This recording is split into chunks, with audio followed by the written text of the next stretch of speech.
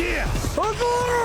No way! You're watching a Fox Sports presentation of B.A.S.S. Good morning, and here we go. We are ready for a big day at the first stop of the year for the Bassmaster Elite Series, the SiteOne Bassmaster Elite at Lake Okeechobee, Florida. That is the scene at Scott Driver Park, Okeechobee City on the north end of the lake here. This legendary giant body of water that has been always America's big bass destination going back 100 years or more. 10 anglers left on this final day in Mark Zona. The real story, it would seem, is at the top of the leaderboard. The top 4 guys within 3 pounds and 2 kind of different ways of getting there. Yeah, there's no doubt about that, Tommy Sanders. And what else can you ask for the first Bassmaster Elite Series tournament of the year? A tight race. We were a little bit worried after Friday's weigh-in. Could be a runaway. Not the case right now. Keep your eyes on that man right there from Louisiana doing something different, Tyler Rivette. But the one thing to be said about today, different from yesterday, the weather is perfect for giant Florida bass. Well, the weather served to trip up a couple of guys near the top of our leaderboard yesterday and several others as well. But it could be an entirely different story today. We've got a great top 10 for you. We're going to be in the boats with them all day long. And what happened yesterday was the weather changed. The wind completely changed directions. The sunshine went away. And, of course, the bass behaved very differently. But consistency was still managed. It was still the way that you got to the top of that leaderboard. Steve Kennedy was the man who reached the top yesterday. A super consistent performance, 23 pounds plus each and every day. And Steve Kennedy is ready to go today. Can he make it last for one more day? And will consistency do it for him on this championship Sunday? So since then, that's all I've been doing is going in circles on the same stuff, looking for new fish, fresh fish that moved in, or what I call blind spots that people aren't already fishing, and just throwing a popping frog, covering tons of water, going around in circles, and occasionally you'll trigger one of those big fish. It's absolutely incredible how many are in there. I mean, you'll hear some of these other guys talk about going through 60 Cincos in a day, catching those little bucks and culling up to 20 pounds, but I'm only getting, 6, 8, 10 bites a day, and I got to get them in the boat. If I can get those big ones in, we got a chance. And that's all I got. Well, it was enough to make it through a very, very tough day number 3 out here on Lake Okeechobee. 2 anglers really blasted them on day number 2. One of those anglers, 3rd place right now, Tyler Rivette, fishing in the Kissimmee River, not even in the lake proper. Very different sort of way to approach this very, very different fishery. And we're out now live with Tyler Rivette.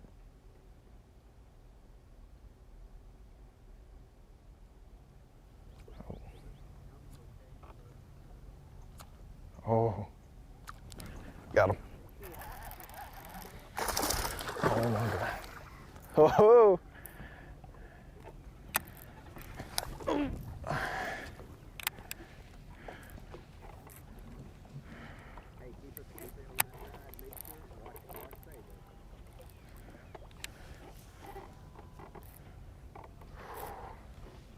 She's a runner.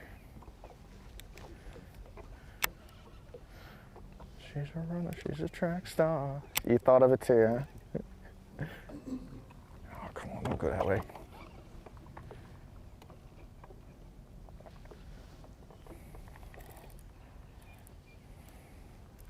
Just don't fight, just come up.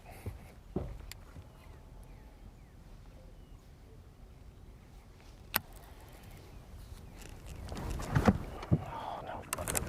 Shit.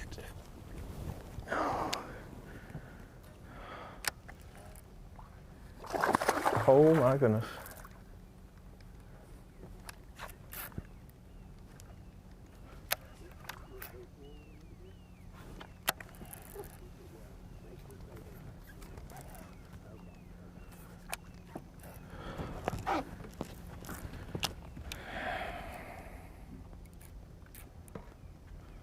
They're all that size.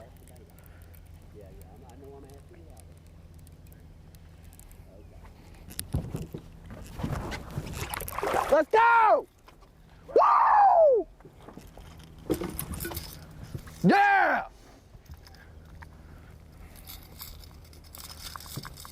Fairly hooked. Look at that. That's how we start the morning.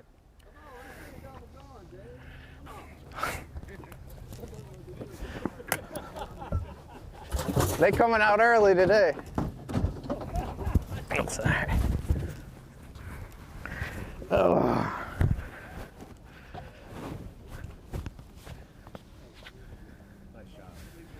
Oh, smokes, dude.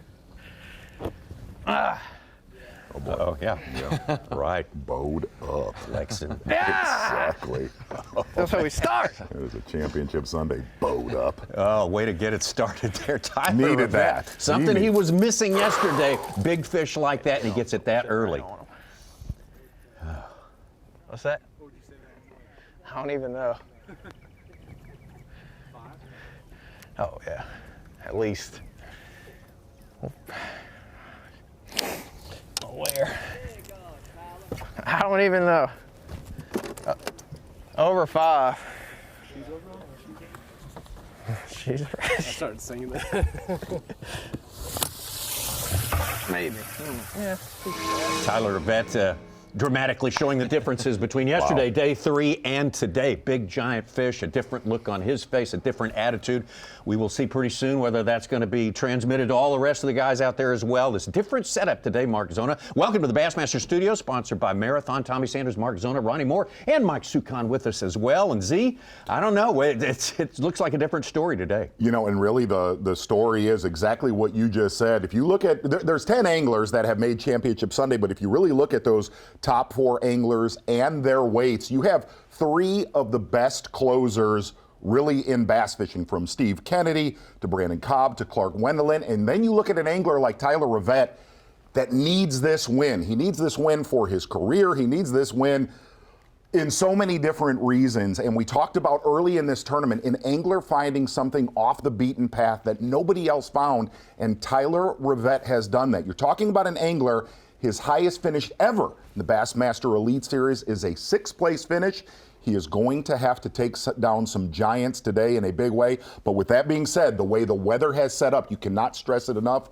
Whenever you get good weather in Florida, you will see big ones all day long. And Ronnie Moore, I know you spend a lot of time thinking about how the rest of the field could find a pathway. There is a pathway for someone else outside the top 4 to get up there. I mean, we see mid-20s, upper 20s for Tyler Rivette, and then 11 pounds yesterday. He already has half of that with a 6.5 pounder, that first fish of the day.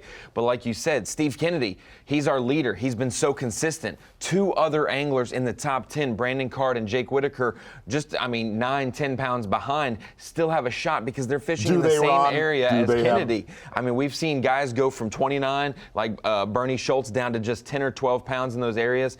It could be a flip-flop. Those fish swim another 100 yards in, and they're there for someone else to catch. So we will see how these areas with multiple anglers play out. All right, we have seen the potential of this place as well, especially on day number 2. Almost 33 pounds for this man right here, Brandon Cobb of South Carolina, 2-time winner already with the Bassmaster Elite Series. He gets around big ones. He knows how to catch them. They did not fire for it yesterday. No, very slow yesterday for Brandon Cobb, and really had to scrap together just a decent limit. But this spot right here produced almost 33 pounds on day 2.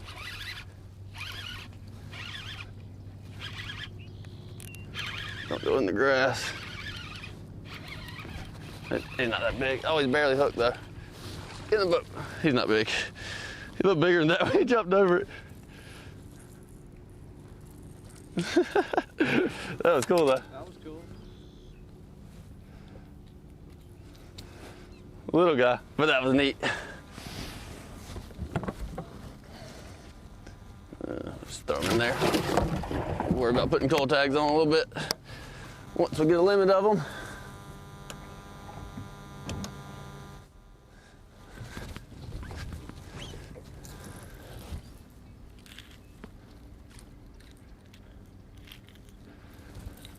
Yes, sir, prop bait.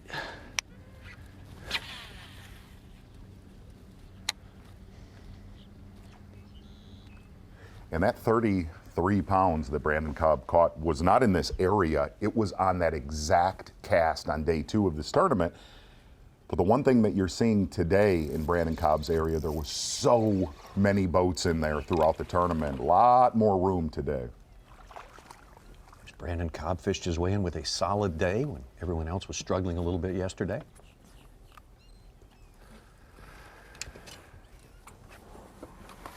We'll get into it more, but Brandon Card right here, his story of the week, yeah. the beginning of his 2023 is absolutely incredible. Medical issues he's been going through. Not even sure if he's going to fish this event or the next event. Viral meningitis. Yeah, Well, and Bell's palsy as a result. Of course, I mean, they wouldn't blow out. But. Has to fish with a patch over his eye, his right eye, because it won't stay shut. Still made a top 10 this week. He said on stage yesterday, I may fish better with one eye than I used to with two eyes. All this has happened to him just since the holidays. Recently, Yes, yeah. since Christmas. Yeah. Yes. Really? Well, I'm Ronnie just gonna talked let you guys about- all day. An angler out of that top 5 making a comeback.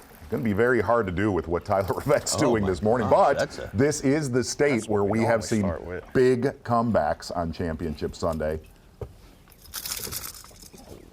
Put it down here.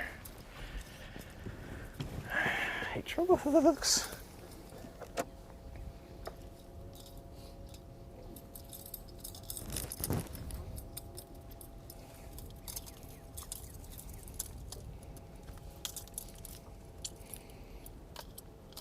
Golly, how in the world?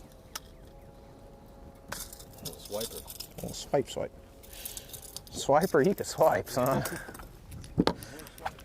Alright, I think we're gonna pull a call tag on her. I think I'm gonna put a call tag on this one. Dang, they got some teeth, dude. 2-pounder. Yes, sir. Take it.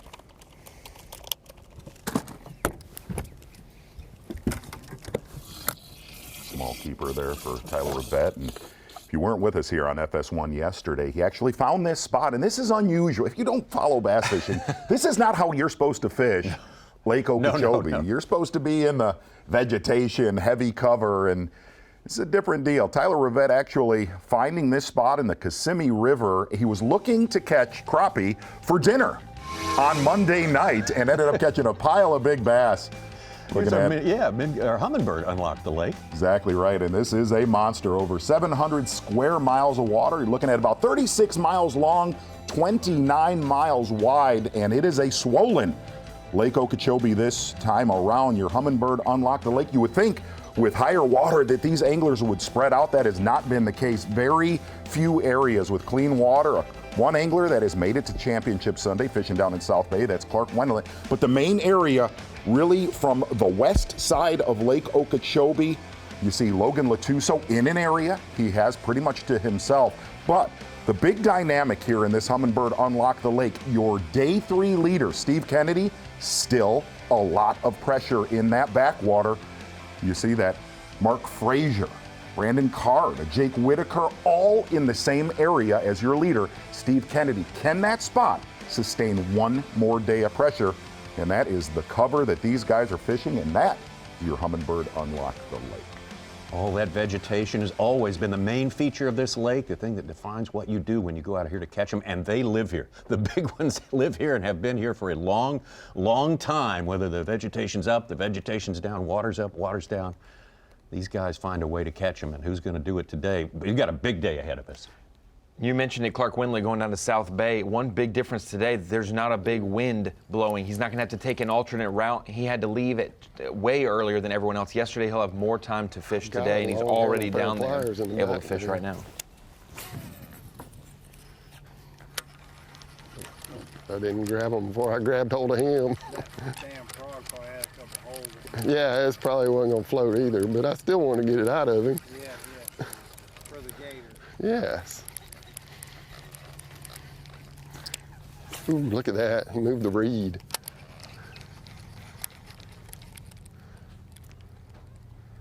It's probably a bedding fish right next to that thing. Still won't go. Boy, he has had some explosions on that poppin' frog this week that have been fantastic. But the negative, every day he has gotten less bite. They've been the right bites, very consistent, I switched 23 those brackets out for pound their bags bracket. every single day of this tournament. Looks pretty good. But his bites definitely have gone down as Grass the all tournament's over it. gone along.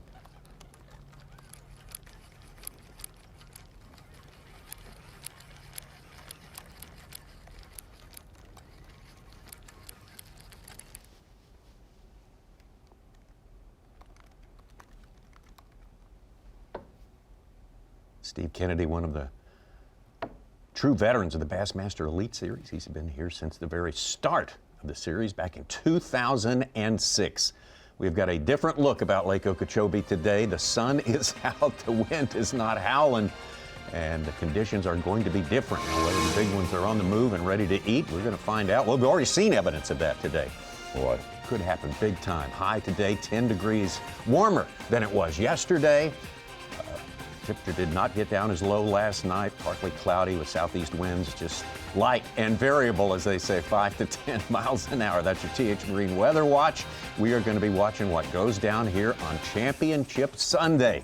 We'll take a quick break, and we will be right back. Keep it going.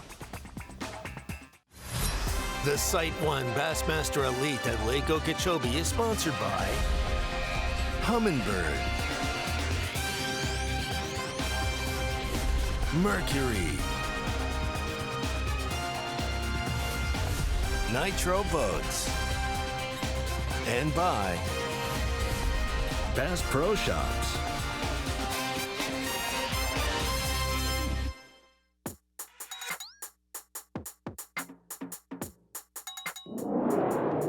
Today was, much harder than what it has been. I got in there, got a couple of bites, back up further, shallower up in the pocket we're in. The key is catching those big ones, and for me, it's just been that popping frog. I think it's a Florida Okeechobee deal. I've never really been big into it.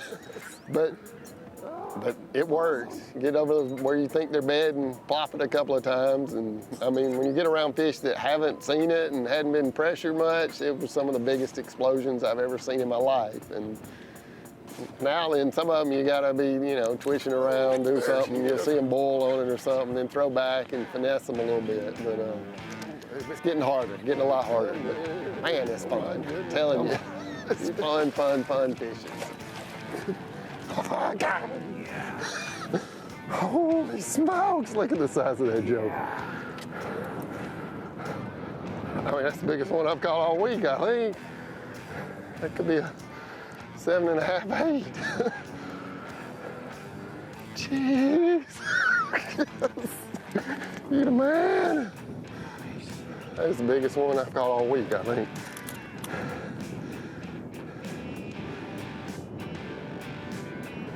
Call it 8-1. I hope you got that bite, because that was incredible. He's going on my side. Steve Kennedy, who collected his first Bassmaster Elite Series win a better part of 2 decades ago at the other side of the country, 3,000 miles away at Clear Lake, another giant bass factory. Bass Pro Shops, top lures right there. A Spro bronze eye poppin' frog, and that is why you come to Lake Okeechobee. And the biggest thing is obviously those explosions are fantastic, but if you look at the last 2 days, unlike day number 1, Steve Kennedy has capitalized on those bites, landing those big ones. Boy, that is just great footage from his cameraman, Jake Latondras, all week long. And we're gonna slip on down to South Bay, one of the only anglers to make it to Championship Sunday. So much pressure in this area the last 2 weeks. Clark Wendland, a former Angler of the Year champion on the Bassmaster Elite Series, fishing in South Bay and pretty much all alone here.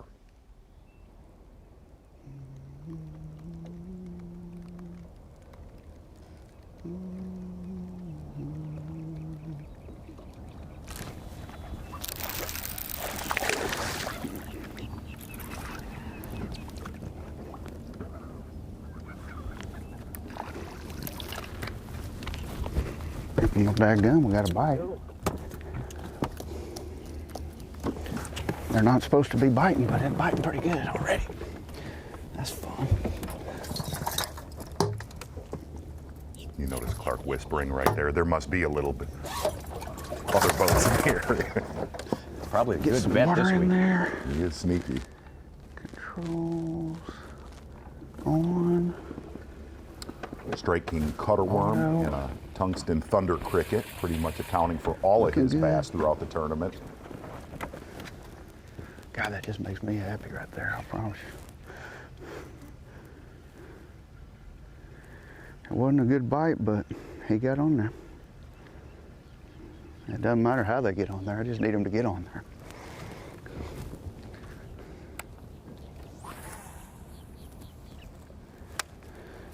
Well, he is a dangerous fisherman when he's within reach of a title. And one thing he said about that worm is... What are you talking about?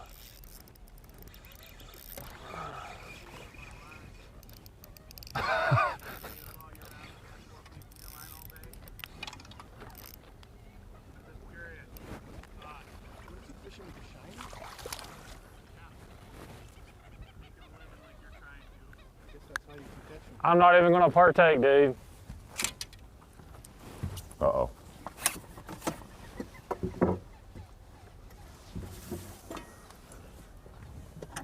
Like I said, it's been crowded in that area all week long. Yeah, we went from 104 anglers down to 10, but let's go back we've got down. some others. Let's go back We down added to Clark and 104 South. other, yeah. It is the weekend.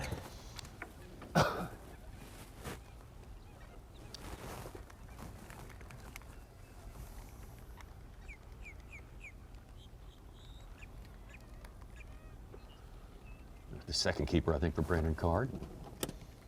Not one he wants to have in the live well at the end of the day.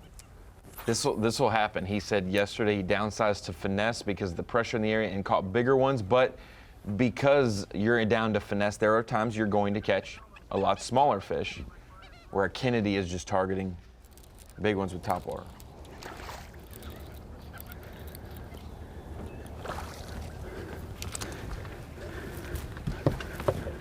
Another solid keeper for Wendland right there, and said that swimming worm, a big key, as many bladed I was jigs thinking and it might swim take an hour to jigs. get a bite. He felt that that worm was a major key to getting a lot more bites than other competitors around him. But it didn't. It took like 5 minutes. And we got 2. That's crazy. Maybe, just maybe, it will be our day. In the area down in South Bay, very, very popular. One of the things that Wendland said is being methodical whenever you get a bite. And he didn't want to talk about this the first 3 days. If you look over the bow of his boat, irregularities, little depressions where it would go from, and it doesn't sound like a lot, from 2.5 to 3.5 foot of water, but he felt like all of the pressure would put those bass, especially those bigger bass, in those small, very, very just irregular depressions on that flat. Another one for Cobb. Gonna have to get bigger. Cobb. We got Brandon Card and Brandon Cobb. So Yeah, Pam, I'm gonna struggle with that all day. Thank goodness Lester and Polinick didn't make it. We'd have 4 Help out with Brandons this in the whole top Cobb 10. card thing. A lot of Brandons out here. You were like in first for a while? Yeah. Yeah, dude, I was rooting for him like all tomorrow card. It seemed like the lake was playing with you the last day. It was, man. It was weird.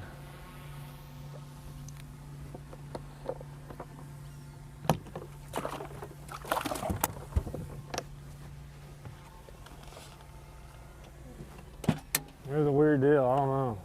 They just left me. Brandon Card, about 12 years ago, became the first college angler to Oh, yeah. graduate from the college ranks to Yeah. the Bassmaster Elite Series. University of Kentucky.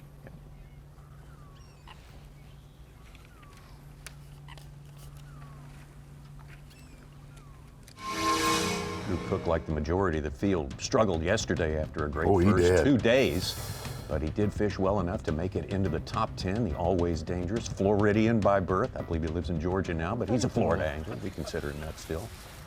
Hard pressed to find a better angler early in the season in his home state. It's important to win or do well close to home, and he does that every year. Got a feeling we will cover him on FS1 next weekend. We get up to Seminole where he cut his teeth bass fishing.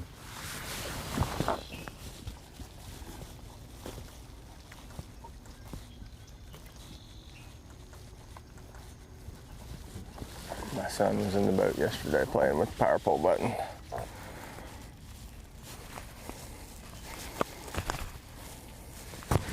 We got a bite. I feel like Drew Cook, one that of one those followed it a anglers, long way. fishing the west side pretty much to himself all week. Check these weights out.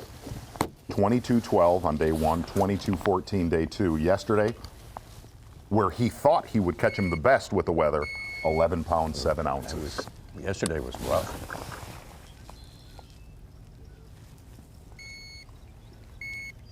Good old Okeechobee 1-pounder. But it is a start. Took a long time for these guys to find catch signs of five life until out you here catch yesterday. They did. And they are finding it everywhere, seemingly all over the lake with our top 10 right now. So much better outlook, it would seem, at least from the start here on Lake Okeechobee. Tyler Rivette, what a start for him. Yeah, no doubt about it. It's eerily similar to what we got to see on Friday in the morning. When that sun was up, light winds, you saw a lot of male bass early out on those vegetation flats, and then explosions. Look for that exact same thing to happen here on Championship Sunday. But in the driver's seat from Louisiana, Tyler Rivette. Barely hooked. Look at that. Got himself a 5-pound plus lead right now. Does Tyler Rivette coming from second place right there. It is early on. There will be movement up and down that leaderboard, but 10 here. They'll fish all day long and weigh in at 3:45 so this afternoon local time. So we got a lot of fishing ahead of us today from here in South Florida. An incredible Lake Okeechobee. Brandon Cobb, Clark Wendland, Steve Kennedy, our leader to start the day down in fourth. We're coming right back. Hey there, anglers. I'm Fox Weather's Craig Herrera, and this is the Bassmaster SiteOne Elite Forecast, looking at weather out on Lake Okeechobee in Florida today. Today, the weather a little bit warmer than yesterday. In fact, highs up into the mid-80s. We've got a good mix of sun and clouds, probably a little more clouds than sunshine. Do expect some humidity as well on the higher end. The good news is the stiff winds that we had from yesterday will have died down quite a bit, making it a little bit easier for our pros to cast their lines. Good luck to everyone out there. Hope they catch some hogs. Don't forget, you can download the Fox Weather app or stream Fox Weather from your favorite connected TV device. Love that guy. Craig Herrera affirming what we're seeing right there. Absolutely perfect conditions here. Northern tier estates, the kind of weather that drives people down here. And Ronnie filled me in. Craig Herrera is a monster in Bassmaster fantasy fishing. Had no idea that he was did big. not say that. That was last year. I don't know his results this year yet. We're early He hung in it the up. season still. He hung it up while he was on top. Yeah, quit on top. Yeah, that's Love the way Craig to do it. Tyler Rivette trying to quit on top today. I'm about to hang it He up. would like to be where he is right now in about 8 hours. Wow, an 8.5 pounder. In the first call at 15 minutes of fishing for Tyler Rivette, the young man started in 2019 out here. Looking for his first victory. Yeah, we're going to get back to that area where you see guys like Steve Kennedy, Jake Whitaker, Brandon Card, Micah Frazier, and a lot of local pressure. A lot of bass caught out of here in a tournament a couple weeks ago, and you do have to start with, there's a great aerial of how many boats are in a very, very condensed area. And every day it seems like it's reloaded a little bit, but how much of a beating can that little 15-acre stretch sustain? Wow, that is. And after a north wind and a cooler high temperature yesterday, how long does it take for maybe the next wave to come in? We saw day 2 with Brandon Cobb in his area. In an hour afternoon stretch, they all come in and you catch 30 pounds. At what point of the day will it happen? You'll find this pretty cool. If you look at Mark Frazier, he's kind of in the, Go on, boy. Wow. Oh, man. Hold him up.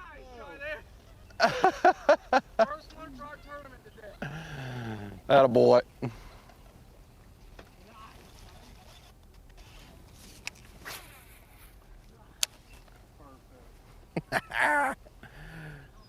That's awesome. From Jake Whitaker's boat there. Jake, that's smiling. That's positive and through negative the feedback. grit. Yeah. Yeah, smiling through the grit. You hear Jake Whitaker's laugh? That's so funny. Good for you. Hey, it's different if it's two grown men. Feeling. If you don't fish, do that and you'll understand the feeling. That's awesome. That's awesome.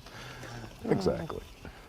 So, hey, looking at Mark Frazier, he's kind of on the outside of Card, Kennedy, and Whitaker. And Mark Frazier said yesterday, he had a great bag. He said, I feel like I'm intercepting a lot of those females that are trying to get back to those 3 other anglers. Kind of just staying on the outskirts and fishing a little bit less pressured area. Do you think it goes the other way as well? When these fish get super pressured, do you have a feeling that they pull out a little, not just coming in? Great question, because the next question I asked Mark Frazier, I said, are you catching pre-spawn and post-spawn? He said 100%. I feel like I'm on the highway of fish leaving from pressure, getting done spawning, and fish that are coming in trying to get where Kennedy is at.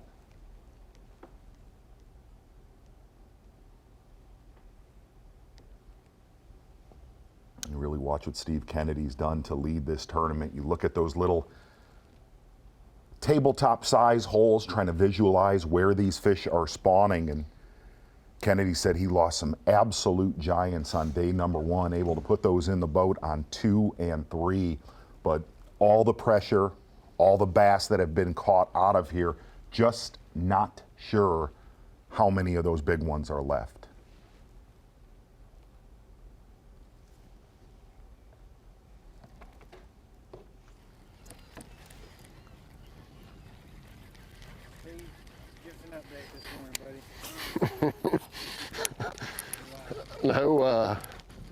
No bass bites, not a single one.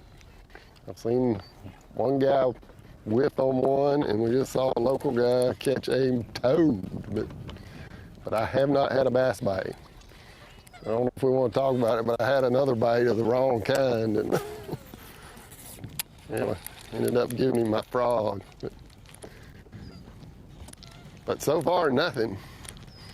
It was a slow morning yesterday. It took me till, 11:30 to get a limit, I think. So just got to put it in front of the right one, ready to eat. But it's slow in here this morning. I mean, slower than normal. I'm sure some of them have caught a few, but not a bump. We're in here, there seems to be, a group, a mass of fish that moves around in this stuff.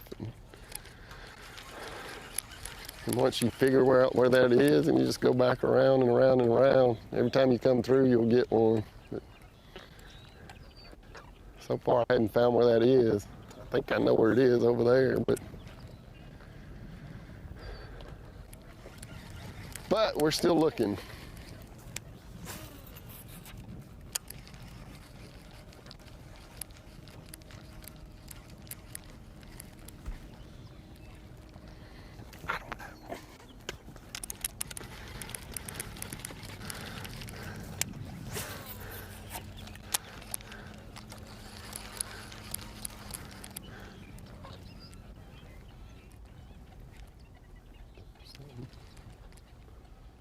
Fishy.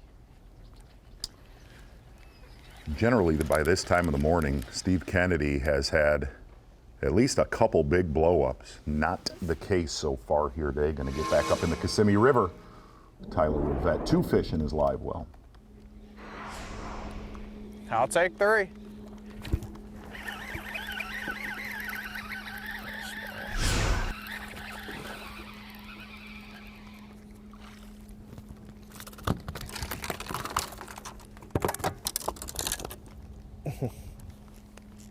That's not 8 pounds.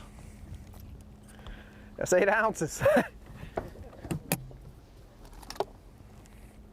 You throw a frog, you come up for it. Not a big one, but that was a great bite.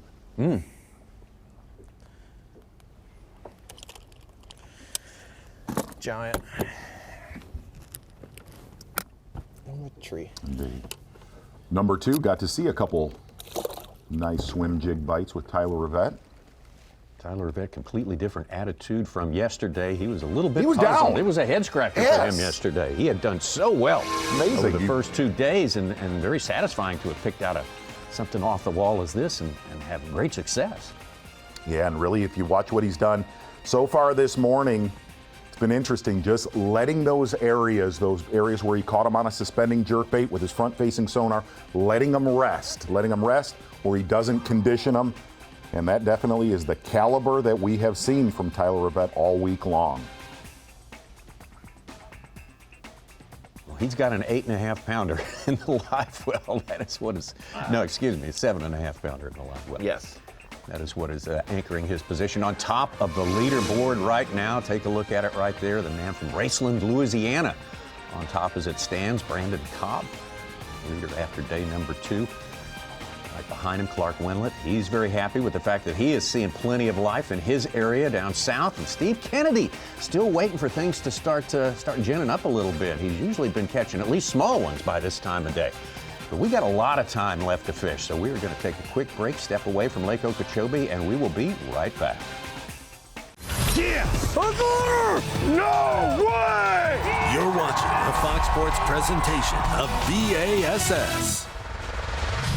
Championship Sunday, and it is on here on one of the legendary bass destinations in all the world, the Big O, the inland sea for the coastal state of Florida, Lake Okeechobee. So glad you're with us here on Bassmaster Live this morning. We've got 10 anglers out there battling for the first trophy of the year. Very, very important to get off to a good start. Well, these 10 have, and what a lineup it is. Big shots being fired already on a day when the conditions are so much more favorable than they were on day 3 yesterday. The man that's been doing a lot of the damage, especially the first 2 days, and now early today, the man from Raceland in South Louisiana. That is Tyler Rivette. Tyler Rivette, the college star who's been out here now 4 years, and he is having a big day. Tyler Rivette, we're watching him. You know, good start. I was wishing they could have kept them fired up like that with that big one and keep catching them. They were there. They kind of pulled off now. They're not really biting. Same deal. We just got to wait, go make our round, hit the other spots. We're going to just try to kind of pick up a limit right now, some 2-pounders at least, just to calm me down and fish easier. And we might luck up, catch a big one doing this. I know there's big ones doing it. Just got to give them the guns. Give them the guns, sons. Got 8.5 in the live well. That is a great start to his day. Really did not think we would be covering the Kissimmee River in the final day of Championship Sunday with somebody throwing a suspending jerkbait up there in that water. We'll talk about what he was doing with that jerkbait here in a little bit. Out to very popular area with Mark Frazier, who had a big semifinal Saturday.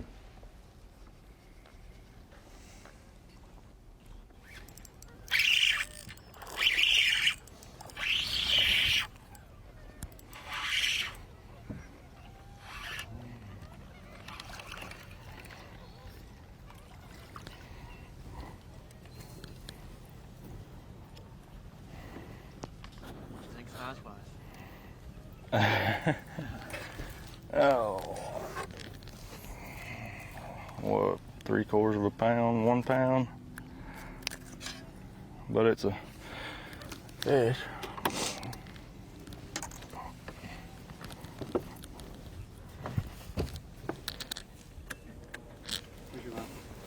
No, you're good, you're good, you're good. About a pound? Yeah.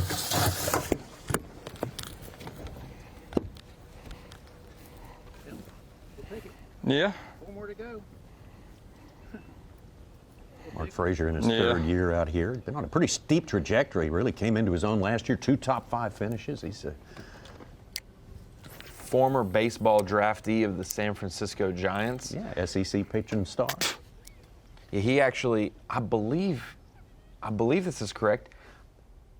I think he also, like you said, SEC, I think it was Auburn. Yep. And I think he also pitched at Nicholls State. Really? I think he pitched, like he was at both of those. I think he started at Nicholls and maybe went to Auburn and then got drafted to the majors, but wanted to pursue fishing like his brother, and boom. You could tell his demeanor. He is all about high cheese, going to go around the corner.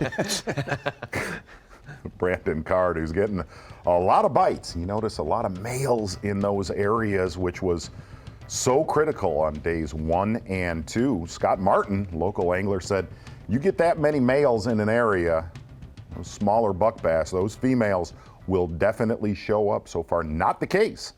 The area where you see Brandon Card, Jake Whitaker, and Steve Kennedy. It's supposed to be like 80-something by 11. Crazy. There he is, a good one. No?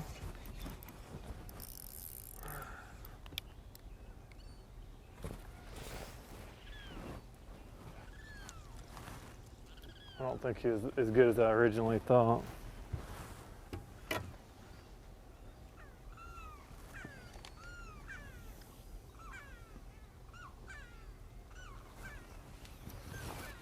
I'll go ahead and take my undershirt off.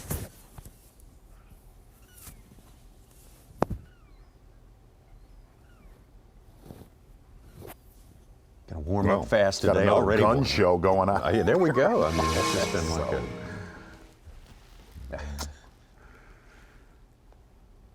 stork.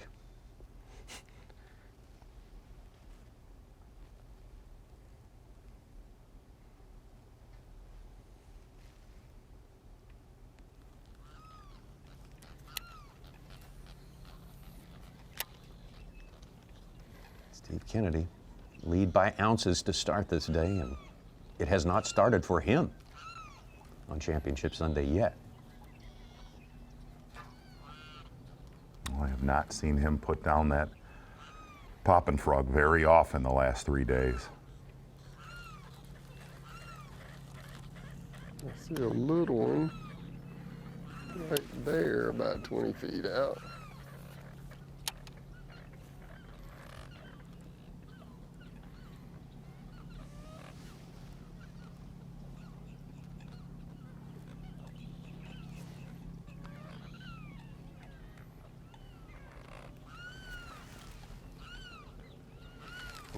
Not doing this. They're not here. They're not here like they were. Well, first hour, not that sensational for our leader to start the day, Steve Kennedy. Here's Drew Cook hooked up.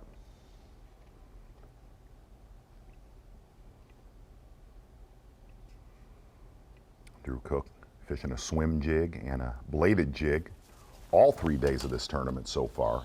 So many bites on day one. Actually had to leave this area at 11 o'clock, said he didn't want to burn any more fish. Nothing better than a swim jig back.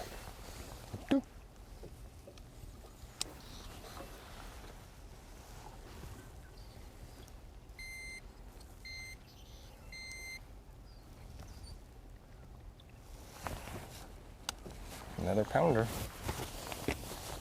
Drew Cook so consistent first 2 days, 23 pounds just about each day, and then less than half of that yesterday.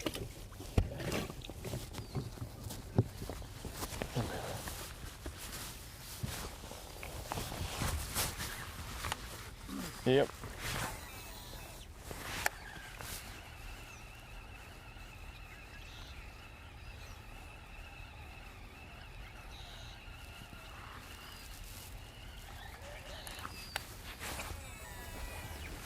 What was interesting on Friday, we weren't on FS1, is we had this same weather, exact same weather, light winds, little bit of a breeze on Friday.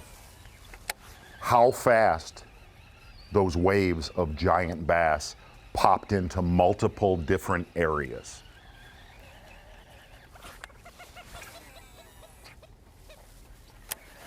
I mean, if they And it happened kind of simultaneously. Absolutely did. As it often does. Yes. As we watch these live broadcasts.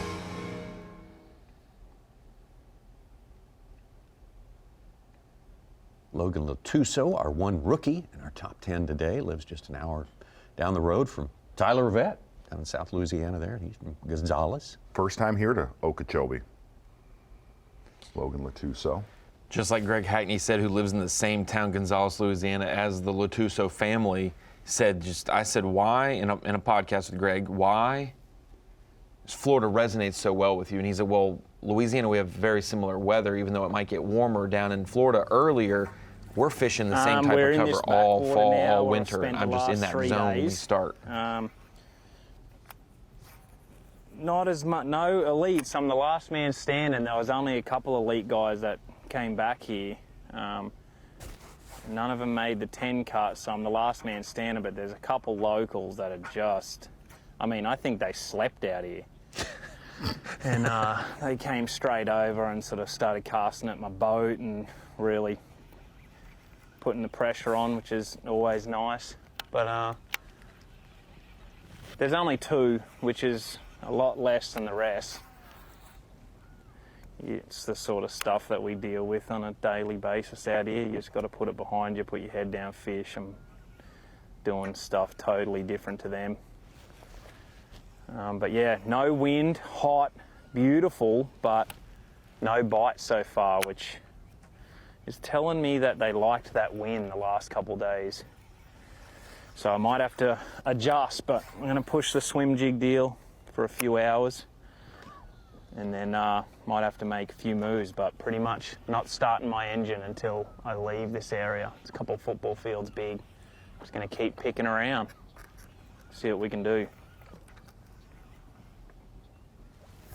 Carl Jacobson, the first and only Australian so far to fish for multiple years on the Bassmaster Elite Series.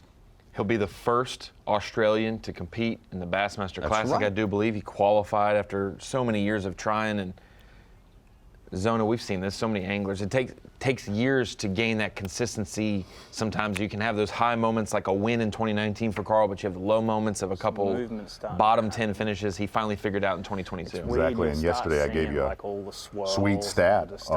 That Wild Things with Matt Dillon was actually originated, it was shot right here. So get ready for this. Logan Latuso told me last night, Gonzales, Louisiana, where the first True Detective with Matthew McConaughey was shot in his hometown. Well, now that I can believe. I don't believe you. That I do believe. That I do believe. It really was a good series. The first year. It was creepy. Creepy and great. Absolutely. I do not Raceland, Louisiana, just down the road. That's where Tyler Rivette is from, having his best tournament ever so far with the Bassmaster Elite Series, in the lead on Championship Sunday. Brandon Cobb, we know how explosive he is, almost 33 pounds on day number 2. Clark Wendland on the board, Steve Kennedy not on the board. Lots of stories working today. What a place, what a tournament. We will be right back. Today, the 2023 NASCAR regular season gets underway with the Great American Race, the Daytona 500, today at 2:30 Eastern, only on Fox and the Fox Sports app. Oh yeah, big day. Daytona 500. You're going to keep riding the Joey Logano, aren't you? I think so. What about you? What about you? I'm with you this week. Okay, all right. Back out to Lake Okeechobee, down here in Florida for Championship Sunday. First stop of the year for the Bassmaster Elite Series, this big legendary body of water here. Only 9 feet average depth here in this giant 730 square mile lake. It's a different sort of animal as far as the fisheries we visit. There's our top 4 as it stands right now. With Tyler Rivette on the move and on top.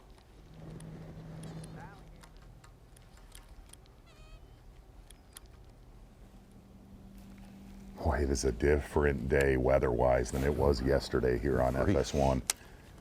This is textbook what you want in Florida.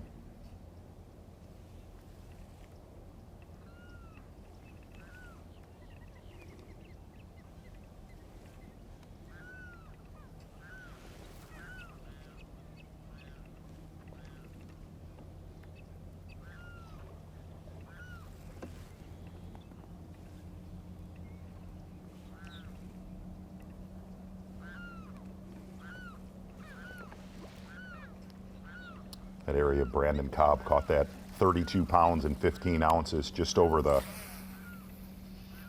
you look at the left side of your screen, that little pig trail that comes into that backwater pond, there's a little hard spot, a little bit of hydrilla on the bottom, and that was a 1 cast deal. And Brandon Cobb said it was just a spot that he felt those big females would come in off the main lake and just stop there before they made their way into those pad fields. And there were several anglers that watched him put the entire show on that said they couldn't even take it anymore. They just left. They couldn't watch how many he was catching.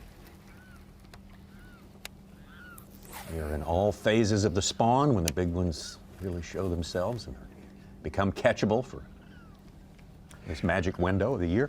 Yeah, we lost a degree or two, and you don't think it's that big of a deal. We lost 1 or 2 degrees yesterday, but temps generally have been hovering right around 70 degrees. Craig Herrera filled us in on that yesterday. Yep.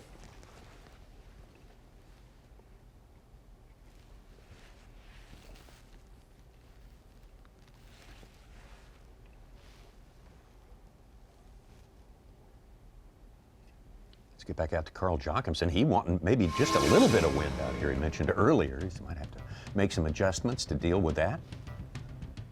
Got one win on the Elite Series. Late 10 killer in Oklahoma.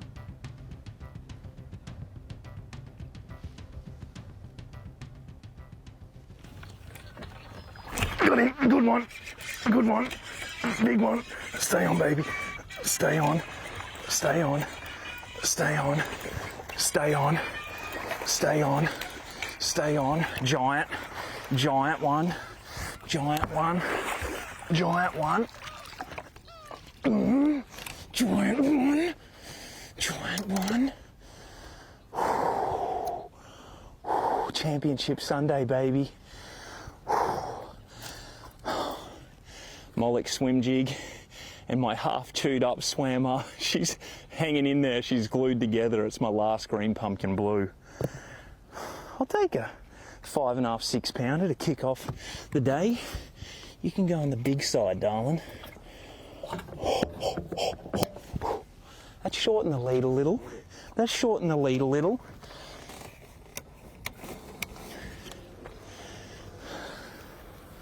We were 9 pounds back. Let's chip away at them. Holy cow. That's what they've been doing. I snuck up a little bit further. Look what it came out of. Arrowheads with a deal. Oh man, I got so much confidence in this trailer. I'm just trying to let it hang in there, but she's not looking good. I got green pumpkin, which they'll eat. Right now, I'm getting every last bit I can get out of this swammer. X-Zone swammer Hang in trailer. there. And the biggest key for Carl this week, he was throwing a 3/8 ounce Mollick's jig on day one, went to a 1/2 ounce and said just that small change, because he has lived in this area all week long. He's the, like you heard him say, he is the sole survivor of Moonshine Bay, popular area on Lake Okeechobee. Said just that small change with how pressured these fish are has made a huge difference in this tournament. But like he said, he is down to his last 2 trailers. How we get her started? Look where she came from. Just wallowing out of there, just wallowing and wallowing. Wendland hooked up.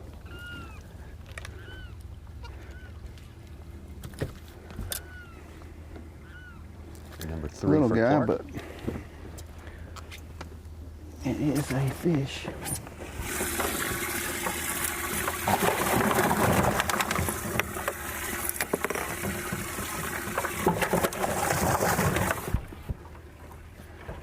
Literally the first fish I've had in this whole tournament fishing slow. But man, when it's calm like this, sometimes you just got no choice. And I'm not flipping, so, you know, if you were flipping, you would be thinking, well, heck, this is gonna work. Flipping day, you know, they might not bite quite as good, but, and more than likely they'll start biting at some point today out here. But I just feel like right now it's not happening. You saw in his depth finder right there, the magic juice. 4 feet of water. Small depressions on that giant flat. That flat is pretty much 2.5 to 3.5 foot of water. And he said just that, you wouldn't think it's that much, but lakes like this, and I know it sounds nuts, lakes like Lake St. Clair, where you have that 1 foot difference, those fish really, really use those irregularities in a big way. Yeah, oh yeah. Yeah, so it's like, And the card hooked up again.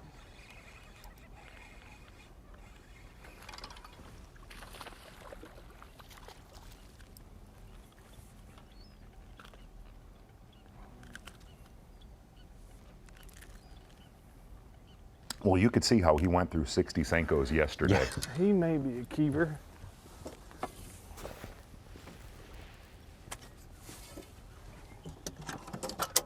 Still wearing the eye patch. Yeah. Had a bout of viral meningitis 5 or after 4.5 Christmas and Bell's pounds. palsy.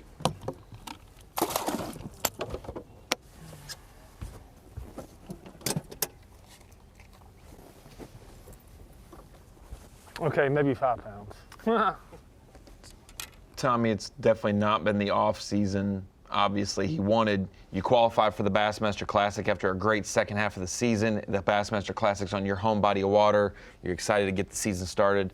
You come down with a bout of viral meningitis. We've seen that with a couple of elite anglers in the past that's really knocked him back. Yes. After recovering from that, he has dealt with Bell's palsy, so the right side of his face is paralysis. It's a little bit paralyzed, and he has to wear an eye patch to keep his eye from getting too dried out during a day of competition. And so for the fact that he's in the top 10 today, I mean. Oh, it's a miracle. I mean, those two things are serious enough just for that. Mark Menendez had that. Same Exactly. thing. Knocked him out for knocked out half a season for him. And if you're a sports fan and you're saying, well, this isn't super hard to do, it's just fishing, 8 to 10 hours a day, wind and waves, sun beating down on you, late nights, early mornings, you have to be, on point in this sport, especially with your health when it comes to coming into an event strong. I think that's a good candidate for VMC on point, since you mentioned them. Use that word. And it was odd. He went to ERs in Knoxville. He canceled Christmas. And his next door neighbor was an infectious disease doctor. Hooked him up, got him right in the hospital within 5 minutes after the other hospital had sent him home saying, just headaches.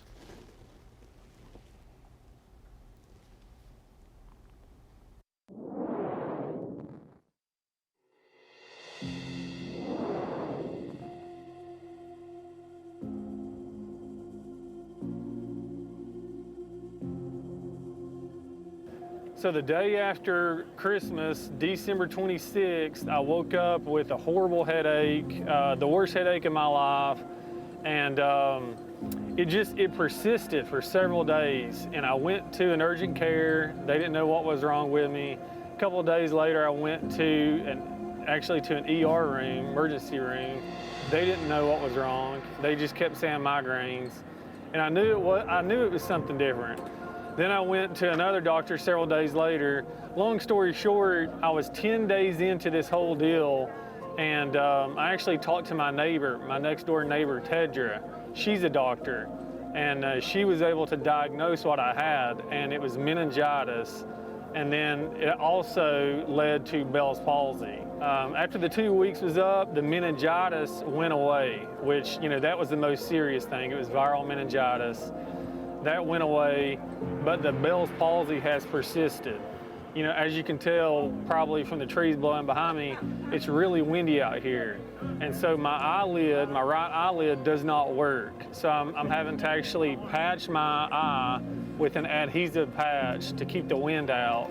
And about every hour or two, I put gel drops in that eye just to keep it lubricated. So that's the most tricky thing, is just to pay attention to your eye, and just to keep that in good shape.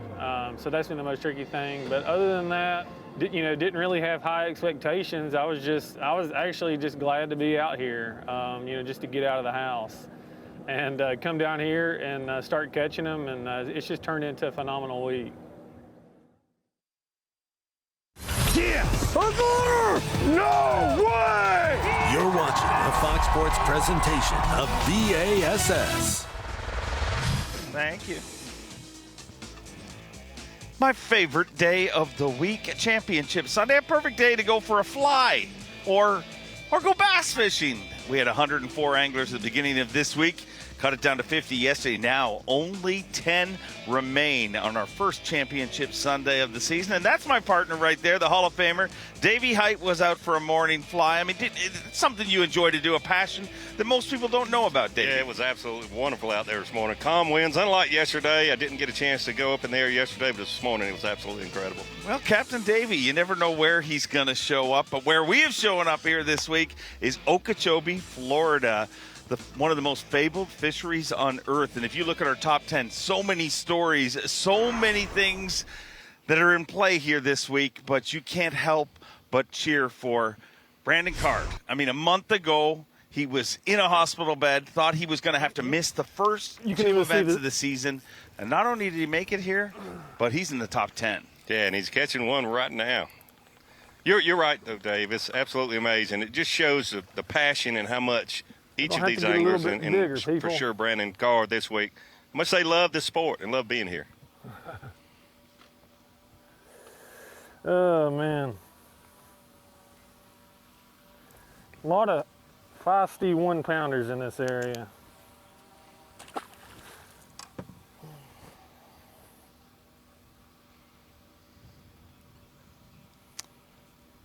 That one's not going to help. Let's go catch They his say girlfriend. fishing is a great healer, as he is getting the maximum amount of days healing. And hanging with Davey Height is a great healer. You know, 2-time Angler of the Year, Bassmaster Classic champion, Hall of Famer, and as we learned just a little while ago, a pilot. Davey, when you look at the top 10, there's so many stories, so many things. You know, Clark Wendland back after missing 2 events. Tyler Rivette flexing first thing in the morning. You know, so many stories. Steve Kennedy, that's always an adventure. Who are you looking at? Well, it's honestly, any one of the top 10 could win today. We saw 30-pound stringers weighed in. If somebody does that today in 10th place, they would certainly have a chance to win. But, you know, Clark Wendland is a good friend of mine. I've known him for many, many years, but I really think he's somebody that we have to watch today. He struggled yesterday in South Bay, or at least I thought he would, but he didn't. He had over 20 pounds with the wind blowing out of the north straight down there. And it looks like Clark has got that whole area by himself. There'll be some other local anglers in there, but no other tournament anglers. And we talked about this on Thursday. It really is going to come down to how much pressure these small areas get. And I think Clark has really got a big advantage having a huge area in South Bay basically all to himself. One thing we've learned at this tournament, you see things like Bill Lowen on day 2 went from 80th place after day number 1 all the way to the top 10. One thing we've learned is nobody is out of it in this event. Anybody within striking distance, and you look at our top 10, anything could happen. But let's get out in the water and live right now with our top 4, Kennedy, Rivette, Cobb, and Clark Wendland.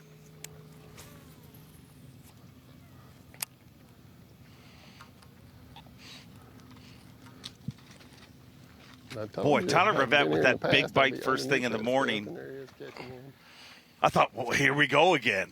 But it just seems this is one of those events, as soon as you get set in your head that I think this is who's going to win it, it changes. Yeah, it really does. And Tyler's another angler that basically has the Kissimmee River that connects to Lake Okeechobee, that they're able to fish the section of the Kissimmee River all to himself.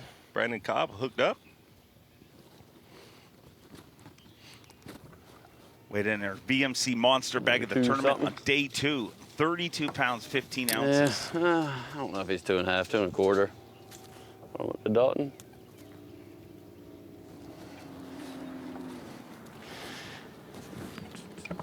That is 3. We're on that 3 fish in the morning pattern, and it's like kind of slow. So it's been every day. Hopefully we hit a flurry at some point.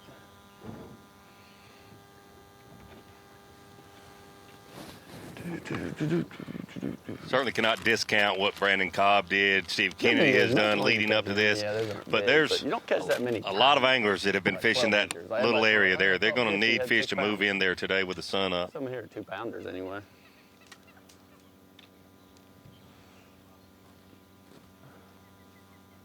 Tyler Rivette fishing around banana peelings? It's a zoo out here today. Is that the pattern? Boats everywhere. We don't need no stinking bananas.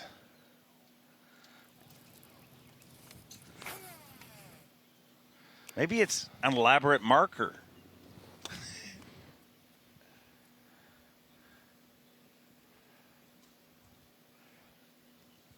$4 right now live on the water. But man, it started early for Tyler Rivette, and I asked him at takeoff, I said, will we see the gun show today? He promised me. He said, you will see the gun show today. Sun's out, guns out, and that's the way you want to start Championship Sunday with our Power Pole replay of the day. Absolutely incredible. Tyler Rivette off to a great start. You can tell by the low sunlight there. It was early this morning, just a little bit after takeoff, and he's very excited. And there you go. There you go. Well, it's the gun show. Oh, it's so exciting to catch this fish. Treble hooks everywhere. You have to reach down and pick up that fish, but he did not hesitate at all. Got his arms wrapped around that. Looked like a 7.5, maybe an 8-pounder. Made a late night run to Walmart, I believe, and picked up some dumbbells. Been curling all night preparing for this. That's not true, but I bet it's not Sounds far good. from the truth.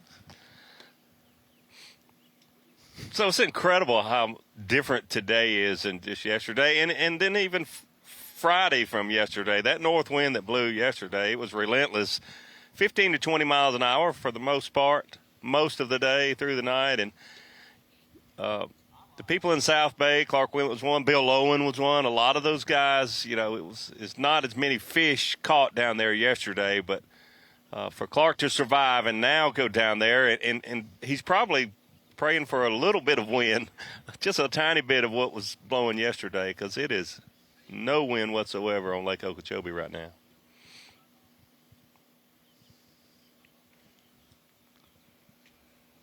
Wow, what a difference. I mean, yesterday. But that's Florida fishing. I mean, that is, it's whatever. And I honestly feel, I mean, our anglers may not agree with this, but, oh, look, Rivette hooked up. Another good one, too. You want a little adversity. You want to see these guys overcome things. And she's a runner.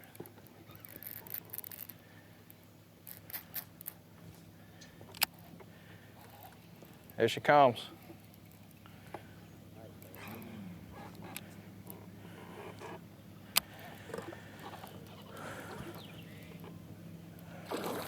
Oh, I don't know how good she got it.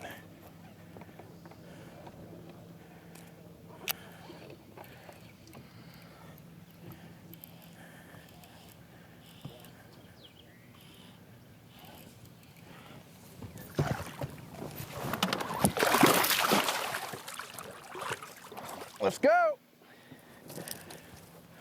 He's a giant, but he's the keeper. A little keeper. Oh, barely hooked again. Solid fish, good solid fish. Is that enough for Oh, yeah. well, it's a gun show. Nice job. Good job.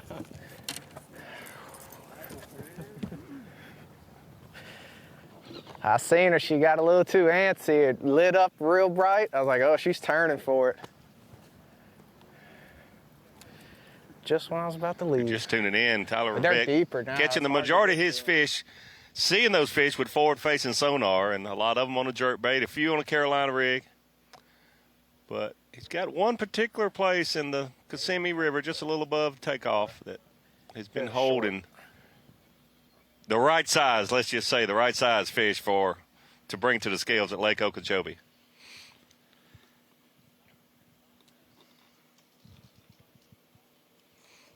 Little excited. I mean, Tyler Rivette said he would, a la Hulk Hogan, he would rip that jersey off if he gets it done here today. Only has one, so he'll show up with a duct tape jersey at the next event. But, well, it's the gun show.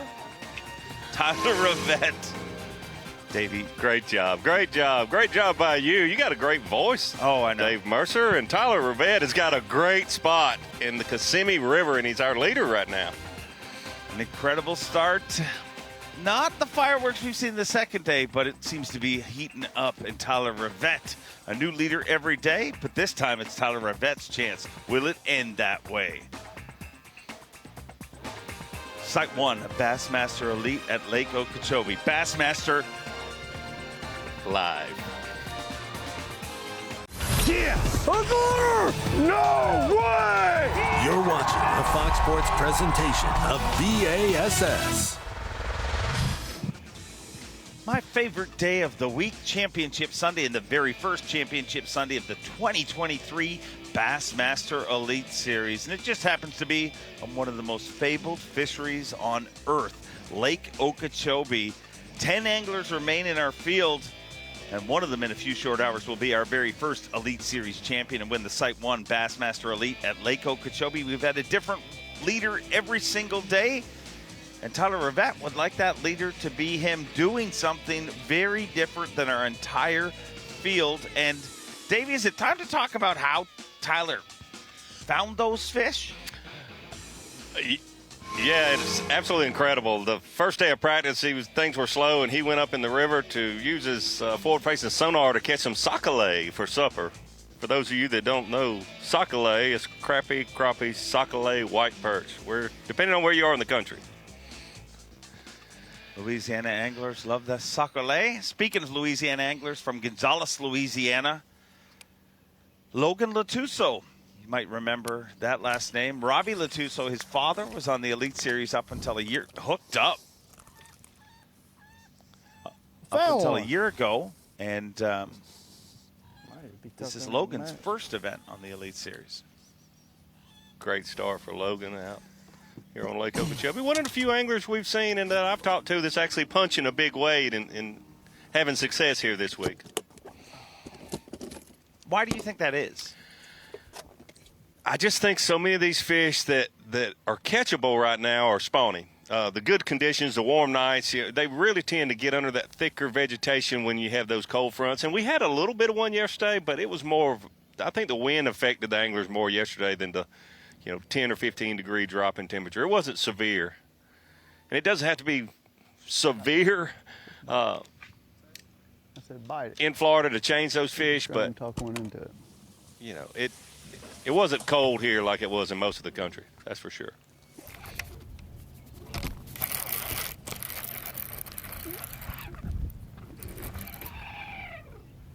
I hear the line singing. This is a little different fish than what we've seen Clark catch earlier. It's a bigger fish.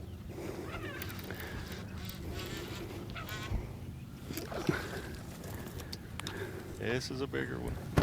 A little bigger, not much. A fighter. It's one of those noises that if you're not an angler, you hear somebody plays that noise for you, it means nothing. But if you're an angler, it gets you excited. The only sound that I think is better than your voice saying the gun show is that line going. You'd love to hear that. Huh? You talked him into it. I guess so. Yeah, but I'm not catching ones I'm seeing. I mean, I want to, but it doesn't work. So.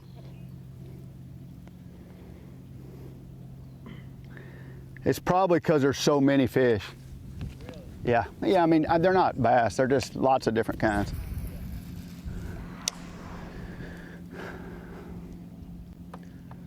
So I think Clark was asked there if he was seeing some of those fish on his forward-facing sonar, and that was his answer, yes, but he's not. Yeah, it's just starting. Slowing down and fishing just for those fish. It's starting off slow, but I mean, heck, not really. I mean, I've had 4 bites. I've got, I've got 4 fish, and I haven't been doing this, but I think I've been fishing an hour and 15 minutes or something. So,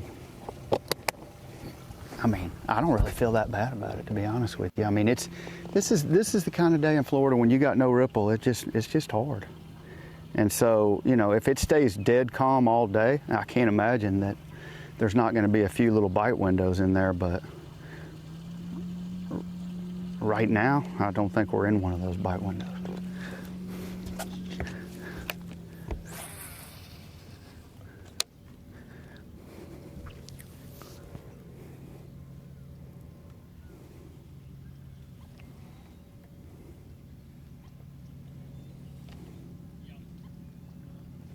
Clark Wendland battling back to be here as well. Dealt with an eye injury last year, tail end of last year, had the final 2 events this season, drove all the way up to South Dakota and had to head home. Didn't get to compete, but man, it's got to feel good to get back here, and not just get back here, but make it to Championship Sunday at your very first event. Absolutely, Clark. He's a competitor through and through. He is a competitor, whether it's ping pong or bass fishing, and for him to have to miss those final 2 events, I know it really hurt a lot, but you're exactly right. For him to come back and get the season started off, it's great. Brandon Card hooked up. Boy, Brandon Card has caught more fish than I think anyone we've had a camera on. A lot of them. A little bit better. Those male fish, fishing a Cinco, swimming Cinco a little bit, but better than a 1-pounder. Most of his fish coming on a wacky rig Cinco. I'm just throwing that wacky Cinco just back in these holes, just trying to fish it around as far as dollar pads. Nice little fish. I mean, the dollar pads are real thick back in here, but there's areas where it's a little thinner. That's a nice little upgrade.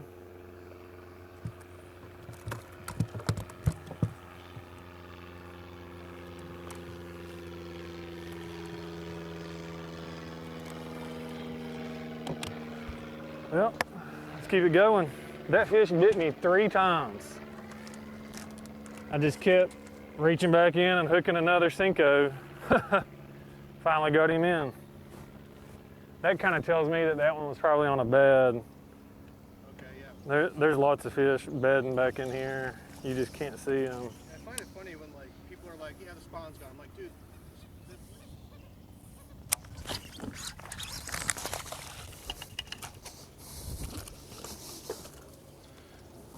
Probably Latuso getting things going here this morning. That's 2 on a big punching bait, probably an ounce and a half-inch sinker there with soft plastics.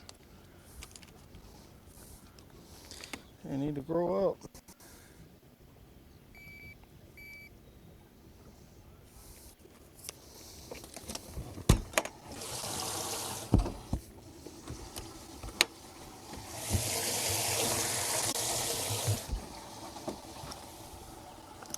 Talked about that thick cover a little bit ago, Dave, and the cold fronts when those fish really hunker down under that stuff. The other time, when you don't have a cold front, those fish that are moving in to spawn, especially those bigger females, will sit under those mats just for cover and protection until they're ready to go where those males have already made those beds.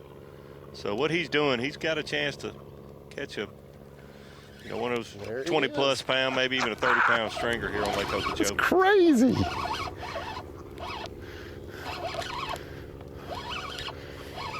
Kennedy with a spinning rod in his hand.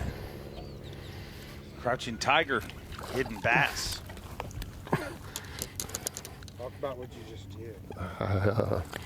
Anyway, this is where I started the tournament.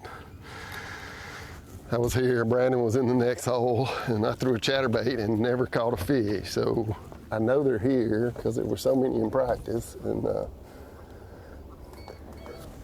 anyway, just looking around with the active target, I got in scout mode looking out in front. I actually put the new bracket on that they gave me the first morning. And you can see these fish on the beds out here roaming around. And I actually threw right at one and got him to eat. So it's amazing. I wish we could find some big ones and go do this all day. It would be incredible. But so far I hadn't seen big ones sitting out there. So. But I need a limit. I picked up a spinning rod. And a Cinco. Anyway, several fish swimming around. That's just amazing. I actually saw one and threw at him and caught him. So.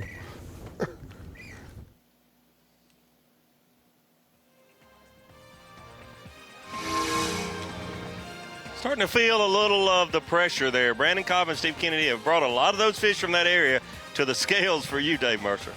Yeah, they've had an incredible tournament up to this point. Just 1 day left, just a few short hours.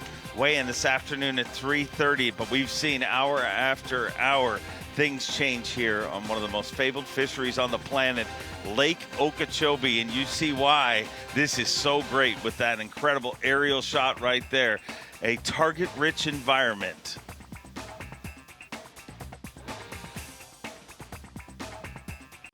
The SiteOne Bassmaster Elite at Lake Okeechobee is sponsored by Ranger Boats,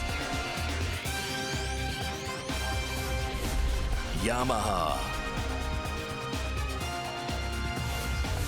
Toyota, and by Dakota Lithium.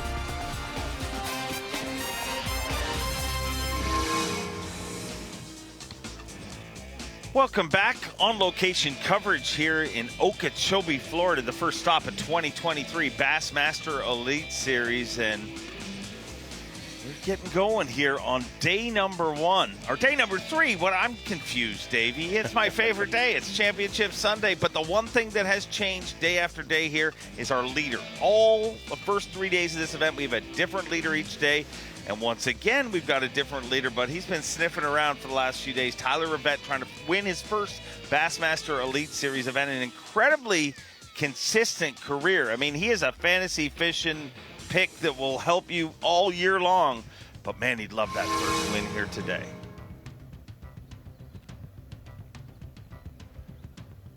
Giant playing field, Lake Okeechobee. The second biggest lake in the U.S. that's entirely exclusively in the U.S. Logan, Latuso, Harney Pond area. Always a lot of fish in that area. Not as much pressure there this year. A lot of the anglers were a little north on that same shore. Here we go.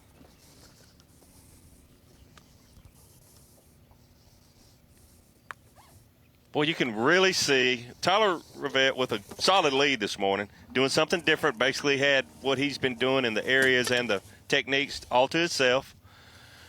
Logan Latuso, very different. Not unusual for Lake Okeechobee, but we've not seen a lot of it this week.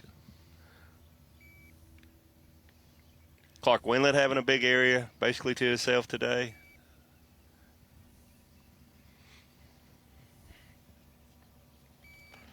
Doesn't take long to get him in when you're fishing like that, so why not just slow-mo it down and have a look back? If you've ever done this, I don't know anyone that's ever punched mats with a heavyweight on Lake Okeechobee and didn't enjoy it. 65 to maybe 80-pound test braid, 5-aught hook, drag lock down. You just horse them right out of that thick vegetation. Unfortunately, this is a technique that you will probably lose a fish or two each day, but you just have to understand that's part of doing business like this, so to speak. Here we go.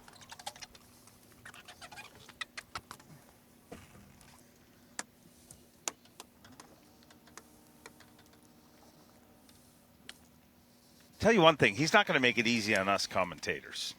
I mean, his father, Robbie Latuso, they look so similar when you watch them fishing. And I believe, I'm not sure, but I feel like Robbie made his first top 10 on the St. Johns River, maybe at his very first Elite Series event. So the Latusos, they come out firing.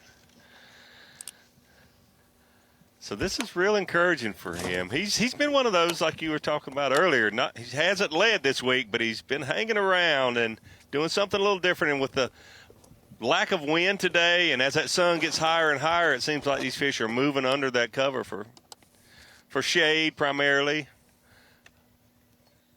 During the night and early morning hours when the sun's down or low, those fish will roam a lot more. But with no wind, those fish, they'll look for shade. And what he's doing is working out really good, especially the last 30 minutes or so. We've seen him put about 4 fish in the boat. Those last two were within feet of each other. Is that a pretty common occurrence? Yeah, it is. And what's amazing is he might fish for 200 more yards until he hits another little spot like that. And there's a lot of factors that play into those fish being in one spot. You say, well, what makes that spot any different? Hard bottom a lot of times will be an issue on one little area. How long that mat's been there, whether it's killed the vegetation under, because once it shades an area, then it kills all the vegetation under it, and it creates like a bare hole, so to speak, but just shade for overhead cover. And then current changing in the lake will move those fish around in those mats also. Brendan Card hooked up, and it's not hard to see why he went through, I think he said 70 Senkos yesterday. So if you want to go catch some fish on Lake Okeechobee, throw a Senko. I say you're definitely going to catch some numbers. I guess I'm going to start weighing these fish to make the culling process easier.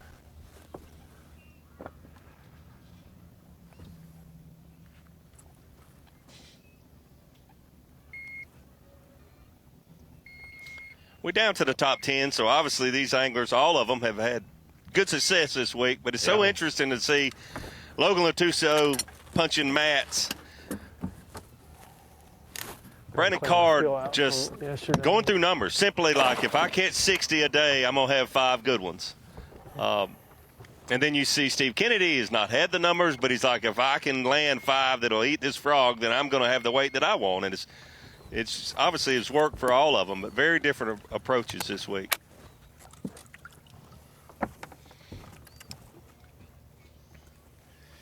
Kennedy said on day 1 he had 8 big bites. On day 2 he had 6 big bites, and yesterday 4 big bites. Speaking of 4, let's look at our top 4 right now. Tyler Rivette, Clark Wendland, Brandon Cobb, and Steve Kennedy. Steve Kennedy, once again, crouching tiger, hidden bass. You think he's low so the fish don't see him, or is he low just because it's easier to use your graph? Probably both, but I would say more so the fish don't see him.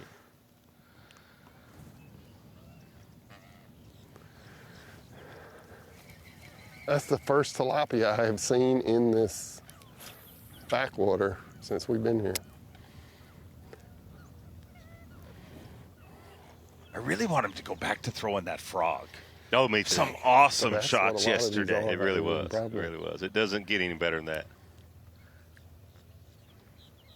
And a lot of times, even if it's a big fish like a 7 or 8 pounder like we've seen him catch, it'll be a real subtle little strike on the surface, and it could be an 8 pounder. But a couple of those yesterday were explosions on the surface of the water. I mean, just incredible.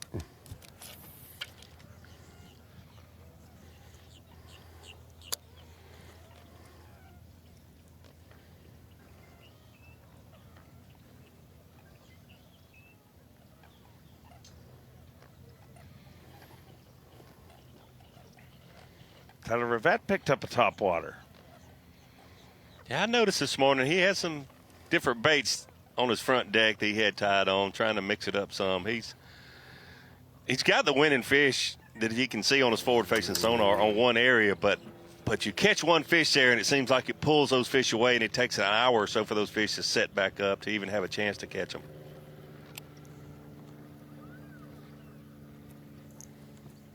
Yeah, it's so interesting. He's got that area all to himself. But then you look at Cobb and Kennedy, and so many of them just have been sharing fish. You know, that one area, I think the area that Cobb is in had, on day 1 or day 2, had 31 boats within eyesight of him.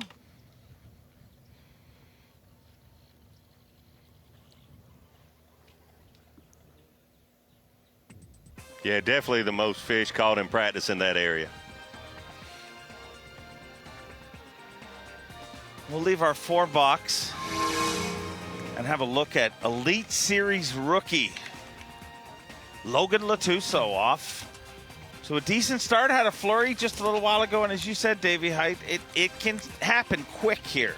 Yeah, he was a little, I guess, quiet about it last night. We saw him at dinner, but you could tell, hey, this might be my first Elite Series tournament, but I've got a chance. He had a little quiet confidence about himself. Baby. Well, you got to be confident when you're fishing on this body of water with this class of anglers.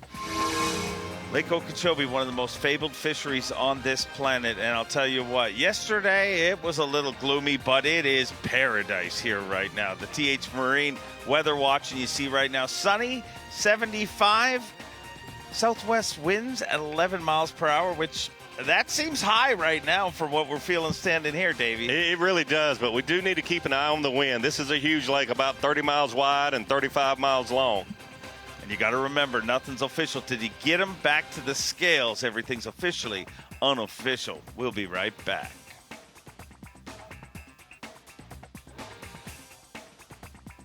Yeah! No way! You're watching a Fox Sports presentation of B.A.S.S. If you're a bass fishing enthusiast, there's certain lakes that you just have on your bucket list, and this is definitely one of them. Lake Okeechobee, that happens to be the site of our first championship Sunday of the 2023 Bassmaster Elite Series. And man, this body of water is so fabled, so many giant fish, and we've learned that weigh in after weigh in. You know, you see anglers that think they're out of it. So this is truly one of the top 10s where anybody can make a charge and win this event. Obviously, a good look of Drew Cook, and man, he's got to be feeling good because not only has he got a good finish here, but he's going to his favorite lake on earth next week. Yeah, a good start for Drew Cook. Everybody sort of expected that from him. You expected him to have good tournaments anywhere we go throughout the country, but this guy here in his first Bassmaster Elite Series event, Logan Latuso, doing a little something different. It's not different for Lake Okeechobee, but we've not seen a lot of it this week. Punching this thick vegetation, this heavy mats, and he has been on fire in the last hour, and he's hooked up again. Small fish.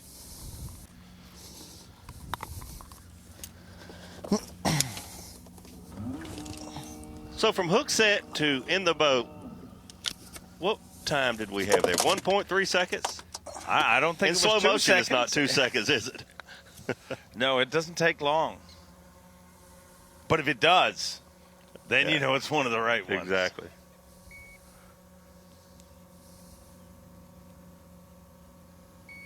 It'll work.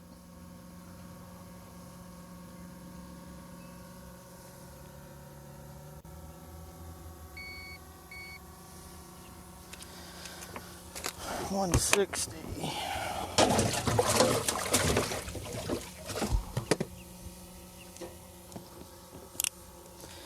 God, he's got to be feeling so good right now. It took several years fishing the Opens, trying to qualify for the elites. Like most people, very few do it in their first year. But he's got to be feeling good about his start here this week. Yeah, that takes so much pressure off. Yes. You see rookies, if you can get a couple of good ones, and it doesn't have to be a top 10, just a couple of 50 cuts to start off the season takes so much pressure. But then you see rookies who have the opposite, where they'll be 3 events in, they haven't made a cut yet, and it's almost like that pressure builds and builds. Yes. And it can hurt you for the entire season. Absolutely. From the lightning fast start of the Latusos, it's a generational thing. Robbie did it, and now Logan is doing it. We're going to take a long trip over to a former Elite Series Rookie of the Year, Jake Whitaker.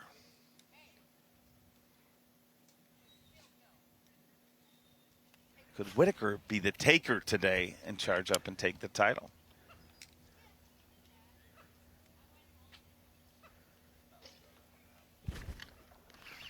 Jake mixing it up with a few different baits, but one of the few anglers we've seen throwing a popping frog quite a bit, like Steve Kennedy.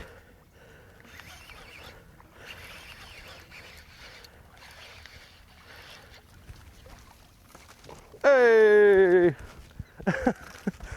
Number one. Right on time.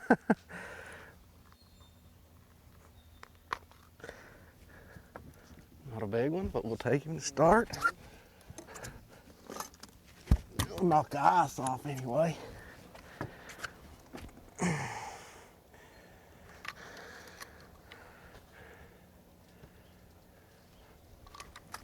Pound 12.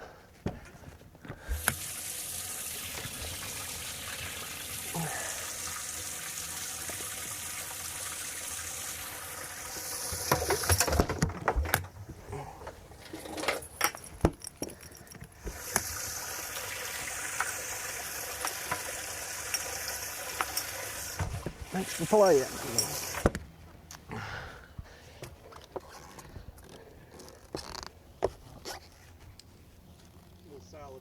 Yeah. Pretty sure that fish hit it the first time, but he didn't get it.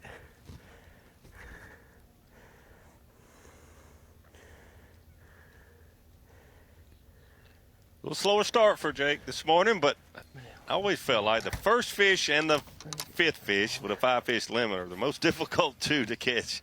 2, 3, and 4 seem to be much easier than 1 and 5.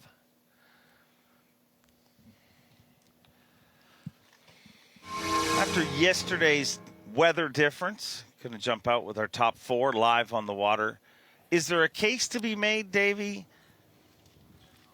that things are just going to get better as the day goes on? The more sun, the more it heats up? I do think so. And the reason for that is a lot of these anglers, especially Jake Whitaker, Brandon Cobb, Steve Kennedy, they need fish to move in, to migrate in off the lake because these places have been pressured so much. You saw it?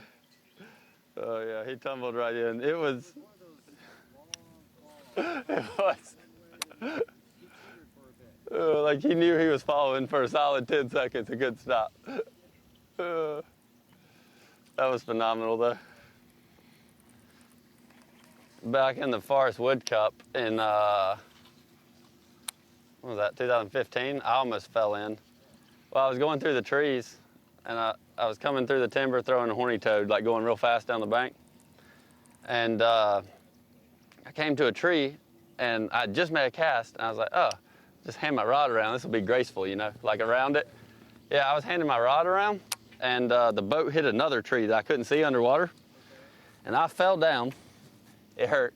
Dropped my rod in the water, and the tree broke and fell in the boat. It was really not good. That was my first time ever with a live camera, and I almost fell in the water. One thing you don't have to worry about a lot on Lake Okeechobee is trees in the water. Not a lot of trees. No, the things that look like trees here have teeth. Yes. Swimming T-Rexes.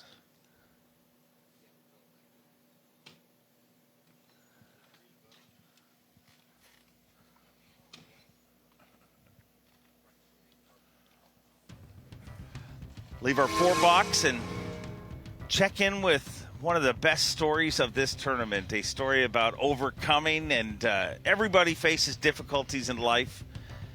And Brandon Card is facing some of those right now, dealing with Bell's palsy, was in hospital bed a month ago and thought he was not going to make the first 2 events. Not only has he made them, but he is also big part fish of on our the same bait. I'm field catching a little one on Championship Sunday.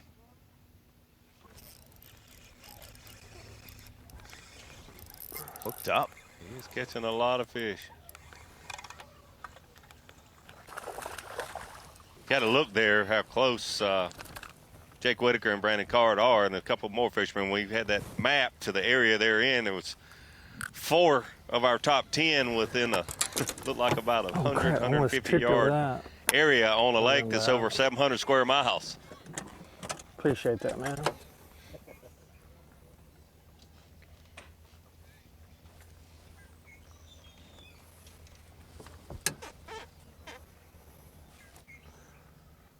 Kurt kind of joked on stage yesterday. He said, you know, obviously he's having to tape his eye closed because he can't blink on that side. He said, hey, maybe I'm better with minus one eye. He said, so when this clears up and I get better, I might just wear a patch. So that, obviously, he was kind of making a joke, like you said, but fishing in Florida, slowing down and being patient, and obviously, you know, with a patch over your eye is going to make you slow down a little bit. He said it as a joke, but honestly, it could be, you know, part of his success here this week, that he's settled in and slowed down, throwing a wacky weird Cinco and having success. Lots of action still to come here on one of the most fabled fisheries on the planet, Lake Okeechobee. And wow, that fertile playing field always delivers. But so far, Tyler Rivette is in the lead with 81 pounds, 9 ounces, doing something totally different than anybody else.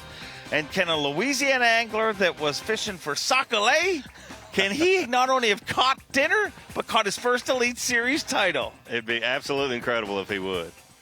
I would love to see it. And what I'd really like to see is, well, it's the gun show.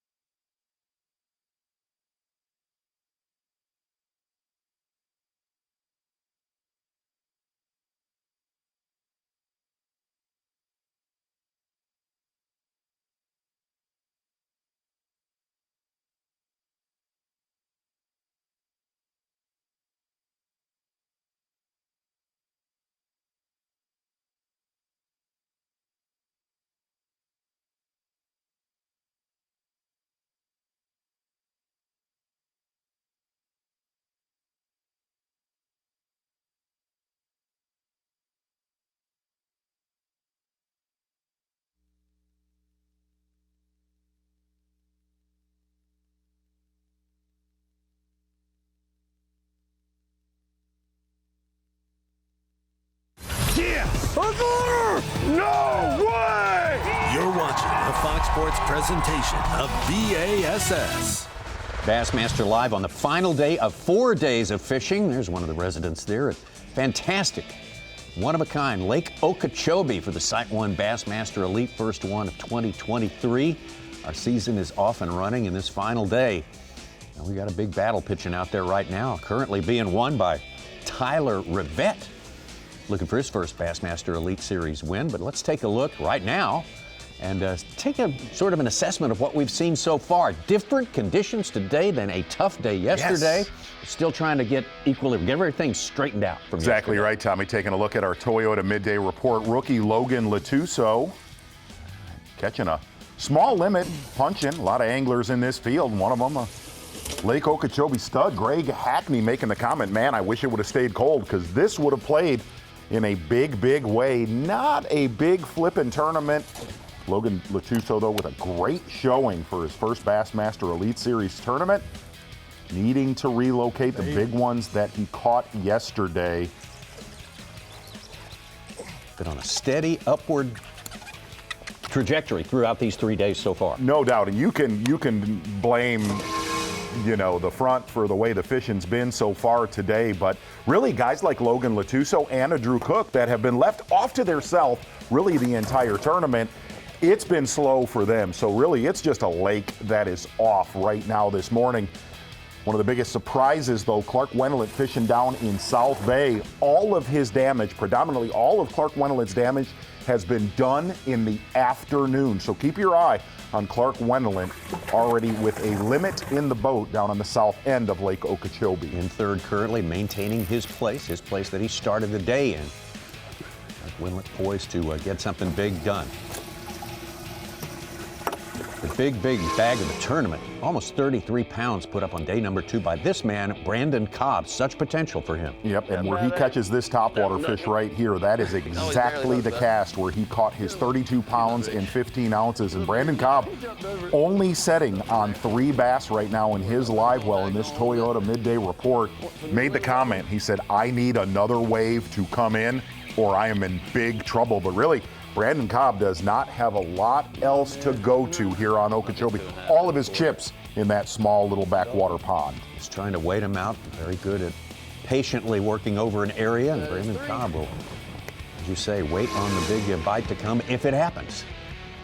You know, we got to see one of those big bites happen early this morning for Tyler Rivette. And what's been kind of weird is there's not a lot of pressure. What he's doing, where he's doing it, in the Kissimmee River, and as we saw, especially on days 1 and 2, high skies, light winds for the most part, you would see that little hard spot. Tyler Rivette made the comment, he said, I think I can do this up and down the Kissimmee River. We have learned that is not the case. There are 2 little small hard spot areas, and call it 7 to about 12 feet of water, that will reload and reignite, and we really haven't seen that happen again since day 2 of this tournament. But the big one off the bat this morning, a big shot for Tyler Rivette to win his first Bassmaster Elite Series tournament. That is your Toyota Midday Report. Thank you very much, Z. That 6-7 by Tyler Rivette still stands as the Phoenix Big Boat of the Day. Big Bass of the Day. Big Boat of the Day. It's a boat-sponsored item. Let's get out to Mark Frazier. Mark Frazier really one of the stars from last year. Good season for him in his relatively few years so far on the Bassmaster Elite Series. Quick start for him. Not such a quick start today.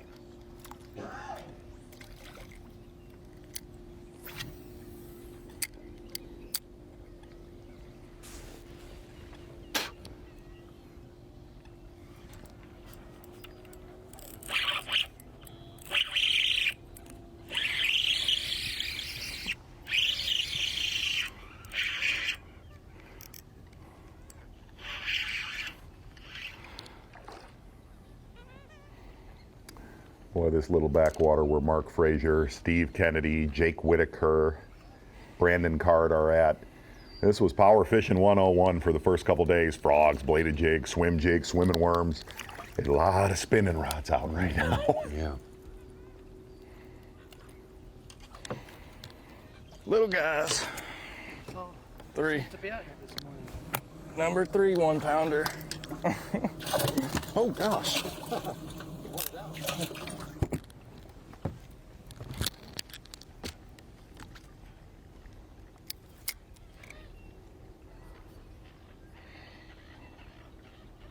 Mark Frazier from the state of Georgia will be a lot closer to his home state next week when we go all the way north to Lake Seminole, the Chattahoochee River. And you're feeling it. Actually. Oh, I am. Great, going to be great weather. I think it's going to be good. Ronnie made the comment, took 23 pounds to win the tournament there yesterday. Yeah, I think like a local, bigger tournament. And I think Oh, I don't jar. Oh, fruit jar of it? I think Clint Brown won that. And Clint Brown wins everything at Lake Seminole. And then there was also a Georgia high school tournament, took 20 pounds to win, dropped off, after the top 5 or 6. But that's the youngins, the next generation. Well, that front that was here, it must have been a dandy up at Seminole. Yeah, we're almost a different time zone down here, though we're still in the state of Florida.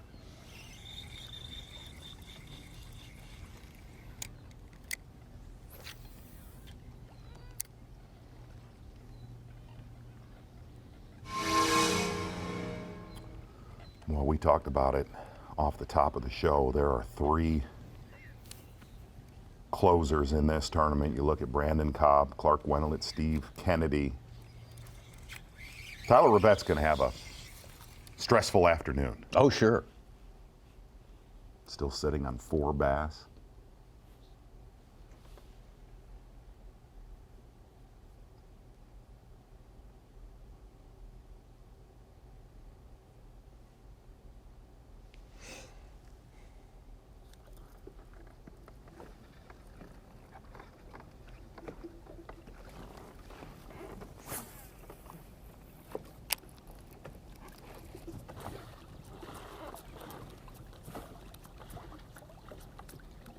People generally don't come to Okeechobee to fish the river, do they?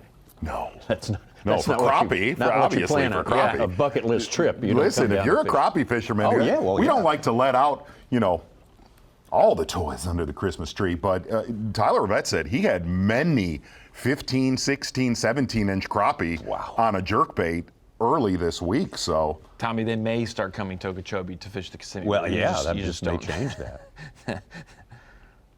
But that's right. There are people who come down here specifically for crappie. That's a good point. Speckled perch capital of the world. I reckon. Lake. Well, that's what it looks like out there today. Absolutely gorgeous. It's like a Florida tourism commercial here all day long. Absolutely gorgeous. Just the big bite has not cranked up yet, but we fully expect it. It's just got to have to happen today. Tyler Rivette, though, would be content with things staying just exactly like they are right now. I kind of doubt that they will.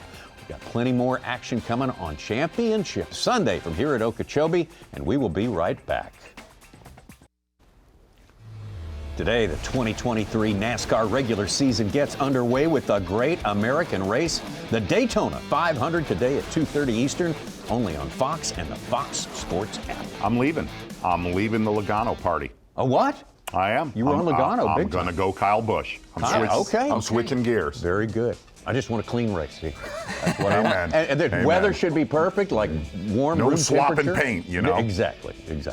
Stuff right there. Rubbing his racing. Big day in sports. That is for sure. Championship Sunday. We've got 10 anglers out there, but it's far from over. Even though we have Tyler Rivette with a 5-pound lead. We got a lot of fishing left on this day. Let's get out to Drew Cook, our Floridian in the lineup today.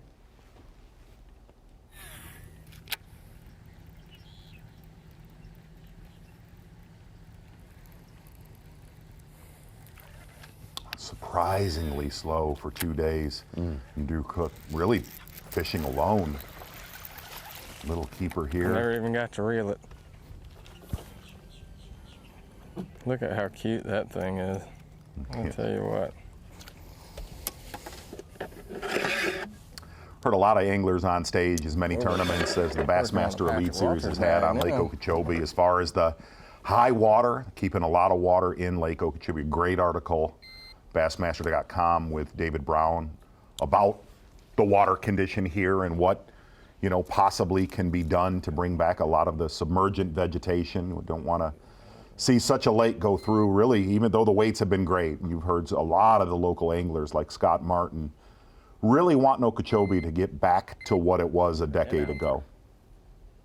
Vegetation's what makes it. I mean, that's the feature here. There's no ledges or private boat docks or Number 4. laydowns, all those things. It's all about that vegetation. It can be so tremendous. And it has been the high water that's really knocked it back and killed it. They've been monitoring it since around 2000. There's 100,000 acres of submerged vegetation. Now it's down to like 3,000 acres. Kennedy hooked up.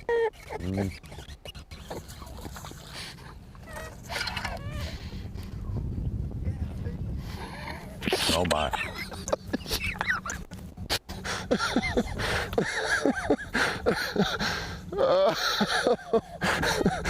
Money shot. T-I-M-E right there. Yes, John. yes. Having a time. Laughing day. Can't cry. Yeah.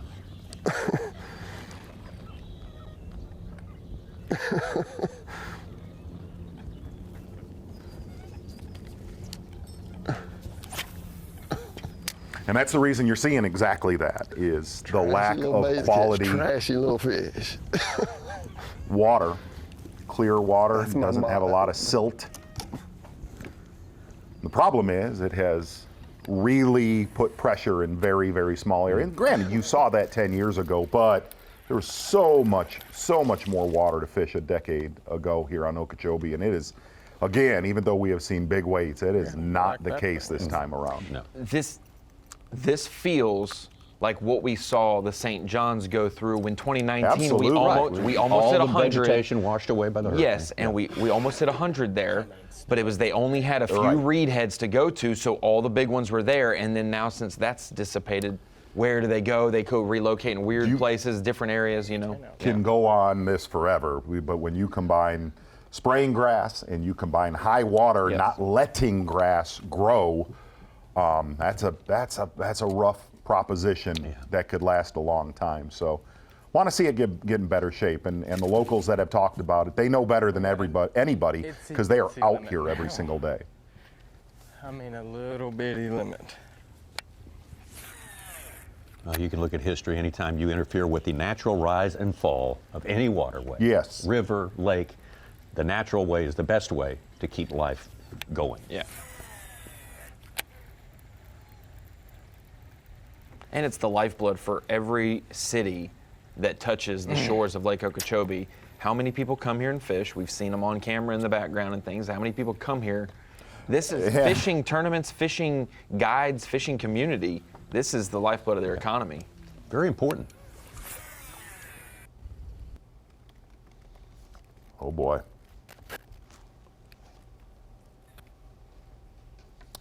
Davey Height said it off the top of the show. Keep your eye on Clark Wendland this afternoon.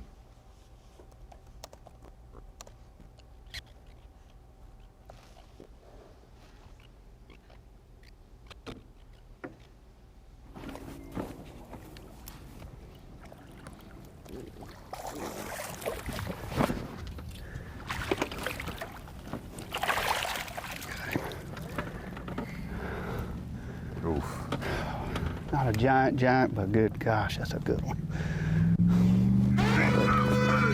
4 3/4 anyway. Looked a little better than 4 3/4, Tommy Sanders. This is a good one. Striking cutter worm, real subtle. This rod out. Swimming worm, 3/16 ounce weight. Man. Our Skeeter Boat's big fish alert there. We're going to figure what that weighs here shortly. Get rid of a 1 pounder. That is a big call right there for Clark Wendland. Should cut his deficit at least in half, 7-pound deficit before that call.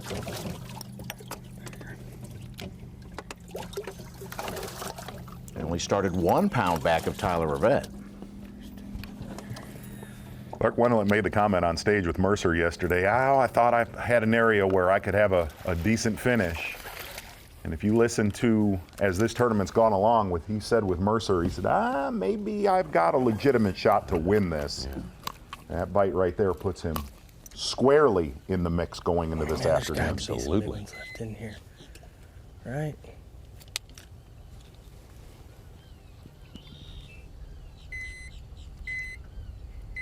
Got a 1-pounder.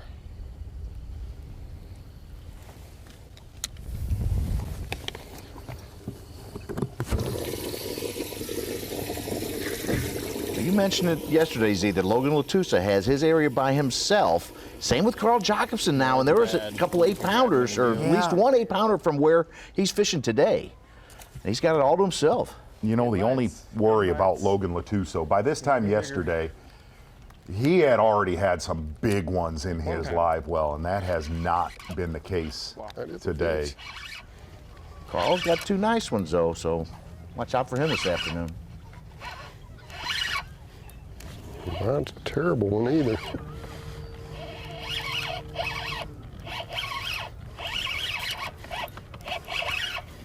Yeah.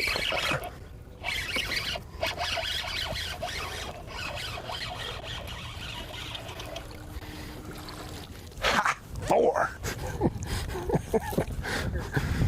Yeah! Boy, with all that pressure and the lack of having a big one in Steve Kennedy's boat this late in the morning, not a good sign. Clark's fish was a 4-12. He's 3 pounds, 3 ounces back at Tyler Rivette. No way, no how. 1-4. 1-4. I don't even remember where the little ones are. Go on your side.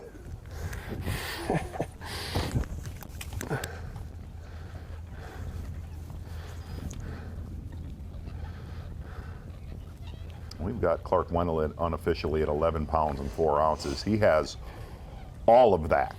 So, tight race starting to heat up.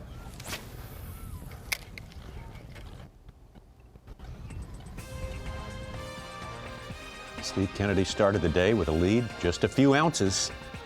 There's Brandon Cobb, but that has changed right now. Early on, Tyler Rivette, a big one. First 15 minutes of fishing to change the whole complexion of this day, and then kind of slower for everyone until just a moment ago. Clark Wendland putting a good one in the boat, moving himself up right around 3 pounds back of our leader right now. So it's a close race, and we still got plenty more time to go. Take a look at Carl Jacobson down there with 2 fish for almost 10 pounds. Lots of stuff working. We will be right back.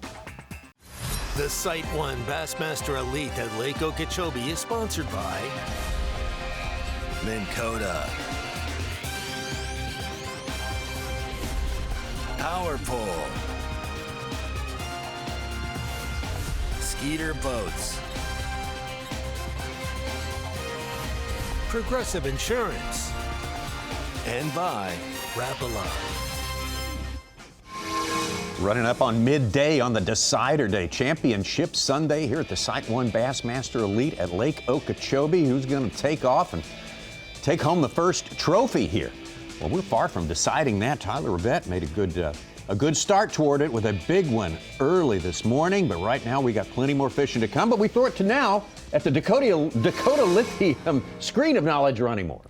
Yeah, thanks, Tommy. One thing that we talk about on this show is fantasy fishing, and I could take this whole segment if I wanted to and talk fantasy fishing, but I'm going to try to keep it more brief when it comes to Rapala, Bassmaster, fantasy fishing, and Mercury Drain the Lake. There's a couple different things you need to know. Coming into the season, how we categorize for Rapala Bassmaster Fantasy Fishing. We have 5 buckets, 20 anglers basically per bucket.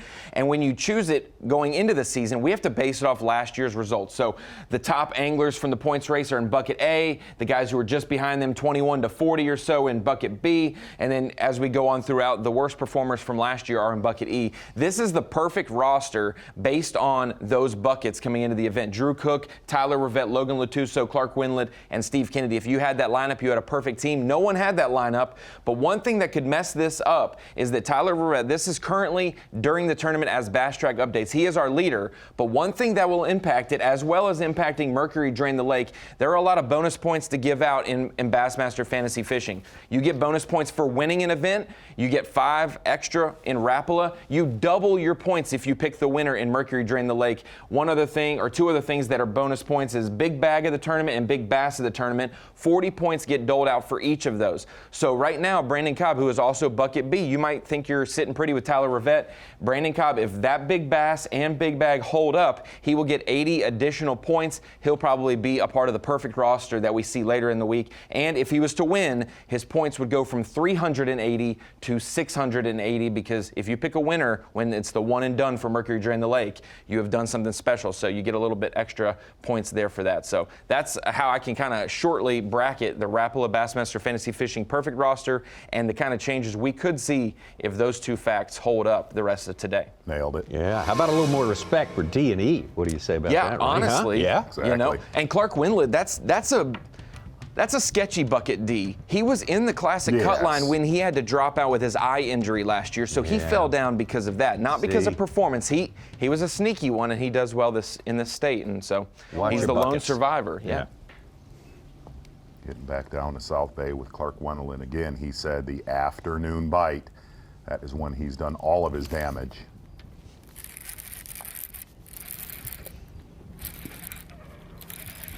Big.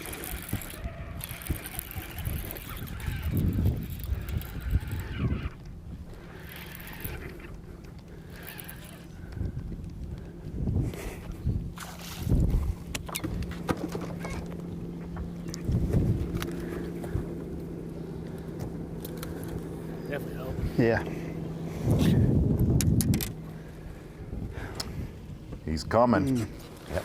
There's a tiny one in that live well we'll be able to get rid of. Again, Clark was in, Tommy, you know this, he was sneaky about how he was catching them. Really did not want his competitors to know. He said he didn't want it on Bassmaster Live for all the local pressure that was down in South Bay. That may be playing bigger than anything. That was the biggest thing. Yeah. That's literally the tournament within the tournament. Brandon Card.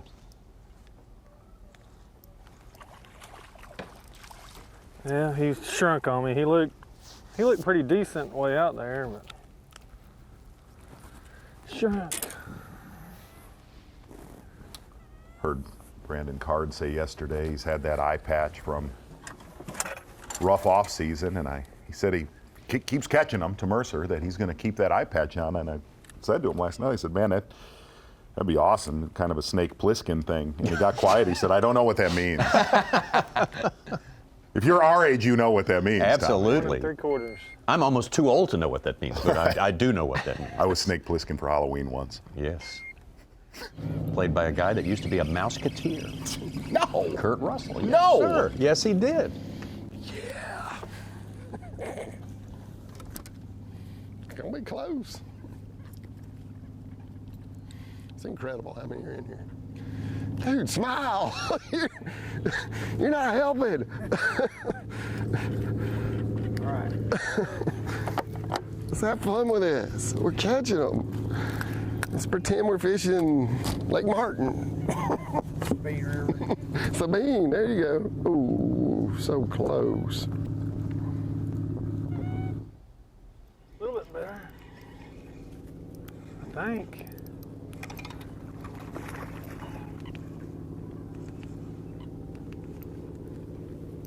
Yeah, a little bit better. Yep.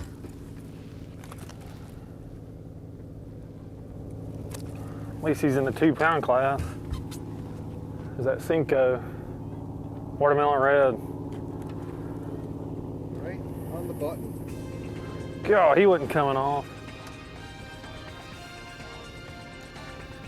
Well, on a day that started with over 20 pounds difference top to bottom in our top 10 here, you still kind of, you know, you want to reserve judgment on what's likely to happen, how it's all going to wind up. No doubt about it. On Bassmaster.com, it is going to be an incredible ending to the first Bassmaster Elite Series tournament of the year here on Lake Okeechobee. And it's fair to say, and this is what you want on Championship Sunday, this one is going to go down to the wire. Always such a pleasure to come to Lake Okeechobee. It's been a long time since we've started a season down here, and it is a different sort of place. Very, very talented bunch of anglers were able to figure it out. We've been able to, we're really blessed to see them get to work today. 2 1/4. That is 3. And don't forget, it's all headed one way to the weigh-in. That's the deciding, that's the final reckoning. Who is going to win that first tournament of the year? That's coming up at 3:45 local time, Okeechobee City, Okeechobee County. Don't want to miss that. Our coverage is going to continue on Bassmaster.com. Thank you so much for being with us today. And another season underway. It's going to be a good one. 9 events, 8 more left after this one, and we hope to see you next Saturday, 8 a.m. Eastern Time at Lake Seminole here on FS1.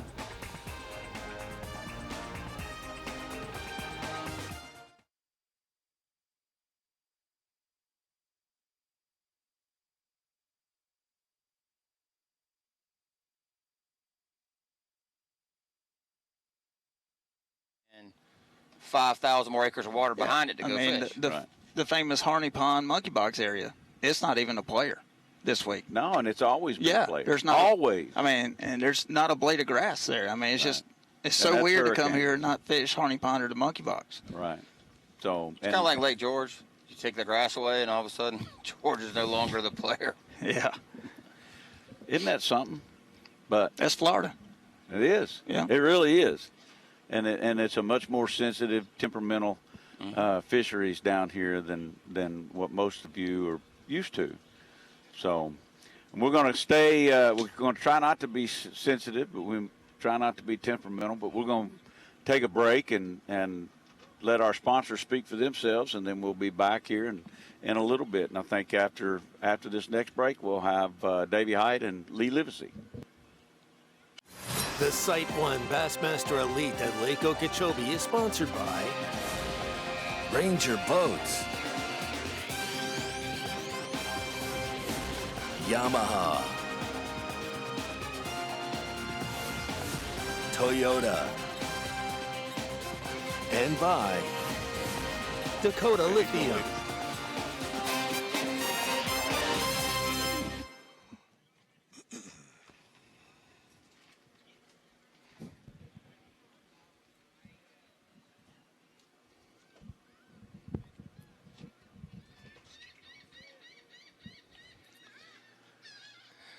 So welcome back to Lake Okeechobee.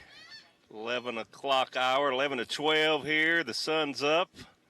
The guns are up for Tyler Rivette. He caught him a big one this morning, was showing off his guns. That was fun. But we got some guns here. J.O., like that hat.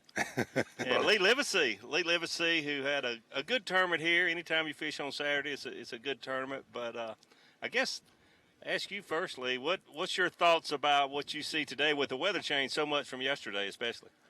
Yeah, it's definitely a tougher day today, and we kind of felt this coming. Those fish, you think the day that it blows out of the north real hard, that's the front hitting little cold front. You think that's when they don't kind of shut down, but it's usually the next day. It's that post-front day.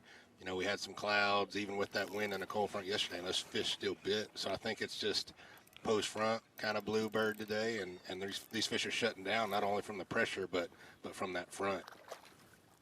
Yep, totally agree. So, J.O., I've got to ask you. Sure. Yesterday, the wind was blowing too much. Mm-hmm. You've heard all the anglers' excuses through your years of covering all these tournaments. Today, there's not enough wind. Mm-hmm. Yesterday, we needed sun. Today, man, if we could get a few of those clouds. We ain't been on regular level all day. Tell us what the perfect fishing day actually is.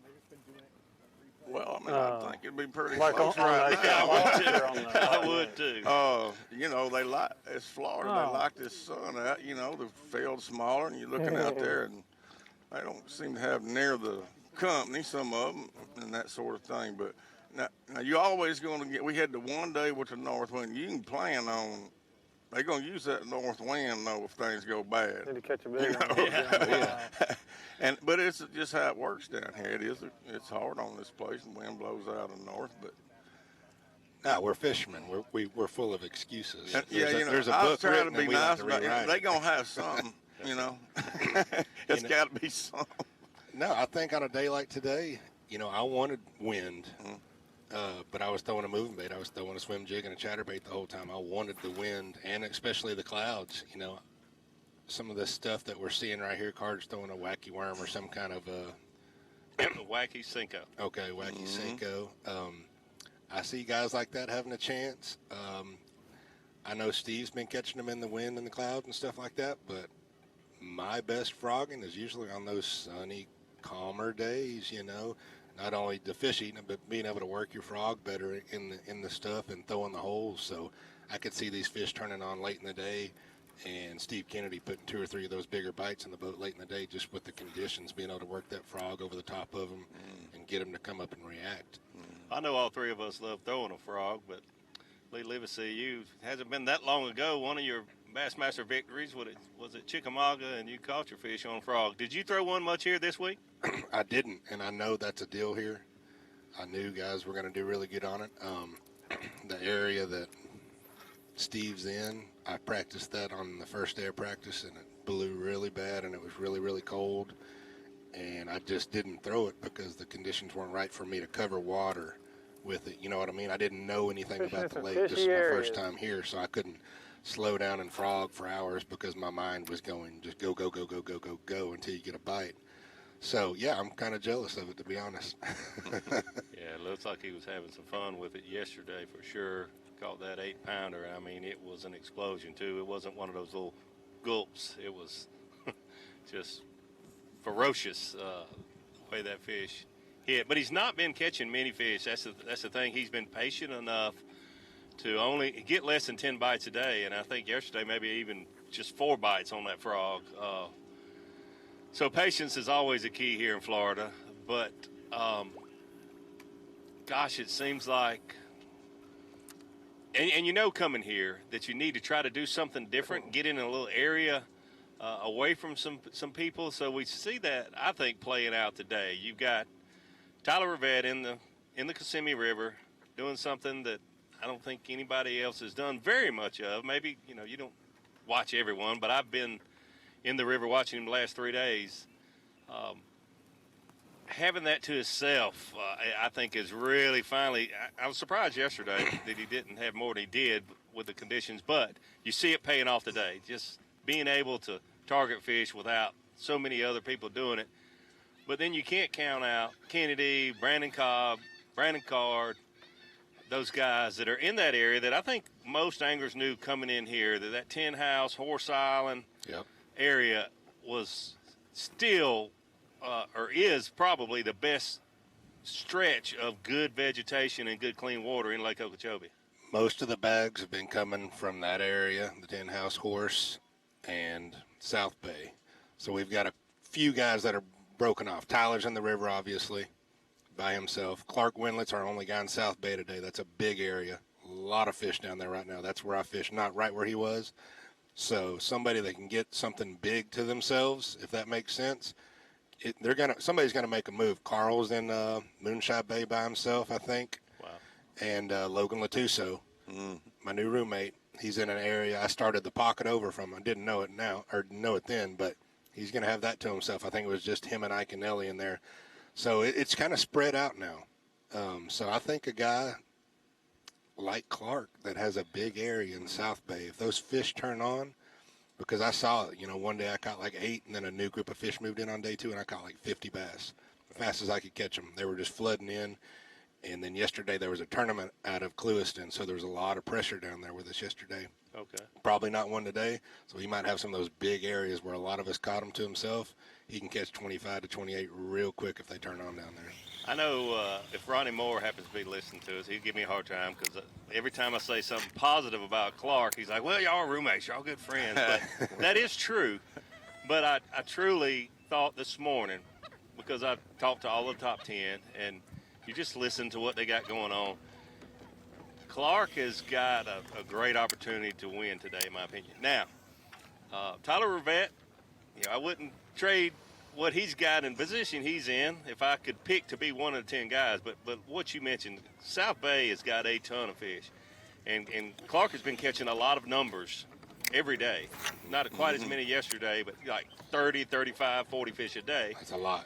And if you get that many bites down there, you know you're going to have an opportunity to catch a couple big ones. Yeah, those fish are eating really good early in the morning and then in the afternoon. And we're missing the early bite because we're not leaving until 7:30, and it's a 35 to an hour run, depending on the wind and the direction. So it gets really good down there about 2 o'clock. So he's going to have that window in the afternoon.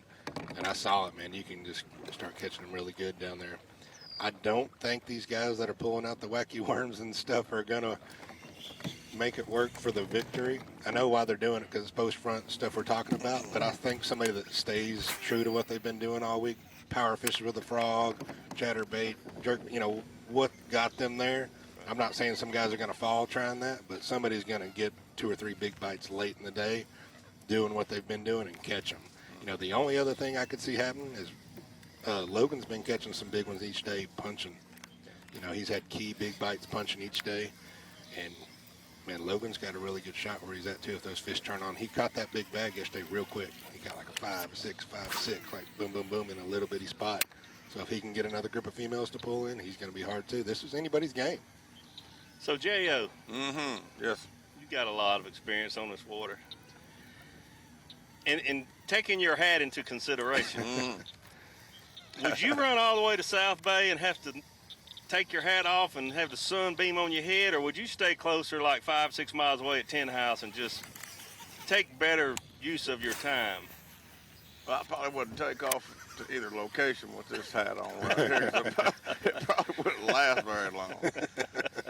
I don't know. I've seen them go. I stay up here over the years. I've seen people run down south and like everywhere in between. Depends on the water clarity, the wind, and everything else that goes on here. But I mean, you think you got a little intuition about things sometimes when you've been somewhere, Davey. You've been, Lee, both y'all been around this so long that if I was out there shooting one of these guys, he may not be.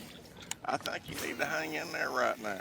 Our guys are out there on these leaders, man, and we got 4 hours, and it just feels like one of those to me that things happen late, and it's just it's Okeechobee, and man, just you have stuff happen here that doesn't happen in a lot of. It's like Fork, Lee. It's one of those deals. Somebody's gonna jack 1 or 2 big for sure. We're gonna see a big one this afternoon, at least one.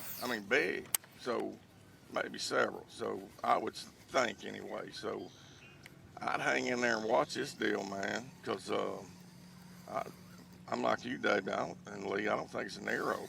No, so something's gonna happen. Yeah, you wouldn't pack your camera up at like 1 and come on back in, and you would stay out there because I agree with you. I think something big will happen in the last 2 hours. Somebody's going to catch one on the last cast. Well, no, you ain't going to get no juice sitting up here on the bank, man. You got to stay out there with it, and it's hot. That's just what you got to do. That's what they're doing. That's right. These flipping tournaments and that sort of thing, they're a grind for everybody, believe it or not. Sometimes. The guys working in the boat, the photographers, the video guys, and everything happens quick. If a guy's flipping, for instance, there's no rest day. You got to be, So that's just how quick things change here, and that's just fishing in general. But here, it's just different. Yeah, stuff's changing. I just saw Mark looking for bedfish. He got up on his front, and he might have seen a tilapia bed or something, but he's up there looking. He's trying to change or seeing his fish locked on. And I'm seeing him throwing some kind of swimming frog or worm or something on top of the water. And sometimes when it gets tough, just a reaction bite like that will get it done too. Yeah, Kennedy's been fishing his frog very erratically, let's say. Yeah, and that's kind of, I'm not saying people don't do it down here, but a lot of people tell you this. Bloop. Yeah. Sit. Scott Martin caught him the first day on a prop, X-prop, a double prop bait, which is super famous for here too. And he wasn't, you heard that your whole life. In Florida, throw it out and, wait till all the ripples are totally away from it before you move it the first little bit. And he wasn't fishing that prop bait as erratically as Steve Kennedy is, but he wasn't letting it sit there for 20 seconds before he moved it either.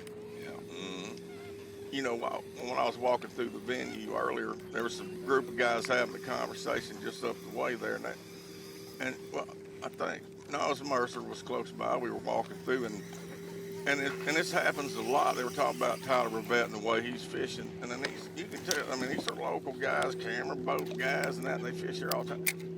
And they're talking about how every time not every time, but a lot of times we come to a place, how they learn how to fish the lake different than they've ever seen anybody fish it. You know, Tyler's a young guy, so now here's some experienced guys, and they got this kid up here doing something that it's just not, you don't normally see. No, you get locked into what you've been doing for 20 years, and we show up here and we have no idea how to catch them, how they catch them, I should say. Mm-hmm. And you just go and try everything, and Tyler was the one that found that peanut. Did it surprise you that somebody, not only leading, but there's somebody in the top 10 exclusively catching their fish using forward-facing sonar? So I knew up the Kissimmee River played a little bit. I knew there was a couple spillways up there or something that when they're running you can catch some fish, because Kobe had told me that. As far as catching them on live forward-facing sonar, no.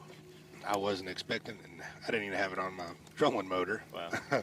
But it doesn't surprise me, because it's almost every tournament somebody's catching them like that, no matter what. It just seems like it. You know, they might not always be leading or having a chance to win, but it's always gonna be like, man, did you know Tyler caught him in the pads live scoping or whatever? So it can't surprise you anymore. I'd like to ask you something, you know, you on Fork, guy there, you know, legendary guy down on Fork, been living down there for years.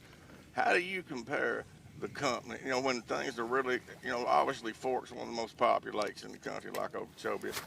People come from everywhere to fish both these lakes. So you out on Okeechobee, how would you compare, like this time of year, this, you know, people are coming to here, this is when it's happening here, right? So on your lake compared to Okeechobee, out there, what did it look not like? any. People, I mean, you know, folks being out fishing. So I brought this up on stage yesterday when I weighed in. I'm from a fishing community at Lake Fork. You know, everybody has a boat, everybody's fishing. There's boats and trailers and guides and marinas. It's just alive every single morning because it's a fishing community. It's the same feel here. Any street, any stop sign you're at, there's a boat passing you, whether it's a pontoon or a john boat or a bass boat, ski boat. It's just a fishing community, and it has that same feel. It's got the Lake Fork feel. Obviously, the scenery and the lake setup is totally different, but this is a huge fishing community. Crappie fishing is huge here, bass fishing obviously, and it's pretty cool.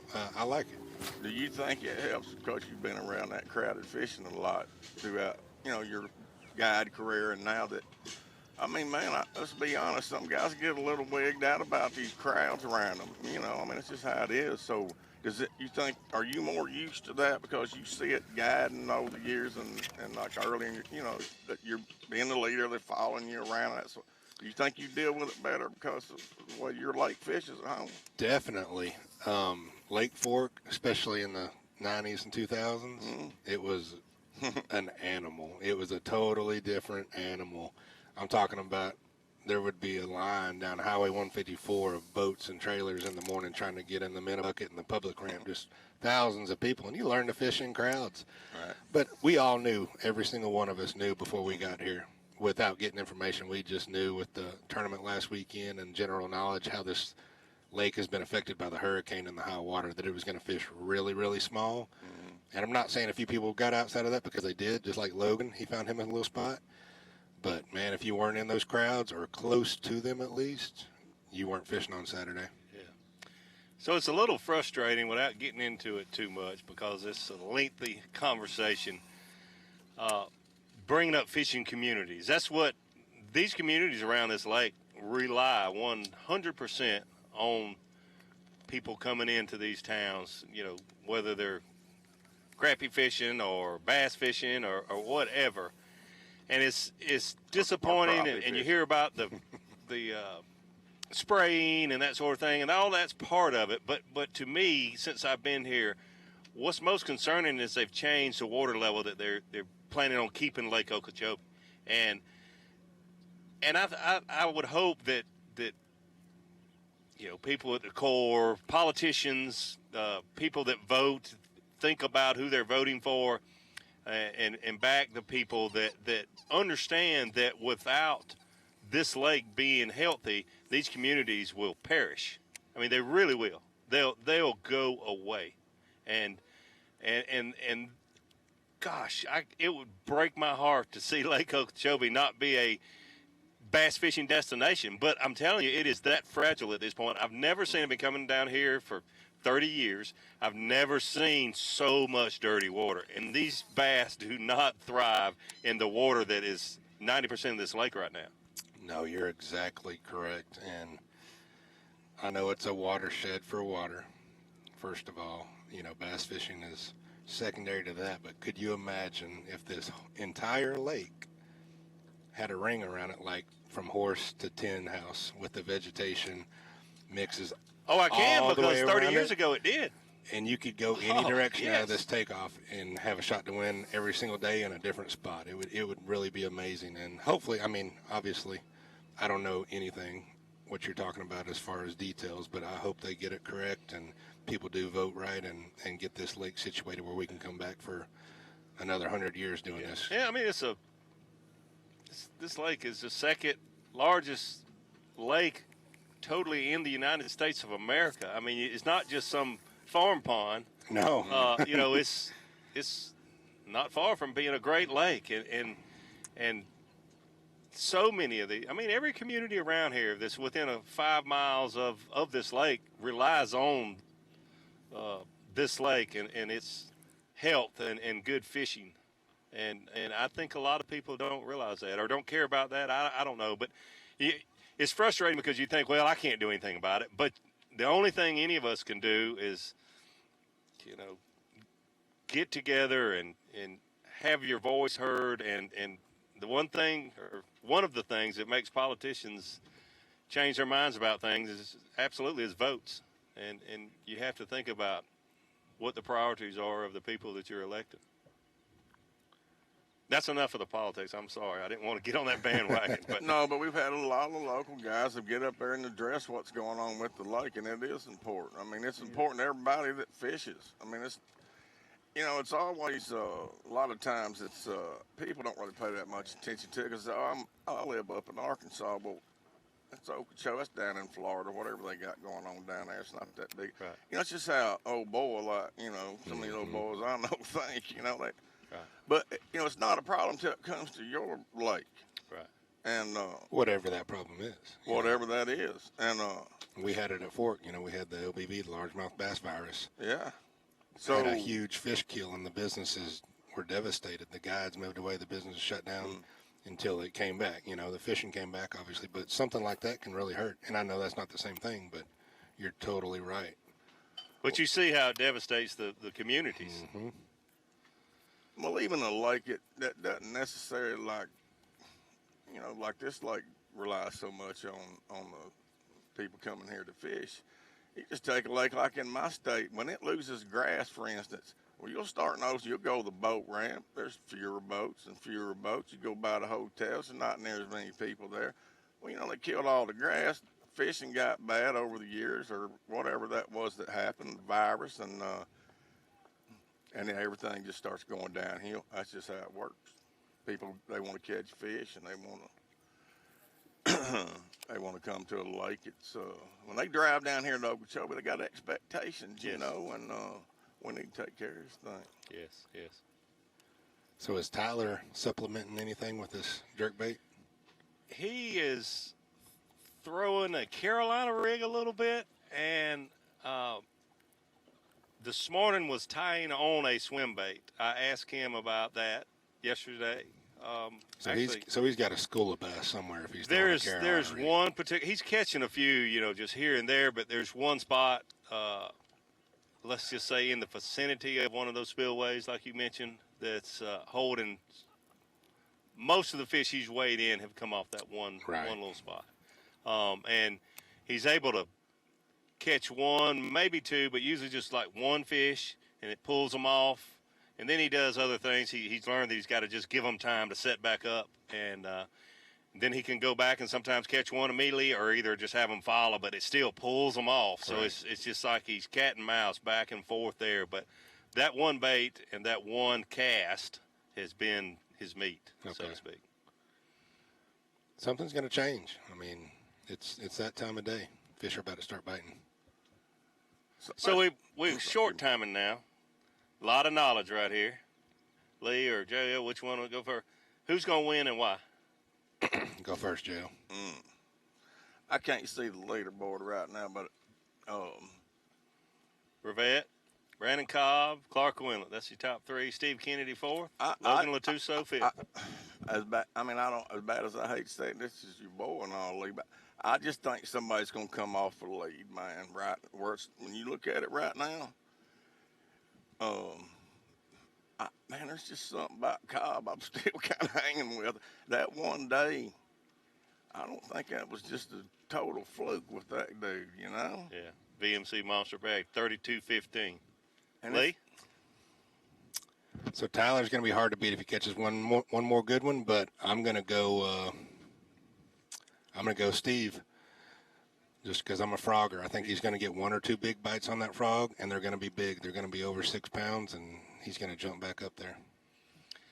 I don't disagree with what either one of you said, and this isn't because Clark is a good friend of mine, but I think South Bay, that many fish, having it all to himself, he's got a great chance to catch him a big one. I would love to see Tyler Rivette win. I promise you I would. And I'm not saying he won't, but even though he's got it to himself, he's been making those same casts for 4 days in a row. Right.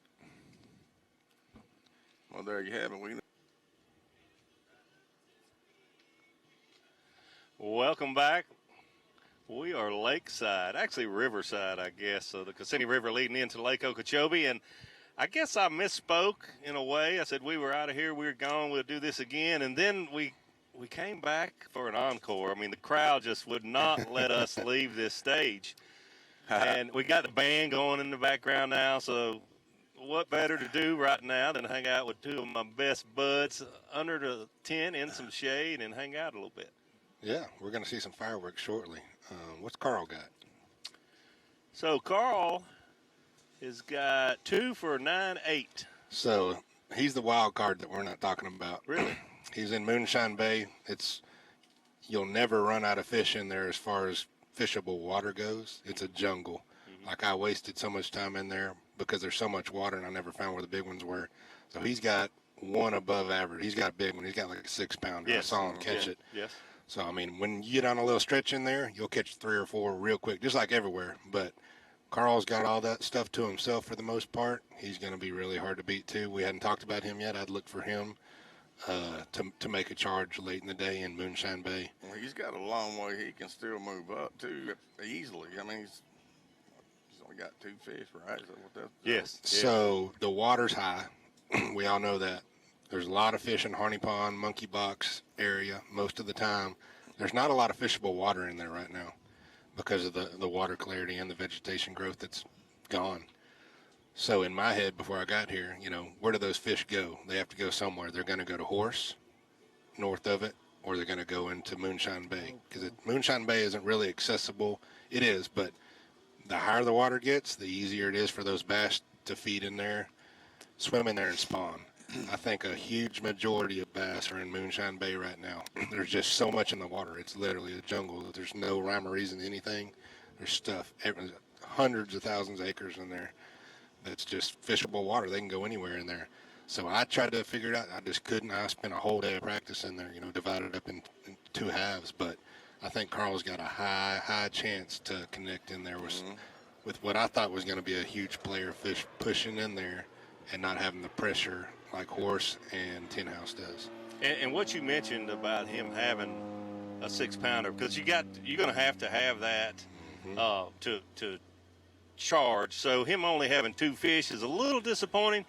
But anybody that's got 5 2.5 pounders really doesn't have one. And y'all know what I'm saying. Yep, It sounds exactly different, but you've got to have 1 or 2 of those big ones. Real quick, you talking about the high water pushing in. Scott Martin texted me. He's listening. Knows more about this. He lives down here. He has his whole life. But I guess I was kind of on track. What I've been hearing this week, that 16-foot lake level here kills all the vegetation that we've fished for so many years. And there are people that are fighting for it around here. And he said to please encourage everyone to follow them at Anglers for Lake Okeechobee on Instagram and Facebook. Okay. And the big thing about that is, and you mentioned it, J.O., And you too, Lee. You don't have to be from here to be an angler for Lake Okeechobee. I'm from South Carolina, and I'm an angler for Lake Okeechobee. So, in numbers of people, getting a large number of people to have a voice about this is the only way things are going to change. All right, enough of the politics. Thanks, Scott, for sending me that. Anglers for Lake Okeechobee on Instagram and Facebook. All right. How about? Got Drew Cook. Yeah, what about our boy Drew Cook? Probably going to catch him again next week. That's what I started thinking about the second day when he was weighing in those giant bags this week. I said, yeah, just wait till next week. We got to deal with Cook again next week. There's just like a mud line from where these boats. I don't know what he's been doing because I haven't got to watch any live, but I know he told me he was catching them reeling a swim jig or some kind of bunch of shad, and stuff, speed frog on top of the water the first couple of days. He said he lost 2 giants the first day. He should have had 33, 34. Wow. So he's around them like everybody. Yeah, he could go 2 top 10s back to back. Very easy. Yes. Very, very easy. And he, to me, he's similar to Patrick Walters. He's been good ever since he's been before this in college and all, obviously.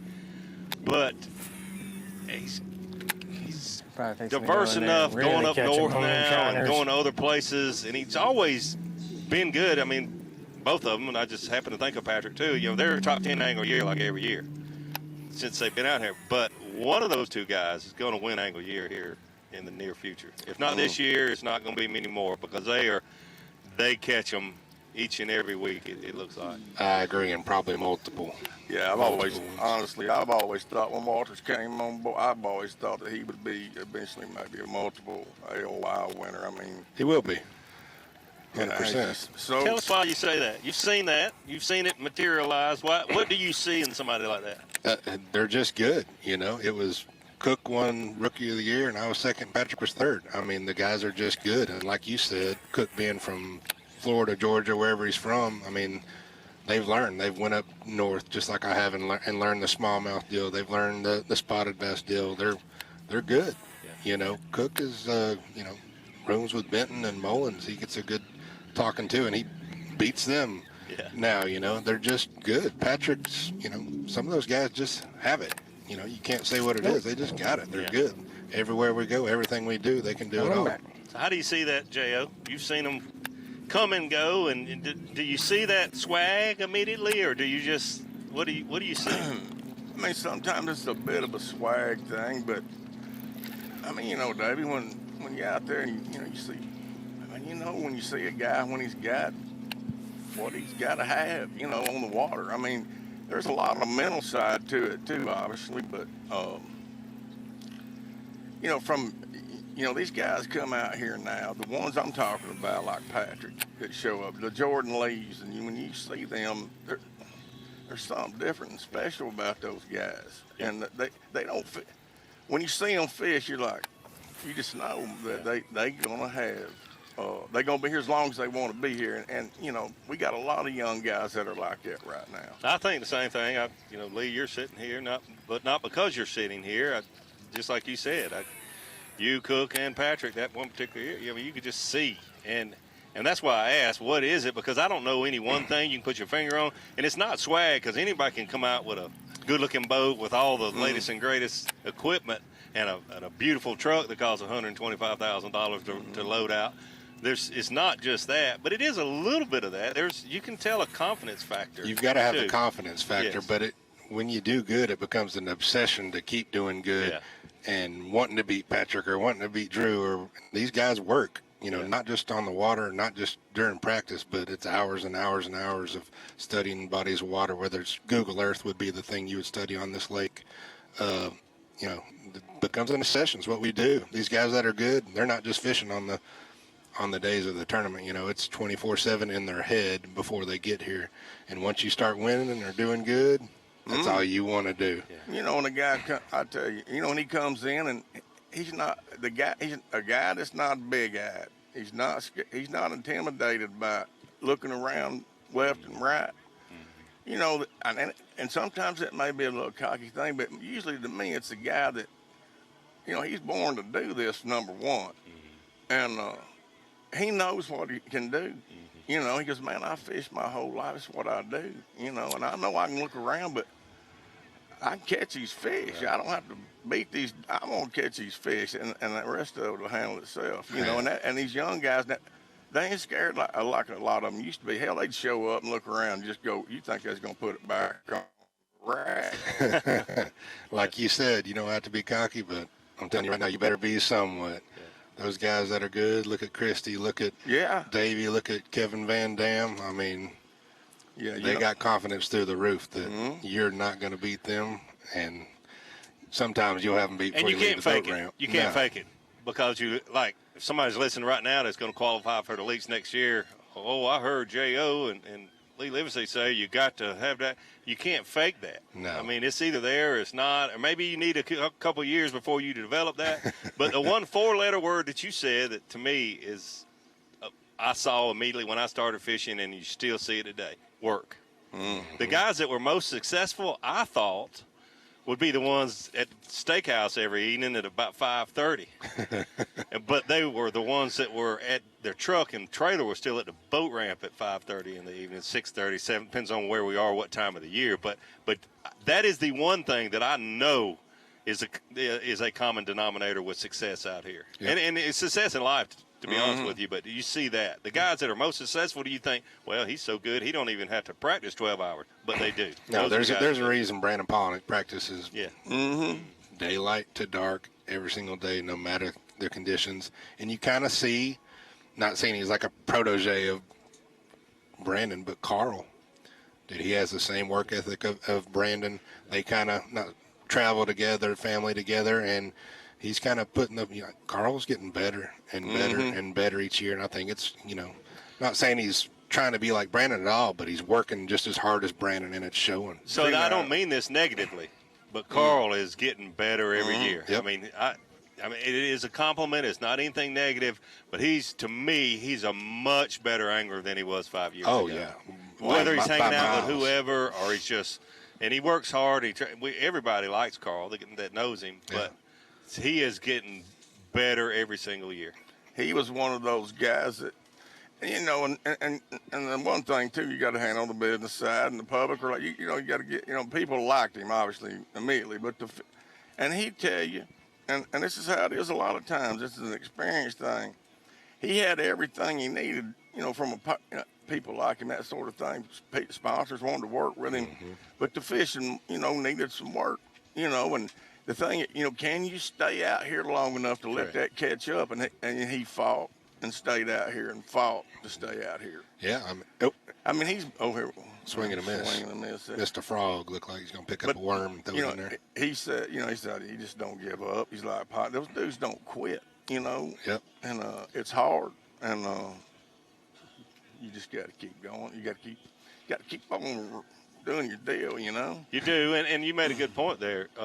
Financially, can you hang around long enough for that to catch traction? Because it's, if you don't get sponsors and you don't start winning money, it's very expensive to be out here fishing these tournaments all over the country. I'm amazed that he's handled, and a lot of these guys handle the pressure of some of that side and still are able to go out and, put that aside. Hey, I'm going to do my job. I got to fish. I got to go catch some fish. And catching fish answers a lot of problems. Yes, it does. It always has and always it's like will winning. in bass tournaments. Yeah. So I think you can't ever lose sight of that. You got to catch fish, man. Don't you think some people do, though? Oh, I know they do. I mean, Lose sight of, you got to catch them. I mean, that's cold, hard truth. I mean, you ain't going to make no money up here posing for me. Because you're not going to take their picture very much if they're not catching them. Well, no, if we're on the bank over here doing something, you're wasting your, you got to catch them at some point. I mean, I ain't saying there ain't some dudes out there that ain't made a good living that, maybe didn't have the, a lot of wins. They do. There are folks. But if you're going to be a top dog, man, winning it's hard, but it's something you got to strive for and you got to do at some point. You go hang around. It's I totally agree. To me, that mentality of you got to win to stay around changed when our payout changed. And I'm not saying it should not have, but I know I was fishing at the time. When you start thinking, if you're a competitor, who would ever go to an event and say, man, I hope I can finish 49th? Right. I mean, there's no part of being a competitor. I mean, you think Michael Jordan ever thought that? Just any competitor should. But here's the thing. If you're 1,000 miles away from home, got a wife and a couple babies and a mortgage, how can you not think about making $10,000? Yeah. So and it's hard to block that out. I've had some awful good fishermen on the elites over the years, buddies of mine, and they said, man, I got to make that 10,000. I might not ever win because I got to make some money, And so there's a lot of things to think about. But when you get that shot, you need to understand they're going to be few and far between no matter who you are. I mean, Roland Martin's got the most, 19 wins, but he fished a long time, and that's the most ever. So I don't care who you are, you don't get shots once a year. But when you get that shot, you somehow need to try to understand, hey, this is my chance. I need to, and I hate to say swing for the fence because we use that. I know I use it too much, but it's the best way to describe it. Let me ask both y'all pros something here. Now, when people win, do you think most of the time that they win with the strength? In other words, like Tommy Biffle went on Wheeler back in the day. Well, he's flipping, that's his deal, right? Do you think? When we talk about versatility, but now the chance to win, do you think you have a better chance if it's in your wheelhouse of what you do best? 1,000,000%. Yeah. I always do good when I've got 1 or 2 rods on the deck. Just like this, I didn't win, but I did good. I literally put all my rods up with 1 rod, threw it all day long. 1 color bait and did good. Now, sometimes you can't do that, obviously, or we'd all just have 1 rod up there. But, yeah, that's, and I think you kind of break the ice, too. Just like my first win was on Chickamauga Frog and big rod, braid, shallow. Trolling motor wasn't even in the water. That's what I love to do. It's what I do around the house good. And, that broke the ice and expanded. And you see people like Christie, a bunch of his first group of FLW wins was spinnerbait, power fishing, and he's still winning like that. But then you see him go to St. Clair and win on a tube. I mean, he acts like he's power fishing king, but he's good at everything. He can drop shot. He can forward facing sonar like he did win the Classic this year, part of it. So I think anglers develop. There's no more one-dimensional Denny Brower, Tommy Biffle. You can only flip and make a career. You have to be good at everything, but I definitely know it helps to win. Yeah, when it's in your wheelhouse. I'm just talking strictly on the winning side. Yep. When you do win, it's going to come when you're doing what you do. Every time I've ever felt it and won, it's been something that I'm either good at or confident in. So the Pickwick tournament, the last B.A.S.S. victory I had 0 fish at 11 o'clock. Just be anywhere. But I knew I had 1 bait in 1 area that I could win in. And I truly, and like I say, it's proof because I was still dumb enough to be there at 11 o'clock I was going to win or I was going to finish 10th. There was no, oh man, I need to scramble around because I can make 20,000 instead of 12,000. It was like, this is how I know I can win. Right. And if I finish 10th, so be it. And I think like you say, once you break that ice and taste that victory and have confidence, and I think it gets contagious like you talk about a lot, Lee. Yep, 100% agree. I'm the same way. When I feel something kind of tasting it, it's usually something in my wheelhouse. You got a place to stay. Now, it very rarely happens like you imagine it in your head. Up under the mat. Steve Kennedy's a perfect example of that. I mean, he's going to throw that frog today the rest of the day because he knows just what we're talking about. That's the way he can catch the 5 fish he needs to catch today. He might not catch 5. Kennedy, when he went, he's won in some diverse places, man. You think about where his wins, and I don't sit around here and look at all this stuff like Ronnie Moore does. I'm just kind of going off the top of my head, but I know what he won in Clear Lake. Clear Lake, big swim bait. Yeah, back in the day, I remember that. And then he won on the Arkansas River. No, he won at Dardanelle. Swim a jig and bushes. Swim a jig and willows, button bushes. And so now here he is, But you can, that's kind of his stuff, though. He's big swim bait guy, Yeah, and then he's a buzz bait, swim jig kind of guy. You know, Had a real high classic. frogging. Was it second in the classic? He was swimming a jig at Conroe. At Conroe. Yeah. What, did he finish second or third? He had a chance. Did He had a really fish good. on that could have been the winning fish. He did really good in a cup one time, throwing a buzz bait up. God, where were they at? Upper end of Murray. Murray, that's where it was. He did real good up, same willow bushes kind of stuff. So you think about it, if he could pull this off, with that win at Clear Lake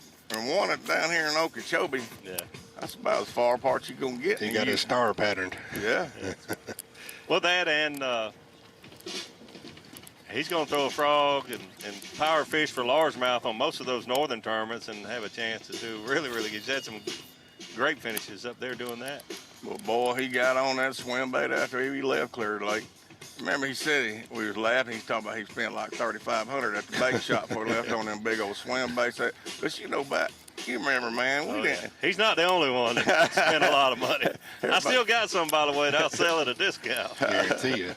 Steve's still like that. He's still buying stuff. I'd go I'd see him on the water somewhere. And after that, for a while, it didn't matter where he was. I'd see a big old swim bait flying through the air when I'd see him out there fishing. You know, he just. He's always he'll throw it for smallmouth. He'll throw it for spots. Yeah. Shoal bass. I saw him catching shoal bass sometime this winter on it somewhere on glide baits. He's always got one tied on. Well, I talked to him, I guess the second morning at the ramp when they were putting in. I was down there shooting him about that swim bait. Now his deal is he's trying to catch a big brown trout with that swim bait up in Arkansas on the White River. Okay. So yeah, that swim bait and him, they kind of connected. Yeah, I know a lot of guys catch big browns back there on swim baits.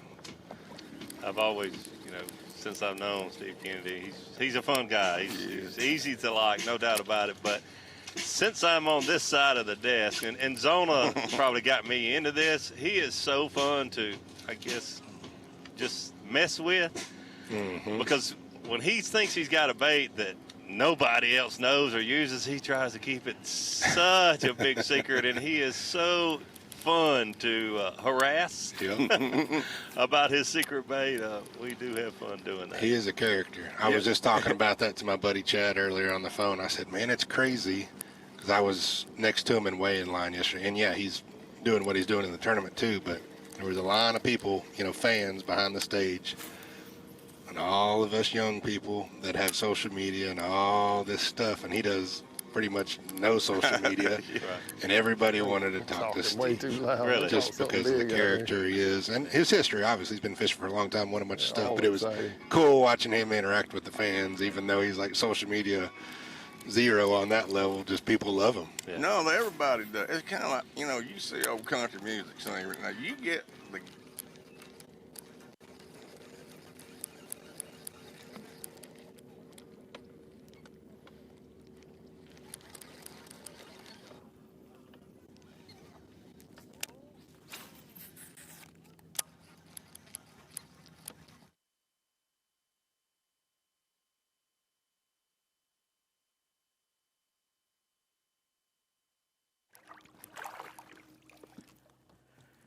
All right. Take it.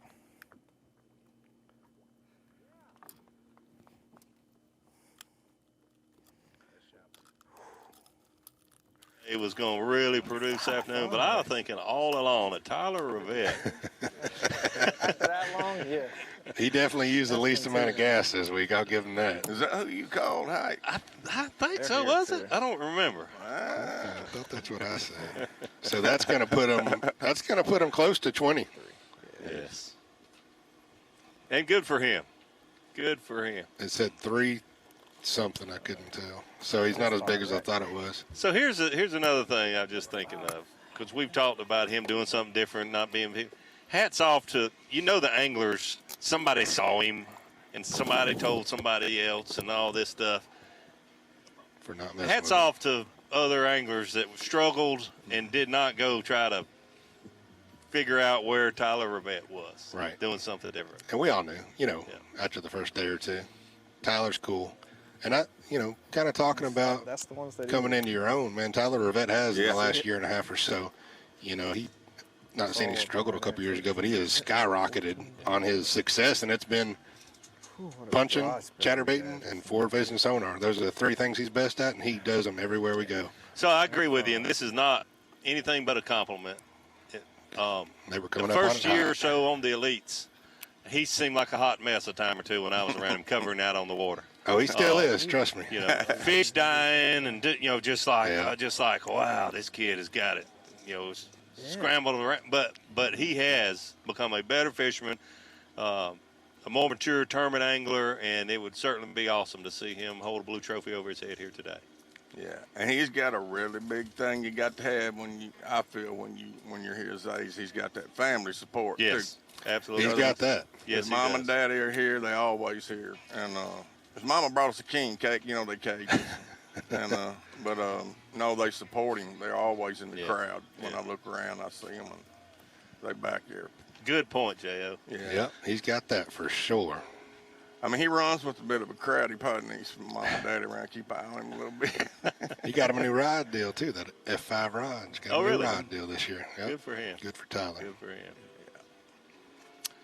Yeah. We're a short time, and I don't know.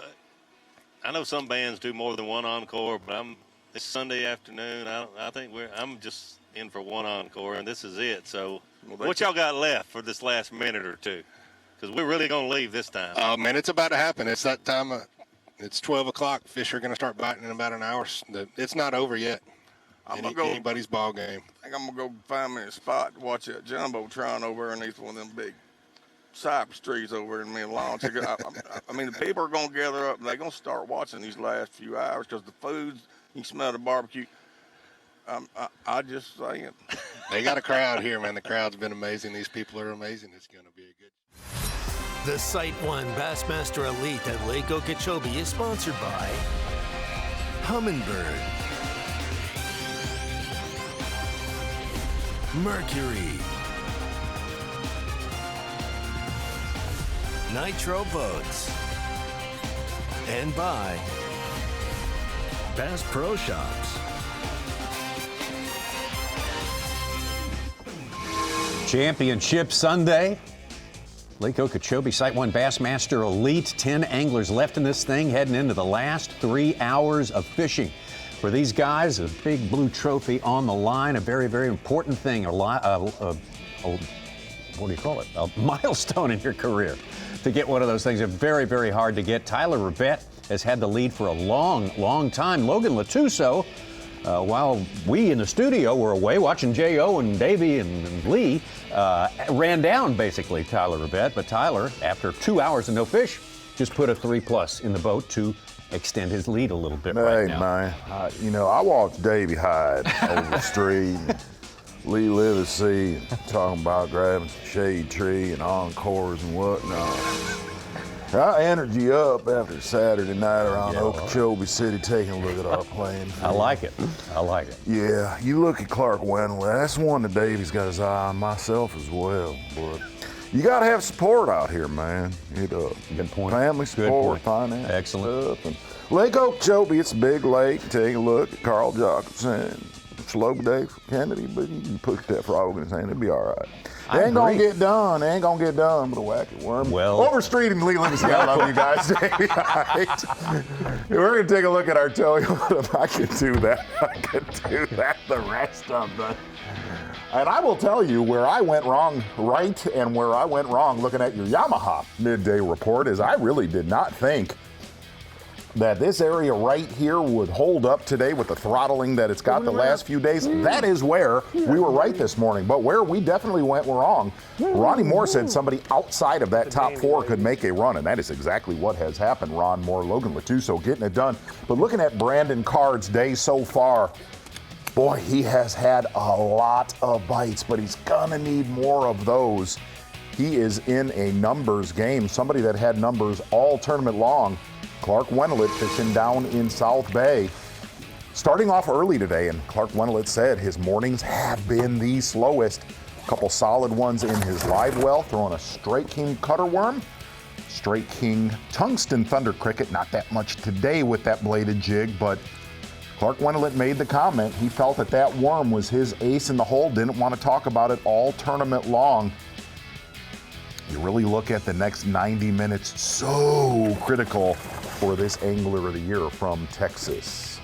Clark with a 412. That's his biggest fish in the boat so far, but he's expecting at least another big one to come in, and that could be a big difference maker in the outcome of this tournament. There is no way to tell, though, with guys like Logan Latuso making a big run in just the last hour. Exactly right, and the big thing Clark Wendland also was keeping in his back pocket in case you fish down in South Bay, irregularities, little depressions that would go from 3 to 4 feet of water.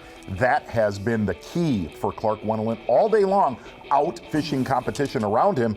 One angler that did not have to outfish much competition around him, Logan Latuso, first time to Okeechobee, fishing in the Moonshine Bay area, but has not had a lot of company. Said he had 4 boats with him on days 1 and 2, yesterday and today. Void of other competitors and not a lot of local boats, but a couple big bites here in the last hour has Logan Latuso in position for his first Bassmaster Elite Series tournament victory. A 7-0 at 11:43 a.m. and a 5 after that. So Logan Latuso certainly the hot hand on Lake Okeechobee right now. It's undeniable, and he has pulled up very, very close to the lead. He was almost overtaking Tyler Rivette at one point. Through 3 days of competition, he is the only angler in our top 10 who has gotten better every single day. 17, 21, and 24 the last 3 days. Today's sitting at 18. Still has that big deficit to make up, but he is pushing them. And one thing, like you said, Z, fishing by himself, that's been huge. Fishing by himself, and you could see that little reed head that he was in right there. That is, we talked about it, somebody colliding with a wave. I mean, that wave has started for Logan Latuso, but Tyler Rivette still hanging in there. It has not been electric. It's not been phenomenal, but he has got his 5 bass limit, which definitely took a while. And the one thing his cameraman Brian Eby has said, it is not a lack of fish. He is getting a lot of fish to follow that jerkbait. He's using bigger hooks on that suspending jerkbait. If you watched his screen, he will actually kill it, and that bait will sink with the bigger treble hooks. Needs 1 or 2 more big bites to put away his first Bassmaster Elite Series victory, and that is your Yamaha Midday Report. Well done there, Z. Really appreciated that. And what a man. Absolutely. I can't leave. What you said. Exactly. Just like that. Tyler Rivette still on top right now. Tyler Rivette, though, with a lot of time left. He'd like for it to end right now, I imagine, even though he's very nearly caught by Logan Latuso moments ago, but didn't fought back just a little bit in the last 10 minutes with a good fish catch there. Solid fish for Tyler Rivette. And Tyler's far from done. I mean, he is, to talk about the guy on the hot seat, that's him right now. Oh, there's no doubt. And Tyler Rivette definitely got his job done. I think that the shakiest situation, you could really tell it from Steve Kennedy this morning, coming into the final day, leading this tournament. He said, my biggest worry, obviously, is the pressure that's in the backwater, not only with other competitors in the top 10, but a lot of locals in there. And Steve Kennedy also made the comment his frog bites were going down as the days went on in this tournament. So I kind of agree with Davey right now. Granted, you look at Logan Latuso, you look at Tyler Rivette. I think the biggest threat, just because he's had such great afternoons, still Clark Wendland, what he is doing down in South Bay. Absolutely. Very, very impressive what Clark has done over the past 2 days to fish into this top 10 and to keep himself and really solidify himself in that race for the win here. So Clark Wendland is a good bet as well. But we are, again, far from done running. Yeah, you need to remember that Tyler Rivette also has a 1 and a 2 even in his bag. So the fact that he still, like you said, has plenty of room to move, he doesn't need much on it to upgrade. To Clark Live.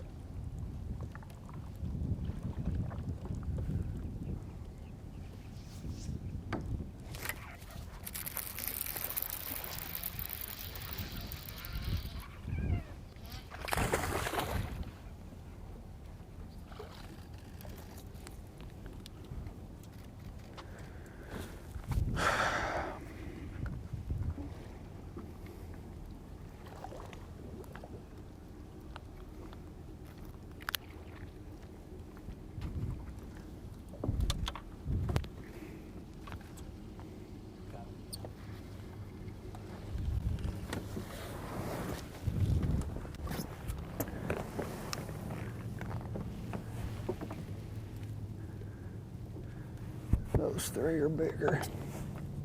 You might just move your phone. just so that it doesn't get wet.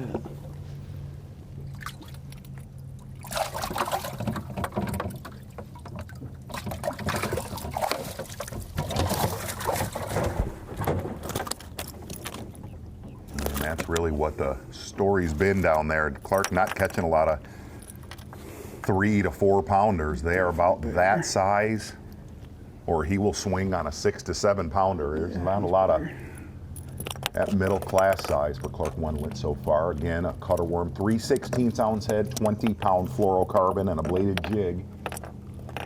So it's not yellow. Maybe just under 5, 10:45 local time.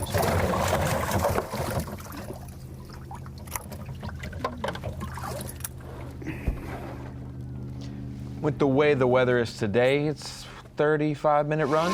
He's gonna be able to run right up the lake instead of running around the lake. So he's gonna be able to fish for probably 30 to 40 more minutes than he did yesterday.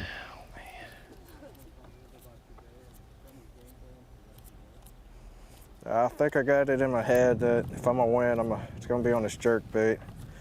Everybody get just about as a quality bite, and I think we need quality bites to win. We got 2 small fish that would jump us up tremendously if we caught even a 4-pounder.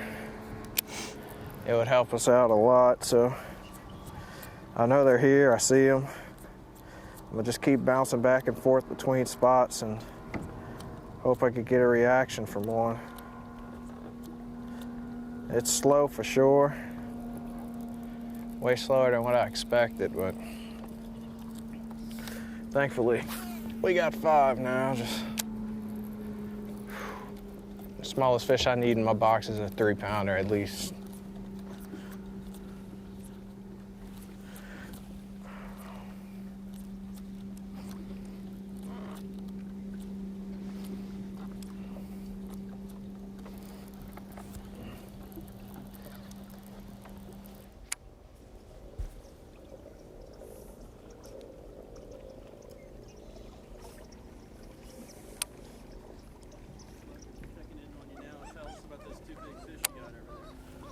Yeah, I've been sitting on about 8 pounds all day. About 11:30, they had one little mat over there. I flipped in, I caught a 7.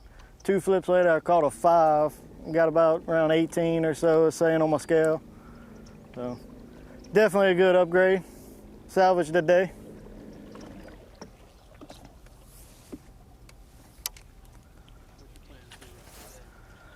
I was gonna lock this punch rod in my hand and keep flipping around, hope to catch a couple more big ones.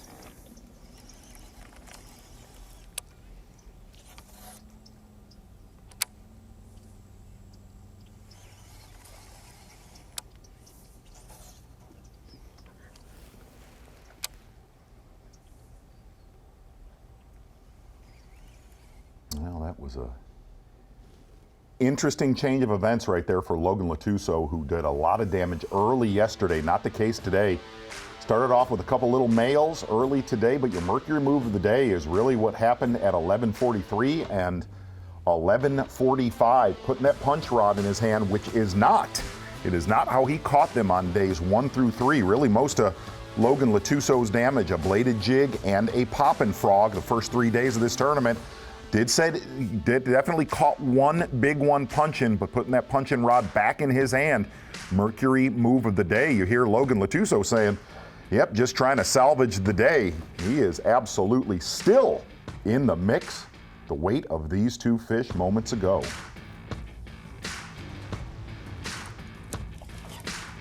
You were right, Steve, when you started talking about Logan. He really started the move yesterday, catching 24-15 when everyone else struggled. Yeah, everybody else struggled, and one of the things that definitely helped him out was having this little area outside of Moonshine. That's the best way to put it right here, but I watched him on our map yesterday, and he was, for the most part, he was left alone the entire day in some very, very little company.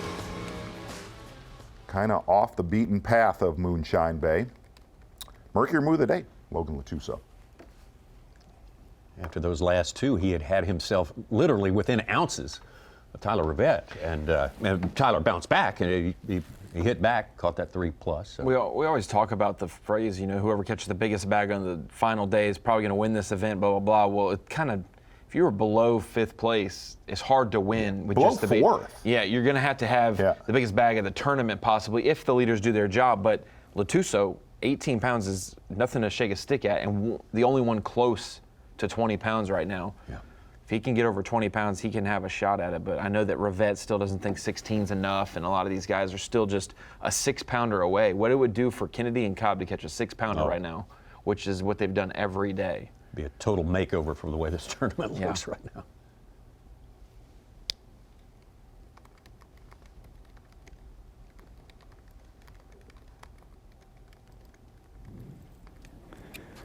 That one is not doing us any good.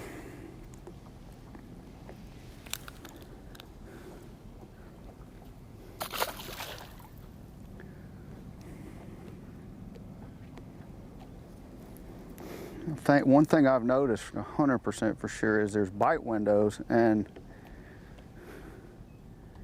the other thing is when you get a little bite window, you better take advantage of it.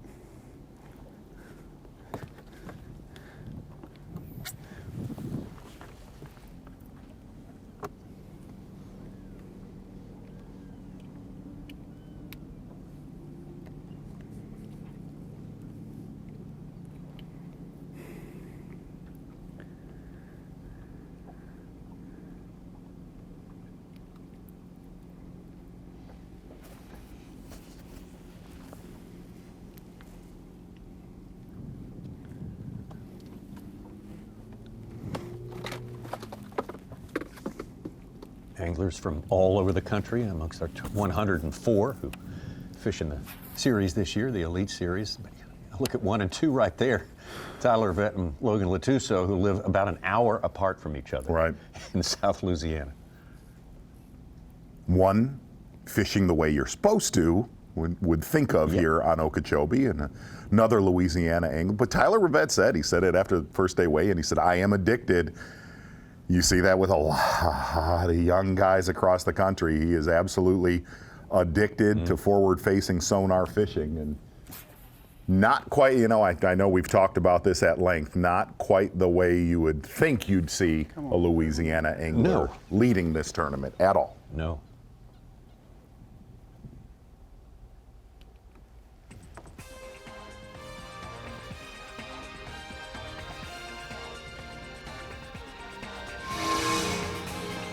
We're pushing on into the afternoon here. Tyler Rivette on top right now, but he was very nearly run down by Logan Latuso. Tyler just a good one a few minutes ago. Break back up a little bit ahead again. Maybe back and forth between those two for a while. We'll keep watching them. Clark Wendland.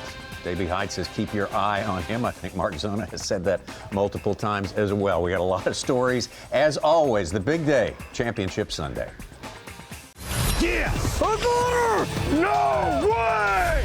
Live coverage of the SiteOne Bassmaster Elite at Lake Okeechobee is sponsored by Yamaha. Following with great anticipation what's happening on Lake Okeechobee right now on the big day, Championship Sunday. Someone will be the champion at the end of the weigh-in. The weigh-in happening at 3:45 today. Man, we've got a good race going on here. We are far from having this one figured out. Who's going to win? Look at that, Tyler Rivette, but just one swing of the rod behind him, both Logan Latuso and Clark Wendland. Brandon Cobb and Steve Kennedy going to need 2 big licks to get back in this thing, but certainly doable. Yeah, and something we've definitely seen all week long. A little bit of pressure out here on Lake Okeechobee. Going to get out to your day 3 leader, Steve Kennedy.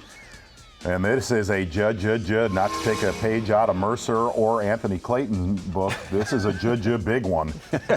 Sadly, taking a look at Steve Kennedy, it is not on the end of his rod, Tom Sanders. Mm-hmm.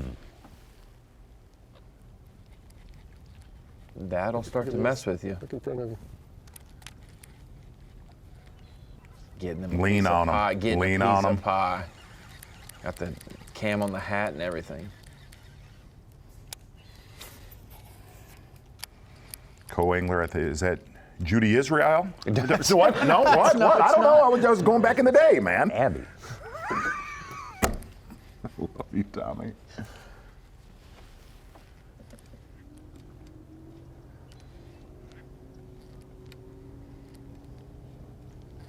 Get him, boy. Oh. Feeling it right there. That hurts. They just won. That hurts. They just won the Classic. Number 21 right there. Ay, ay, ay. Get him in the box. Well. I don't have a spot. I'm just going, looking for that one fish nobody's picked off.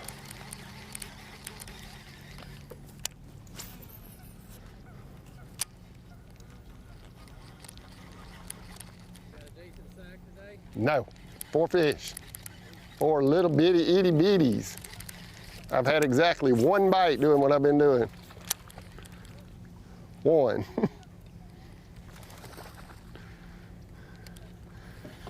And he was teeny-tiny.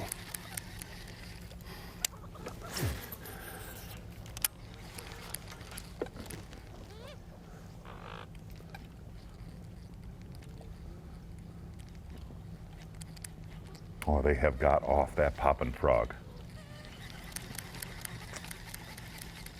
I think he made the comment he had 9 bites, big bites on it day 1, 7 big bites day 2, 4 big ones on day 3, and 0 championship Sunday. That was fun while it lasted. Feeling it. Could happen again. Every day he's had 23 pounds. I thought that was a damn chicken.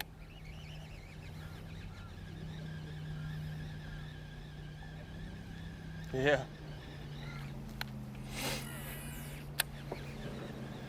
Boy, you've got that frog moving.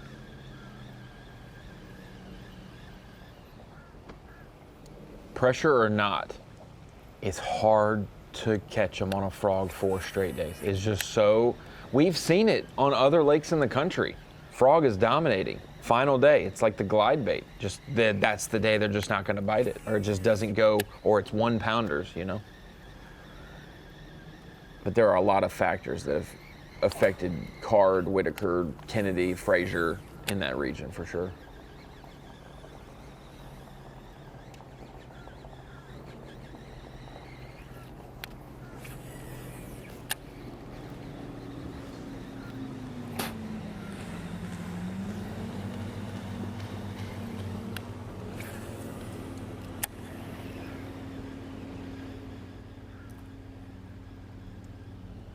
Okay.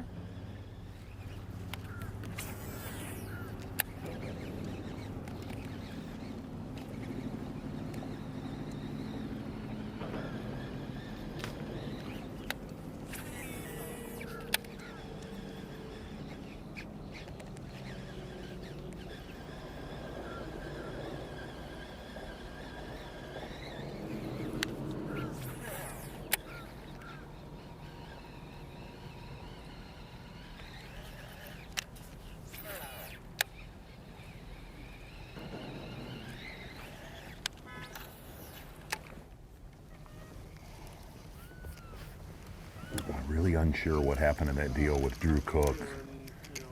So consistent days 1 and 2, and that gig just left. I'm just disappointed. I mean, and I really shouldn't even say disappointed, but, you know, I thought this calm conditions would have been ideal for, you know, buzzing that little swim bait across these pads, and dude, we just ain't had it. And, you know, just hearing Steve talk there when we were close enough, see, I mean, it just wasn't happening in here today, or this morning anyway. So, tickled to death that it got me, you know, this far. To make a top 10 against these guys is a big deal. So, you know, I hate it's, you know, not going the way we wanted it to, but at the same time, it's like, you got here, you're here, but I'm tired of just getting there. I want to finish the deal one day, and we will, but it's just tough fishing in a place this crowded to get it done. It truly is. Oh, gosh, I mean, your expectations always, you know, you want to do good, but, you know, you can't really set the bar way too high because, you know, I feel like if you set the bar too high, you disappoint yourself a lot. But just because these guys are so good, but, you know, you want to try to do good. So, you know, as always, the first goal is to make the first cut, make the top 50 cut, get paid, and then go from there. And then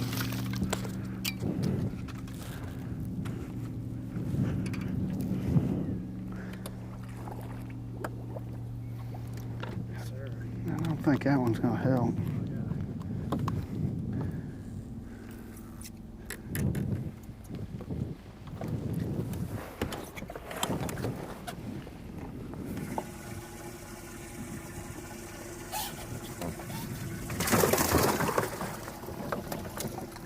Clark is catching up to Brandon Card for a number of fish caught today with his 10th. He's one behind Card. Yeah, days 1 and 2, Clark was going through a lot of fish, and one of the biggest keys, he said, the 3 keys to Clark's deal in South Bay, really outfishing the rest of the competitors and locals around him. The 3 keys, irregularities, the depressions where it would drop from 3 to 4 feet, a swimming worm, throwing that cutter worm, and absolutely, whenever he gets one bite, just locking in and saturating that area, because he has gone through as many males on camera as anybody that we've covered the last 2 days. I mean, the world is what I show up every year, every tournament for.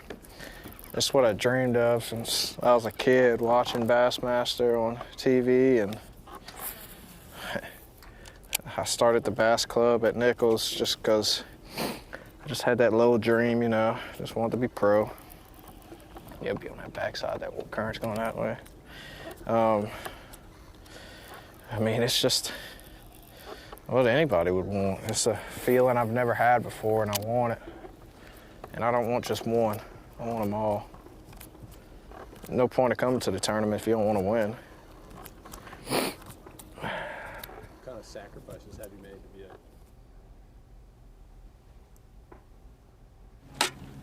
We're live. Just a little upgrade. We're plugging away here. There's a little bite window happening right now, so we're trying to catch them. I just caught a 5.5. So we're just going to keep culling up here. Same program as that we've done all week. 5-inch watermelon red Cinco. Just trying to find little lanes in the, he's 2.5. Find little lanes in the dollar pads, you know, some sparser areas. So that's the game plan.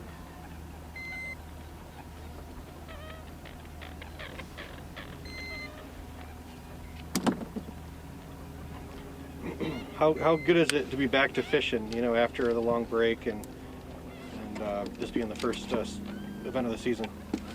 Yeah, just especially what I had to deal with to get here. It feels great. Feels great to be back. You know, I was in the hospital last month, so anything's better than the old hospital. That's a little upgrade. Yeah, I stayed in the hospital for about a week, 6 nights, and you know, it was the shingles virus. It was the shingles virus that led to meningitis, that also led to Bell's palsy, all at the same time. And so I'm over the meningitis, but the Bell's palsy is still lingering. You know, that's why I have the patch over my eye. Just got to keep the wind out. Of course, it's not windy today, but the eyelid doesn't work, so you know, you just gotta protect that eye. I gotta actually I need to add drops right now. I've been putting drops in my eye about every hour or two. But there's a little bite window, so I need to try to make hay while they're biting. I'll just pull the patch. Well, that's a lot to deal with on a fishing day. I always said if I'm gonna win a tournament, it would be on live scope. Live scope or punching. Hey, again, Now I'm trying to make that one of those come true. looking at what Tyler Rivette has done here, we talked about it just a little bit, throwing that suspending jerkbait. Looks a lot like a jerkbait that Hank Cherry designed. Yeah. Dives a little bit deeper, but really I was watching his forward-facing sonar image from cameraman Brian Evie, and Brian definitely backed this up. When he would kill that bait, the bigger trebles that he's putting on would let that bait sink down, because a lot of those bass seemed like they were kind of in that 8 to 12 foot range. And the other thing, if you're just tuning in to Bassmaster Live on days 1 and 2, a lot of the bass that Rivette caught, whatever it is so he said they would commit so good when they were in a wolf pack of 3, 4, 5 bass compared to, and Evie said this, he would stare at Looky there. his sonar. This was caught all day. There were giant, giant marks of single rogues that would not commit to that jerkbait. And you could tell when Hey, we got 5. you marked just one of them on that graph. And Evie said this, he goes, you have no idea how many fish are following that jerkbait and not committing. It's almost like you needed 2 or 3 for one of them to finally commit to that jerkbait.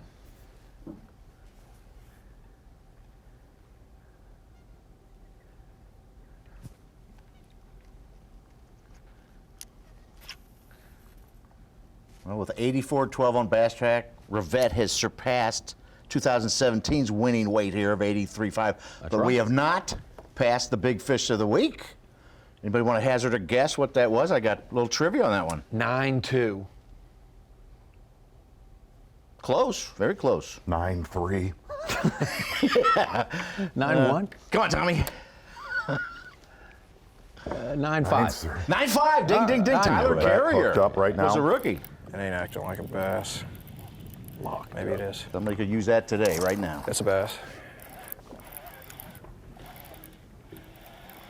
That little bass. You might call. So that is bass here. All right. Oh, you definitely call it 112.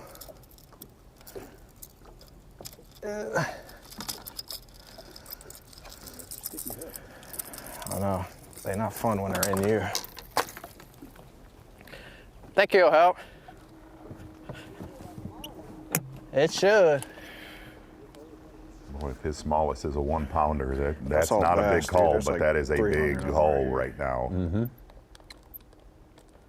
What's your scale say right now? Not enough. Yeah, 2 pounds. That is huge. Gaining a whole entire pound. Puts him within ounces of having the biggest bag of the day. Yeah. He had a 5-pound head start on Logan Latuso.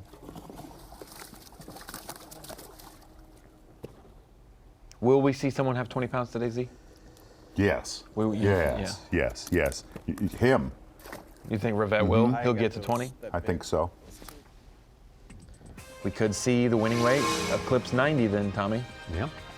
We were watching Tyler Rivette beam a 1-2 and a 1-3 yesterday and thinking, wow, he's paying a lot of attention to his ounces. Probably good to do that. And I'll tell you something else really about Tyler Rivette. As bummed and depressed as he was yesterday, dude saved himself yesterday. He ground it out. Absolutely he did. So did Brandon Cobb. Hats off to those guys. Hats off to all 10, and we're going to stay with them. We got more fishing to come from Okeechobee.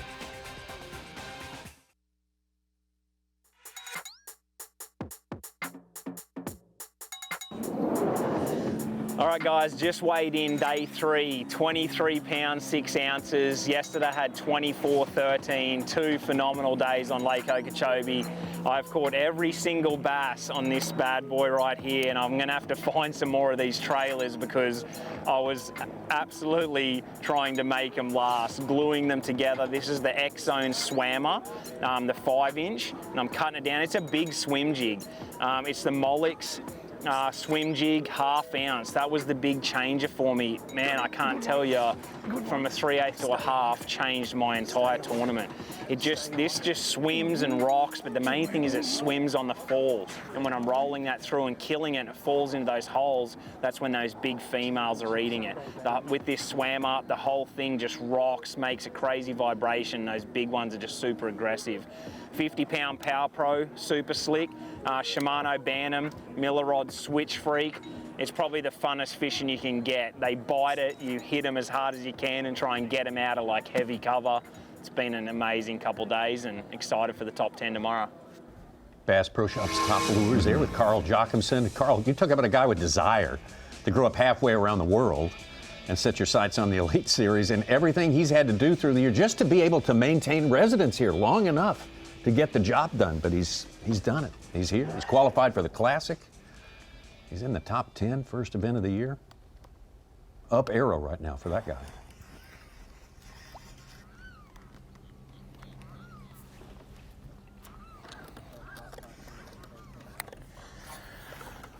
Yeah, this is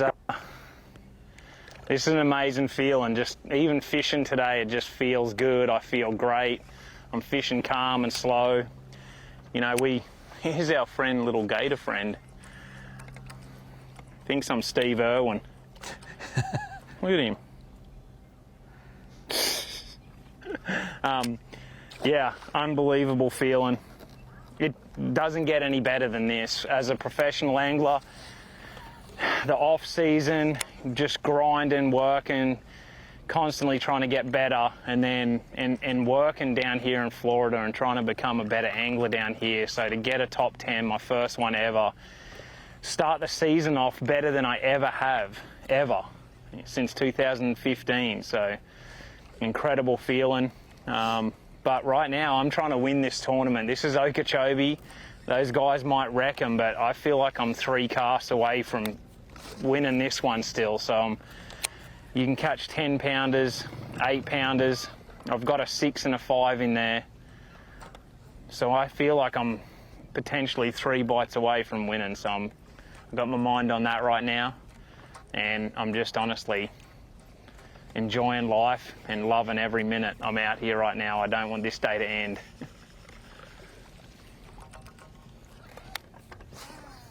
Well, he has had a lot of ups and downs in his career. I asked him last night, I said, Carl, what's your best finish to start the year in Florida? He said, I don't know, like 97th place. And now Carl can laugh at that, to see what he's done. And it's taken him a long time to get some consistency under his belt. You know, squeaking to the Classic that we've got in a couple weeks, and to start the year off, that is huge for Carl, man. You as unbiased we try to stay in this, you like to see Carl do good, and just making little adjustments on day one, not catching a good bag and going from a 3/8 ounce jig in the same area to a 1/2 ounce and turning the ship around. That is awesome. We're going to slink south a couple of miles from Carl Jochimson with Clark Wendland, like Carl. A couple big bites from holding the trophy here on Championship Sunday, but hourglass starting to tick for Clark Wendland down in South Bay. Clark's 5'10" back as it stands right now.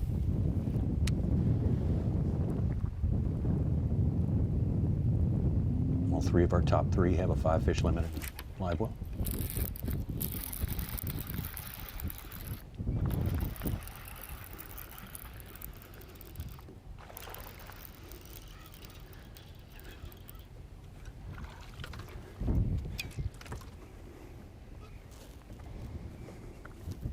I'm gonna have to weigh them.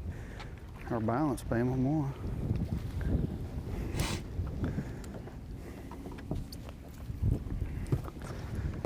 I think I'm gonna weigh them.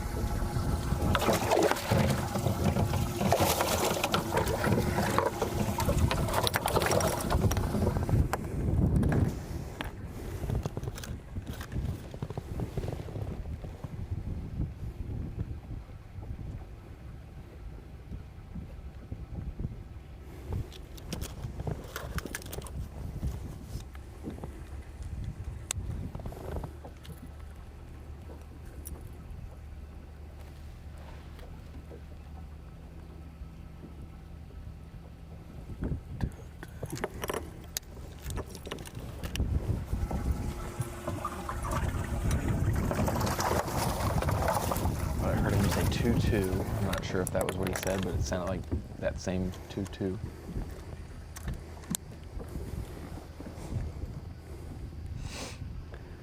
Okay.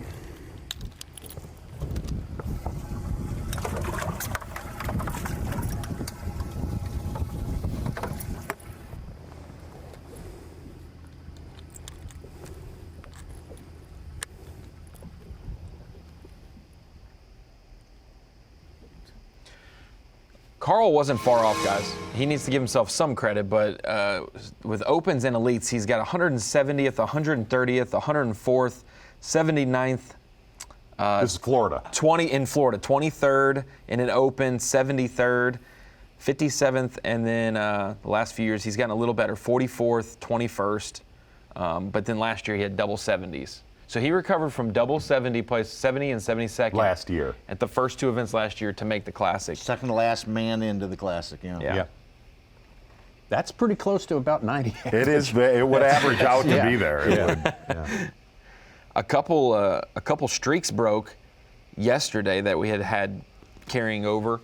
Chris Johnston had 6 top 20s to end last season. He did not get in the top 20 this week. He did make the cut for day 3. And then Brandon Lester, we complimented him last year, 10 straight opens and elites that he's been in the top 35 in Florida. Top 35 in opens and elites the last 10 times. Fell short yesterday and got 46th. Still made the cut for Lester, but his streak of, absolutely unreal finishes in the state. Yeah, at least we could say his streak is now he hasn't missed a cut in a dozen tournaments in Florida. Yeah. Pretty strong for a guy from Fayetteville, Tennessee, Yeah. I would say.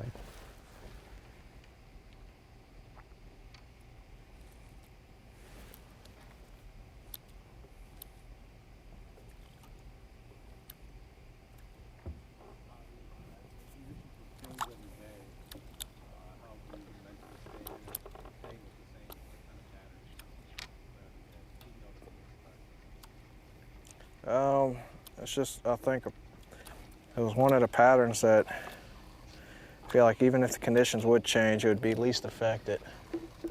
Just because they're deeper and they're sitting there for a reason, post-spawn, pre-spawn, just waiting. So they're not going anywhere until they want to. So I'm just waiting for the new ones to come in or the old ones to come out. They got some big ones here. Just gotta get the jerkbait down there. But main deal is just sticking with it. Like that's any Florida pattern. If you just keep it in your hand, it's one of those that'll pay off probably. It's just like flipping a stick bait all day. You might not get many bites, but if you keep it in your hand, you'll catch your 5. And I just learned with this jerkbait that there's more quality bites on this thing than I've been getting anything else on. Jeez, there's so many down there.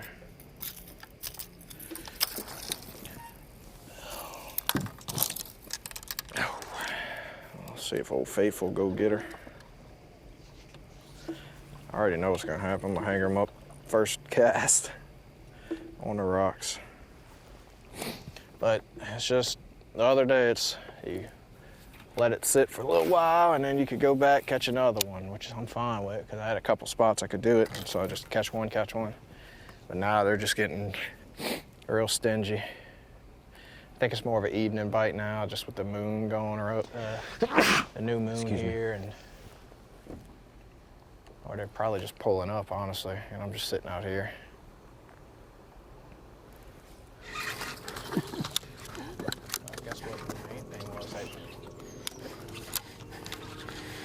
Well, that's 5.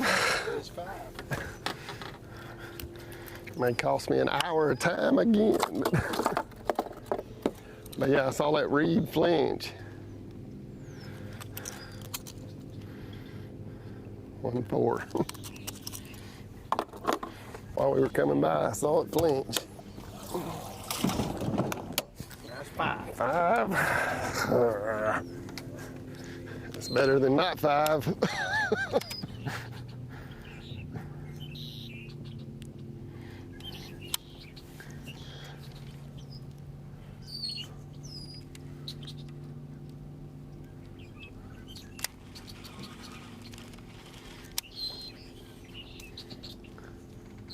Can you believe that? I can't believe that.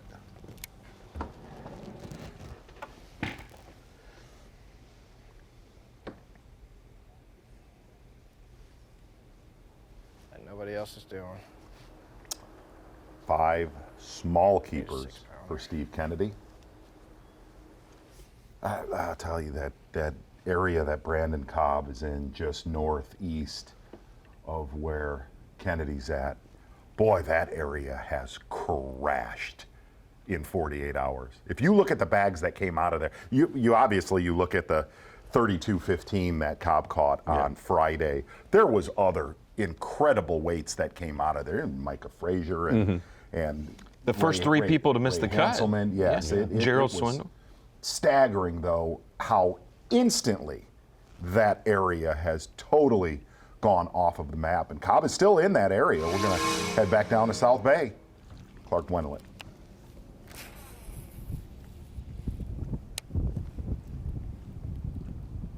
It's 1 o'clock local time. We're pretty much sliding into the 4th quarter of today's game.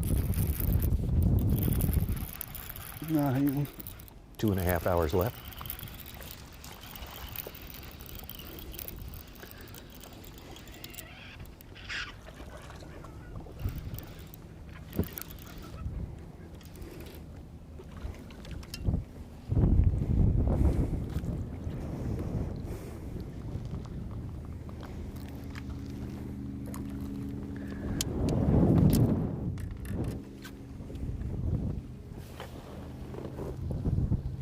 No, you're dead.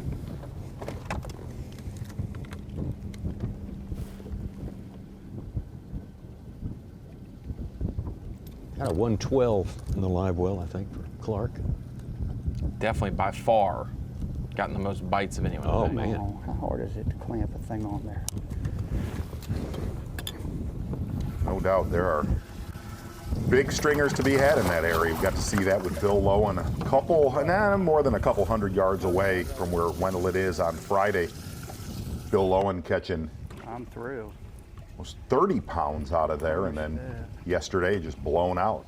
Cooper Gallant not too far from there as well. Those are the 3 survivors really that had higher finishes or on camera. I'm catching them good, but I'm just not getting the big ones, and that's what I need. I was a little surprised, not that Scott Martin's area died off as quick as it did. I figured with how small it was, it would. I was more surprised he had nothing else to go to. For sure. That that was as productive at times. Cocky, but to bridge the gap, Same weight. A little shocked about that. I think I'm gonna let yellow go.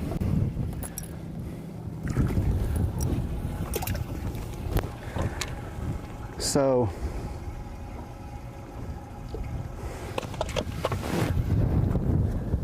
I'm catching them plenty good. I just got to get a big one. I told Brandon a minute ago, I'm going to catch a big one. I need 2 big ones. I just know this lake, it's too good. And they're biting right now, I promise you that. I mean, I've caught a lot in the last little bit.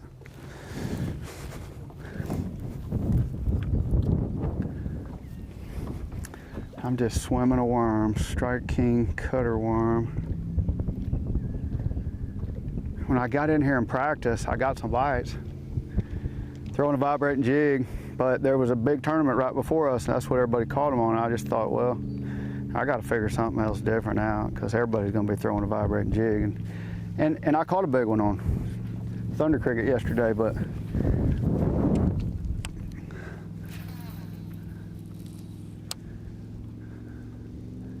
this is what I've caught the most of them on. One hit it right there. Clark says he thinks he needs 2 more big ones. I think 2 4s would put him in the lead. I don't know how long it would last in the lead, but Clark definitely a part of the conversation for the win here. Lake Okeechobee, SiteOne Bassmaster Elite. Tyler Rivette hanging on there. Logan Latuso gotten very close to him. Been back and forth between those 2. Tyler's still maintaining the upper hand. Brandon Cobb and Steve Kennedy, those guys definitely need two big ones, two really good big ones. Carl Jochimson also a threat as well. We have more to come. Yeah! No way! Live coverage of the SiteOne Bassmaster Elite at Lake Okeechobee is sponsored by Yamaha.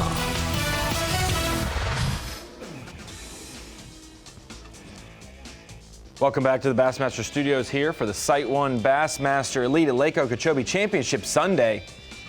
Top 10 anglers fighting for a chance. And could we see another rookie take the first event of the season? We saw it in 2021 with Brian New. Logan Latuso is trying to do that as well. Or we could have a first-time winner, Tyler Rivette, former college angler from Nichols State, sitting on top of the leaderboard. He's been close to the top all week long, Tommy Sanders. But he is now on top all alone with a little bit of a pad over second, third, and fourth. Clark Wendland putting himself in position as well, but boy, we got a good race going running. Yeah, and speaking of Clark Wendland, that's a great segue as we bring it into the Bassmaster Studio, sponsored by Marathon. Clark Wendland, 2020 Angler of the Year, and as we bring it into the Dakota Lithium Screen of Knowledge, why don't we talk about our talent picks? If you missed it earlier in the week, our Angler of the Year, our Progressive Angler of the Year predictions, some of them got off on the right foot this week, some of them did not. I think everyone made the cut here except for Mark Zono's pick, Corey Johnston, but I know that Corey's going to have a strong showing in the next couple. No, you did not. No, you did not. Hi, Chris. Davey Height said Chris Johnston.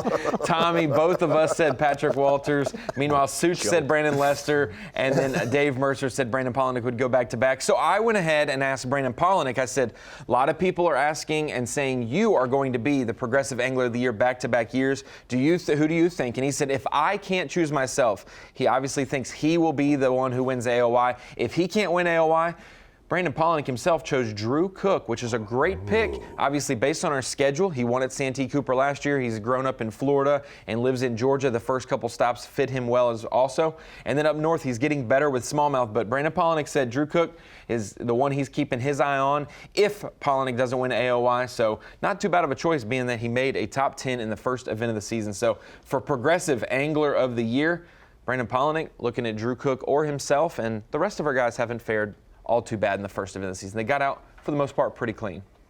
Ronnie Moore, a mean touch with the screen right there. Hey, good stuff. I'm trying to be nice with my touch. All mean. Whoa. You're not mean. I mean like you're a bad man. Oh, yeah. Okay. Absolutely. I got you. That's how you get around. That's right. That is actually Captain Bo Johnson, big-time shark fisherman off the... It's not Captain Bo Johnson. I think it's actually an airboat race. And I can't stress this enough. I said this on day one. A lot of those spawning bass that are in like 11 inches of water, they love that. Oh, sure. Yeah. That's how they get the big knots on their head. That's how they get a big knot on their head. Speaking of big knots on your head, this guy's got them. Bunch of those guys down there, as a matter of fact. You ever heard one of those on the nest when they start vocalizing? Absolutely. Sounds like a lion on the... No, they have another one. The lion on the MGM, when you start an MGM movie, they can sound exactly like that. They can growl like super loud.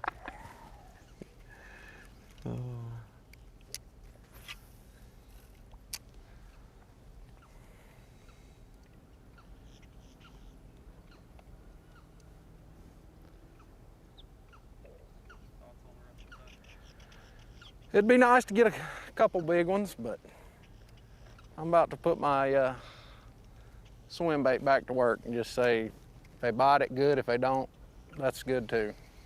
It's been a good week. And we'll go get ready for Seminole. Think's gonna be the deal up there? I don't know, it's hard to imagine there not being a few spawning fish up there. You know, the grass should play. Could be a good backwater bite. Frog, maybe. I think it's gonna be good. I think the weather's shaping up to be a good week. And there'll be some big ones caught for sure.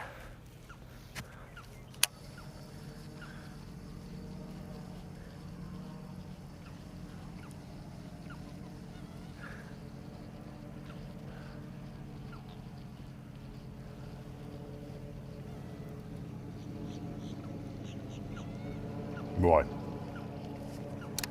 He nailed it.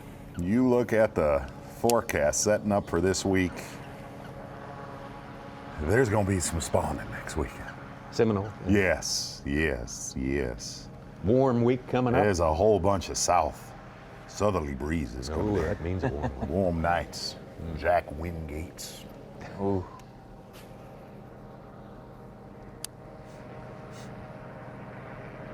The way it looks, front that's coming in actually does not hit till the event is over. Which will be a first in Bassmaster history, that with the weather He seemed interested. held out.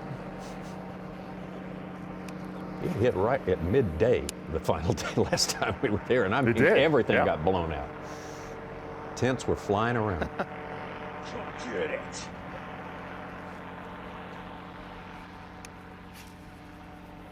You and I were on the water in that tournament. Oh, yes, we were. Oh, my gosh. Great. I mean, we got was there early. great. It was beautiful. I can't remember. Who did we follow all morning? David Walker. That's right. David That's who it Walker, was, yeah. who was actually doing a little bit of jerkbait. Yes, he was. He was. And other things. Yeah.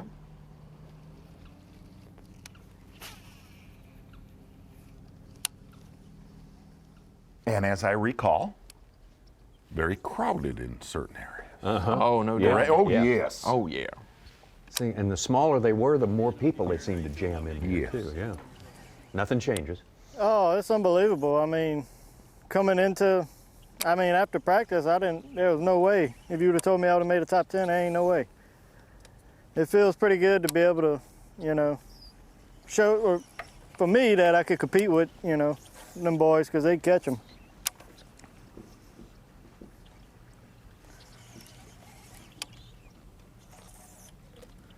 Super excited about it. Oh yeah. I think Mom and them, they all having a watch party. Friends, everybody, they probably all watching.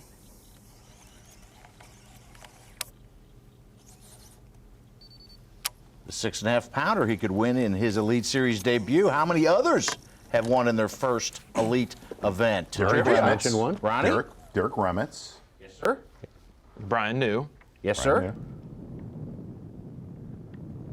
We're going to give Ish the very first Elite at Amistad. We'll give that one. So that's 3. That was his debut. And it doesn't count. At the next venue, where are we going? Was B. Height 2014 his first year switching over?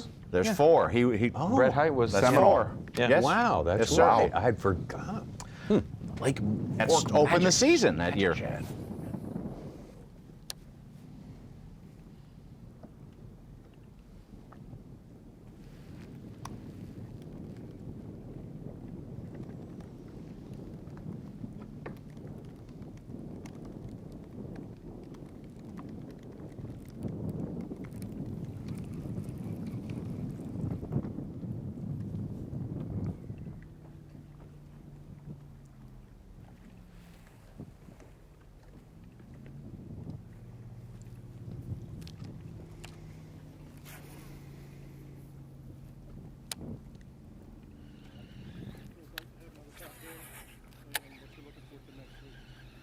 Yeah, it feels great to have a top 10, especially after the practice that I had. It was brutal.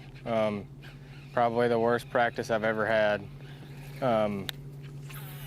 Next week, I am jonesing, chomping at the bit for next week.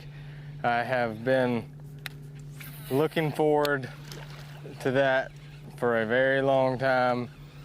And when they announced it, man, it was like, oh. I think we're going to be there at a great time.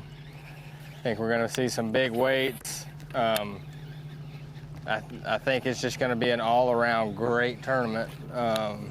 The weather looks like it's lining up to be about textbook. I think it's supposed to still be the lows in like the 40s tonight. But I think the high tomorrow is in the upper 70s, and then for the rest of the week it's going to be in the 80s. So we got a moon, a new moon. I think it's tonight or tomorrow night. So it's like a good, perfect storm almost. You're going to see people catch, pre-spawn fish, spawn, post-spawn. It's going to be like a pick your poison type thing. You're probably the same baits that you saw this week, and some new baits, but it's gonna be good. I'm really looking forward to it, and I feel like Bainbridge will show out as a host. I think we'll have packed weigh-ins, and I know I've got a bunch of people coming, so I'm looking forward to hopefully catching them really good there next week and keep this streak rolling to the Classic, really. If you also haven't checked it out, online, Bassmaster.com, Drew Cook has written a column, I think once a month since like Thanksgiving, about leading up to Seminole, whether it's how he preps for a place he knows a lot, what to expect. But Cook is so excited, he's like, hey, y'all want a story about it? And it's like, you can tell us whatever you want about Seminole, we'll listen. So Cook is super excited and has detailed some of that in his column. It's a big place in bass fishing history. Corey and I are close enough friends. I'm going to dump him for my Angler of the Year pick, and I'm going with Clark Wendland from here on out. But it's going to have an asterisk because you picked it after. Does not matter. Okay. Well, I'm just saying. Does not matter. Well, that's, you know, Tommy, don't. them's the breaks. Hey, going into the last event, do not switch up your AOY pick with an asterisk. Okay, No, I'm Tommy? not going Don't to. just Not going to. Won't be allowed steady. to. Roll steady. That coverage, Drew was talking about what a great tournament it's going to be. What a great commercial for that tournament he gave us there. Lake Seminole of Bassmaster.com. February 23rd, 24th, 25th, and 26th. You know, and some of it on FS1, Saturday and Sunday morning. Tubi, Fox Sports Digital platforms as well. Going to have it covered for you, and it should be absolutely great. We might have a really, really tight finish here at Lake Okeechobee. We'll see how much that scene changes when we get back. Bassmaster Live. Yeah. The SiteOne Bassmaster Elite at Lake Okeechobee is sponsored by Ranger Boats, Yamaha, Toyota, and by Dakota Lithium.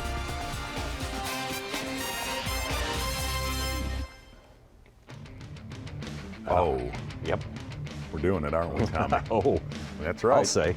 How about rookie Logan Latuso, spawn of Robbie Latuso, getting it done during our midday break with a 7-pounder. I only got a big. Most of his damage, we said it, done with a frog and a bladed jig early in this event. That little clump right behind him, catching that 7 and backing it up with a 5-pounder right here. 2 swings of the bat, and Logan Latuso still some way, shape, or form. We said this was going to go down to the last hour. It has definitely done that. Logan Latuso, great job for your first outing. Bassmaster Elite Series event at Lake Okeechobee, setting up in your wheelhouse. Dude comes from the Atchafalaya Basin, having a big first event here on the Bassmaster Elite Series. That is a power pole replay today. It was impressive. Latuso or his delivery? Which one? Both. Latuso. Absolutely. Yeah, Latuso for sure. His delivery's always great. No, it was off, but we're working on it. Tyler Rivette, though, hanging on for now. 2 guys from South Louisiana at the top of our leaderboard in extreme South Florida. Let's look at how they're distributed out over Lake Okeechobee today. They don't have any other elite competitors, but the top 10 out there today. This guy right here is still in the mix. Yeah, well, sure. Brandon Cobb has 2 good ones. 2 hook sets. 2 bites to make up 9 pounds around.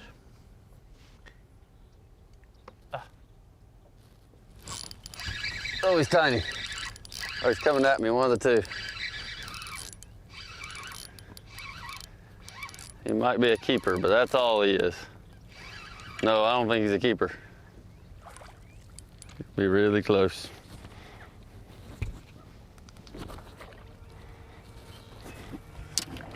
And that is what you catch on a spinning rod in Florida.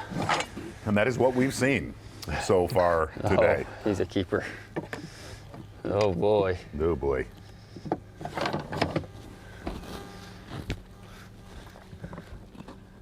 Oh, we got 5. Yep, we got 5.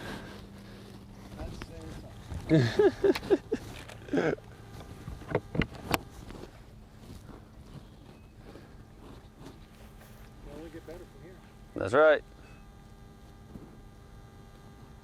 Relatively quick, too. Last 10 minutes, he's put number 4 and number 5 in the boat. Oh, and he is. 6-12 back. I just want to catch a bunch. I don't care if they're little. I just want to jerk them. The same cast over and over to where all those big females stopped on Friday. 33 pounds is a powerful thing. Oh. It's It'll pull you right in. Yeah, change your way of thinking. He's got 10 pounds with that 1 pounder that he just caught, number 5 being his smallest of the day, and he's 5-12 behind.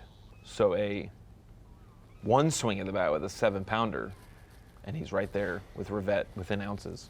And he's got 2 hours. Yeah, and he's got a 1, a 1.5, and a 2 1/4 are his 3 smallest. So even if he catches a 4 and another 4, that's the same equivalent as 1-7, coal-wise.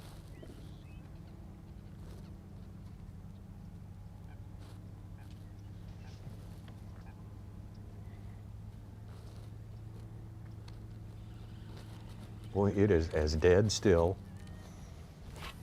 as you can imagine.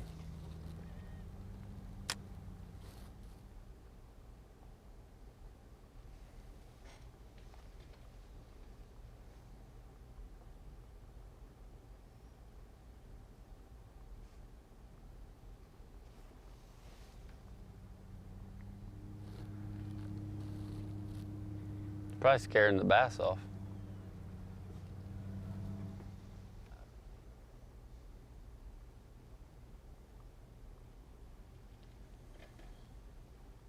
That's your top 4. Rivette, Latuso, Wendland, and Cobb. Yesterday, Wendland was, at this time, had 30 more minutes left. Left at 1 o'clock, right after he caught that, his biggest of the day. He's got another hour to fish at least. Oh, yeah. Oh, that's like best case scenario. It's this place here. I mean, you can see today and yesterday's. It tends to be like very volatile for me. And I was looking at the schedule all year, and this one and Seminole were honestly the 2 I was most worried about. So to get a top 10 in this one gets the year off on the right track and takes a little stress off from Seminole, because you get 2 bombs right off the bat, then it's not good. So to get a top 10 right off the start for AOY makes a big difference. Obviously, you want to win when you get in the top 10, and it kind of sucks to be having a tough day today, but points-wise, it's still huge to start right.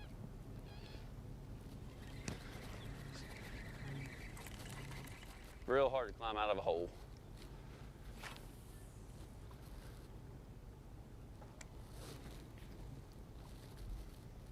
Trying to figure how Brandon Cobb feels himself unsuited for Seminole.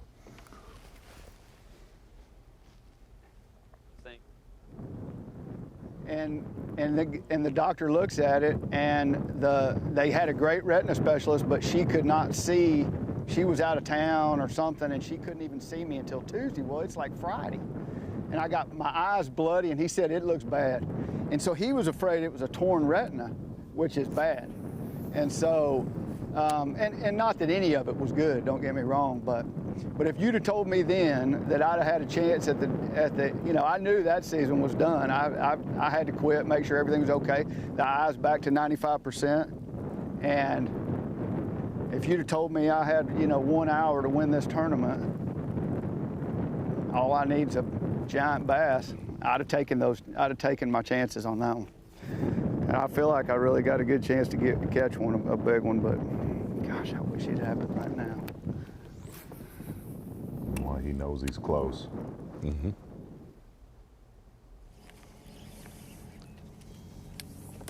Move up some more.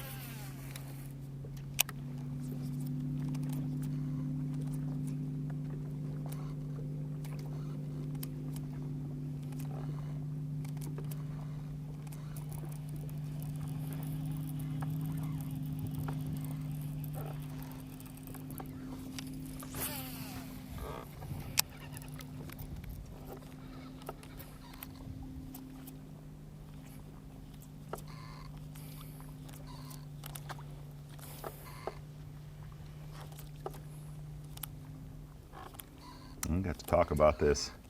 Late yesterday afternoon, in a 4-day event, we have seen every single face of Lake Okeechobee in this tournament. That's 2 more fish here. You would think, huh?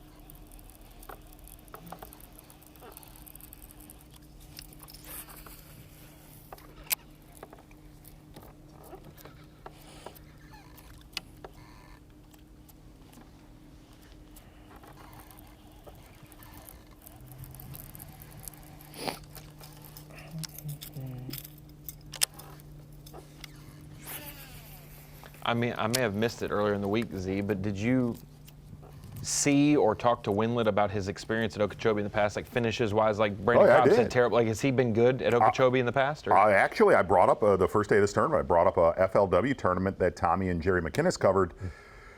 Gosh, man, I'm going to put it back probably 26 years ago, literally. Maybe 98, something like that. It was a ballpark right around then. And where Clark is catching them is within a few hundred yards. It looks a heck of a lot different, but it's an area that he caught him in that tournament.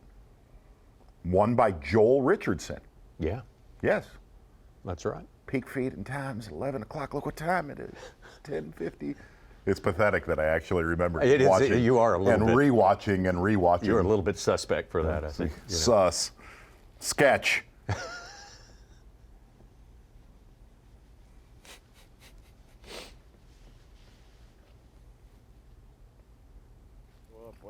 I can tell you who caught the first fish of the morning in that tournament. I'm not kidding. Ken Cook on a top water bait. I'm not kidding. I think I remember the late that. Ken Cook. I think I remember that. Caught a fish on a devil's horse. Yeah.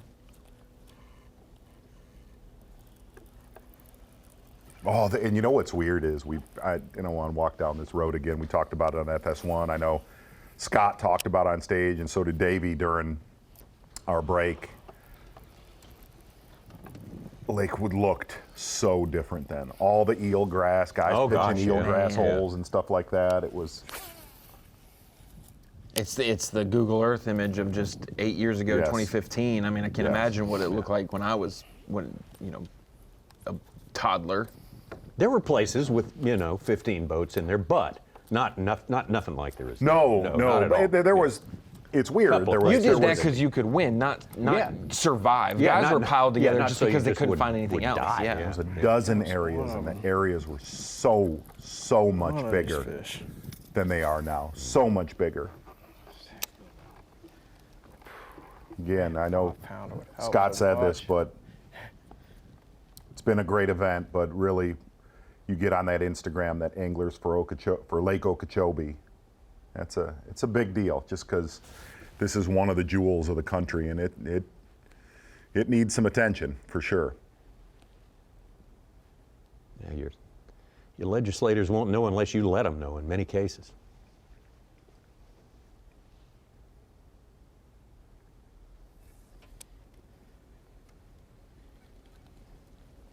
And that's the biggest thing. Gene Gilliland yesterday, when he delivered a great monologue about reasonings and how to help and things like that. A lot of fishermen are reactive. Once it's a done deal and the lake's done for, they want to do something about it. But a lot of these guys are echoing it, even with 30-pound bags, trying to be proactive of what they don't want it to disappear. Hour and a half. It only takes 2 or 3 bites to be right back in the middle of this. Well, and the real truth is, and this has been But I would love to see some weather. Something change, and we ain't got even a breath of wind still. But you keep losing this environment. This is a destination for so many anglers across the country. You lose that environment, and if the fishing completely crashes, watch how fast it's not a destination. We've seen Kentucky Lake. Absolutely, man. And when you drive through Paris, Tennessee, at times it's or the towns around there. I just mentioned Paris, not to single it out, but the towns around there, they just look different. They just look, the parking lots are more empty. There's not boats all the time there. Yeah, it's a real thing, losing patronage when you lose a fishery.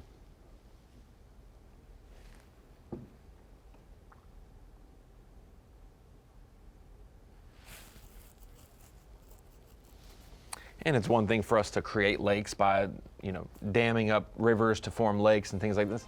Okeechobee's a natural gym. This is, you can't. We didn't do nothing to make this. This is, but we can do stuff to hurt it for sure. It's designed to thrive the way it thrived before people were here, or when the Paleo-Indian people were here. So it's definitely worth protecting, that's for sure. We got more coming from fantastic Lake Okeechobee in just a couple of minutes. Take a quick break, come right back. Yeah! No way! Live coverage of the SiteOne Bassmaster Elite at Lake Okeechobee is sponsored by Yamaha. 4 days of fishing on Lake Okeechobee. That's how we open the 2023 season for the Bassmaster Elite Series, first of 9 tournaments that'll take us up through up to the Florida-Georgia line, up into the Carolinas, Alabama, Texas, Lincoln, all Northern over. Swing, Michigan, state of New York. Maybe that guy can come with us. Get back down to the lake here with time ticking away. Clark Wendland got a shot. Just got to have a couple of beneficial things to happen here in the next hour or two. And really the one thing missing today for Clark Wendland, definitely got a lot of late game big ones the first 3 days of this tournament. Got to see one of them on camera yesterday. So far, not the case. One big one in his live well. Oh, turned it around from this morning after I caught them 2 big ones. Just tough bite today. Last hour, I'm just keep punching around, try to find one or two more big ones. I'm going back to that mat right now where I caught them first 2.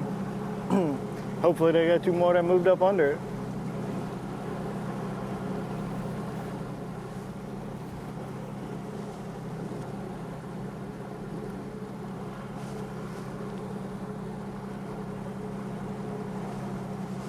So Logan, we've had like different conditions every day. How have you adapted to those and changed up what you're doing?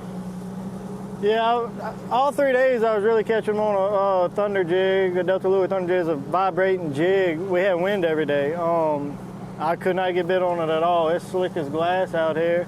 I think them fish tucked up under these mats with this high pressure, and everything I caught today been punching with a punch skirt and a D-bomb on the back.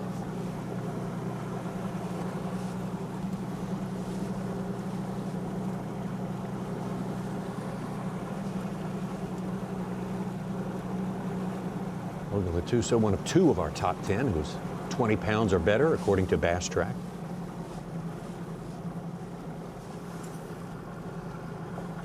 I'm sorry, I'm misreading it. Looking at the wrong column, sorry, folks. He's got 18. Those Bass Track columns that messed me up. A lot of I can't see any news and nuggets in those numbers. There's plenty more than you need.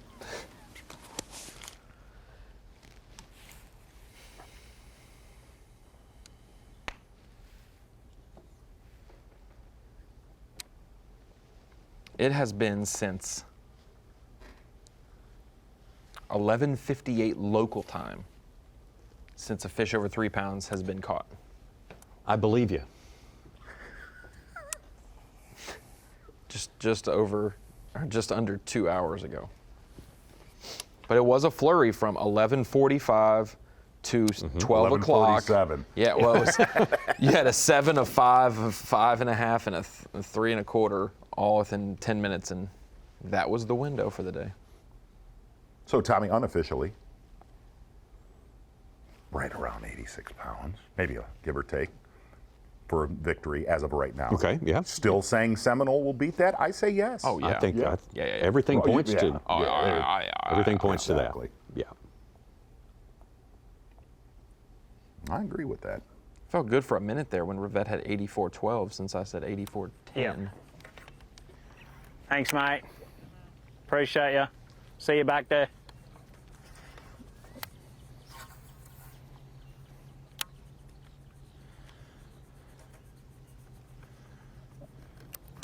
Oh. Knew that was going to happen.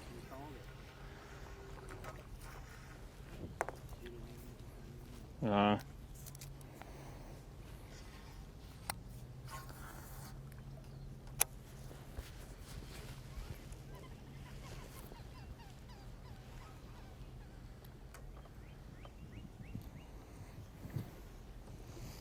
even looking at it.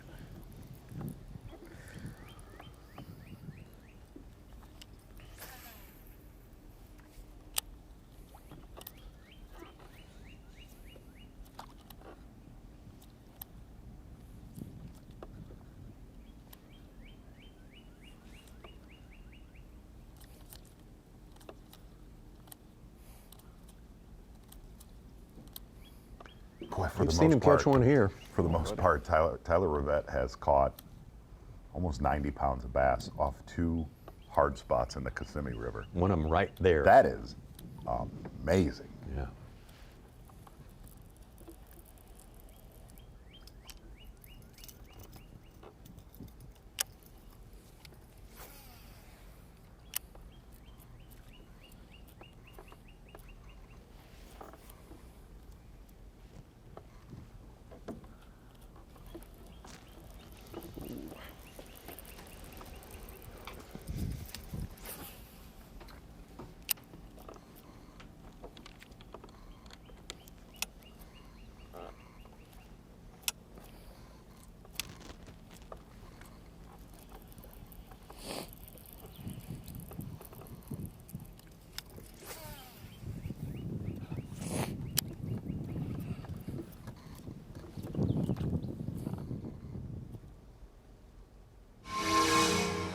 Top 4 there. Let's go check on Drew Cook. Drew Cook just a little while ago told us how much he was looking forward to next week. He's done some good work this week. He said the grass is in good shape where we're going to, and I'll drill it and go for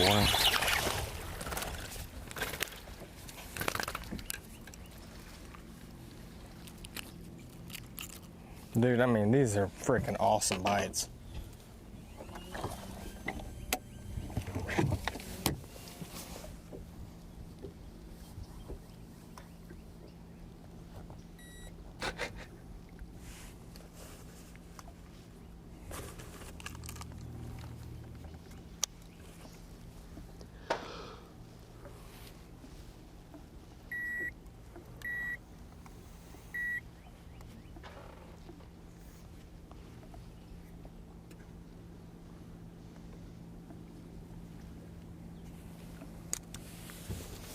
Number 4.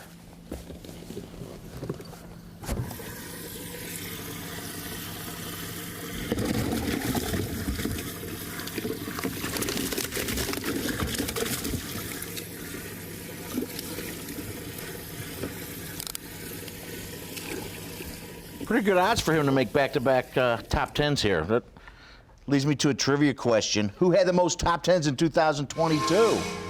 The most top 10s? Most top 10s. Top 10, 2000. Tie. There's several guys. I'm going to say Brandon Polinick. 3. Chris Johnston. 4. Brandon Lester?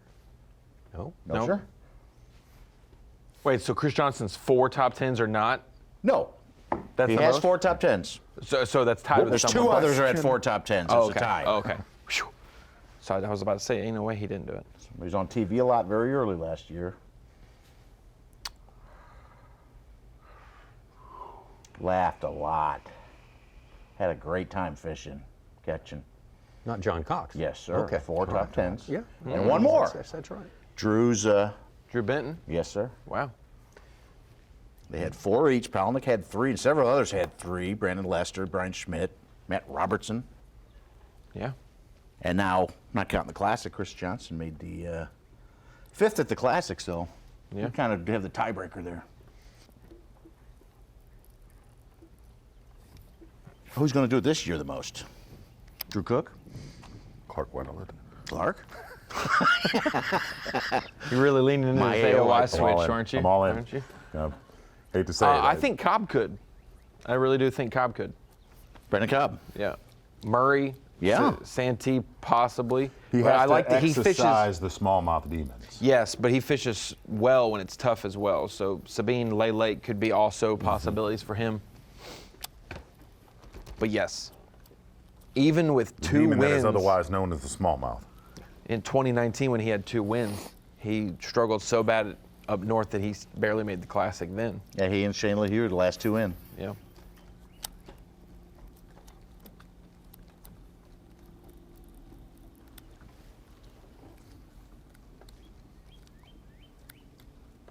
Mark Frazier made it here. He might have multiples. Caught the biggest bass of the week at Fork on the final day.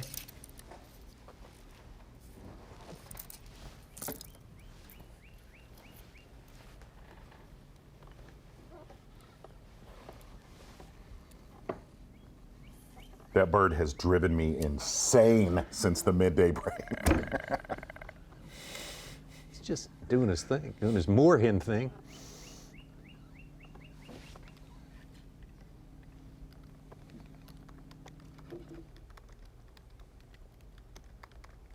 Let me get back over to Drew Cook. Just caught one like a minute and a half ago. Oh, yeah. Talking about his possibilities for the season of 2023. Looking good with a cut made to start things out. What a bite.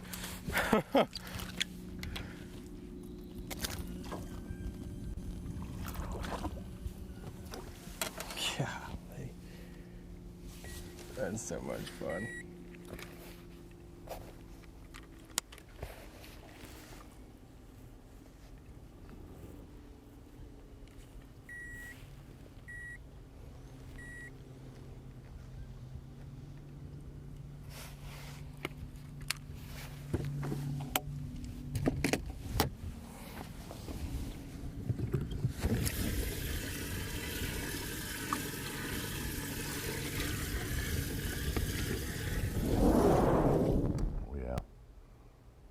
Kind of like a slower Caleb Kufall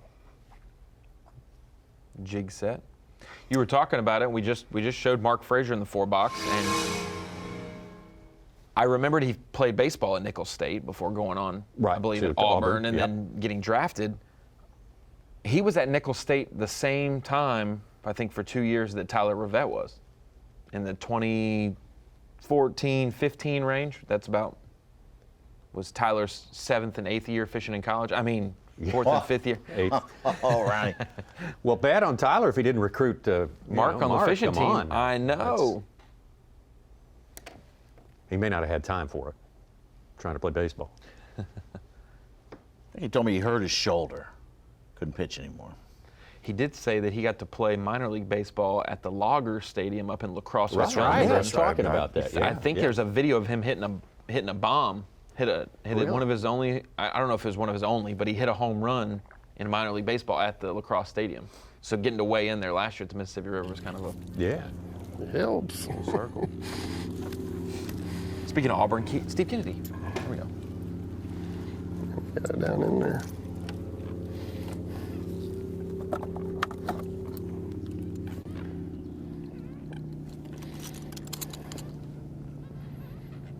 One eight. Going on the kicker side. Left side.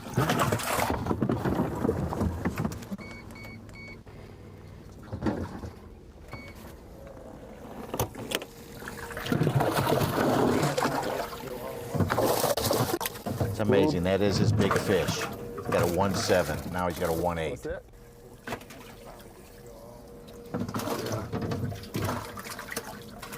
I think that's her. Him.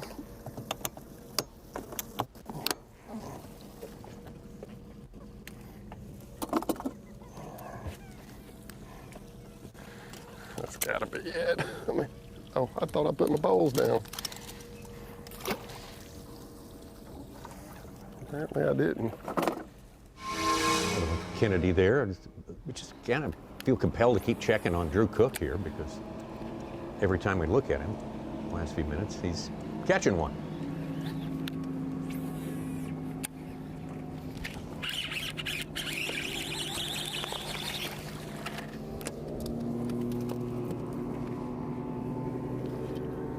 such a sweet bite. God, we should have come up here and done this all day for 9 pounds.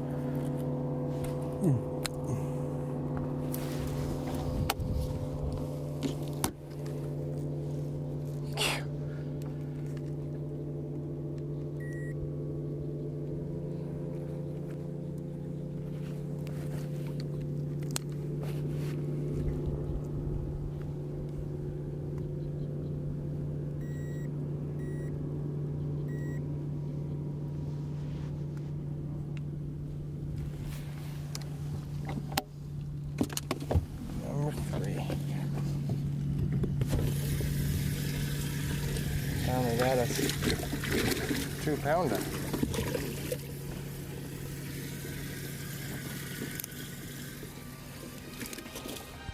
Well, starting from spotting the field a lot of time there, Drew Cook. Steadily catching him right now. Still going to take a major miracle to get himself up there. In the top 4 positions, top 4 right now, still Rivette, Latuso, Wendland, and Cobb. These are our guys that, still have a shot at it, I would think, at this point. Although Steve Kennedy, a couple of swings of the bat, he could do it for sure. Got more time to fish here on the final day, Championship Sunday at Lake Okeechobee. We'll be away for a moment and come right back. Yeah! No way! You're watching a Fox Sports presentation of B.A.S.S.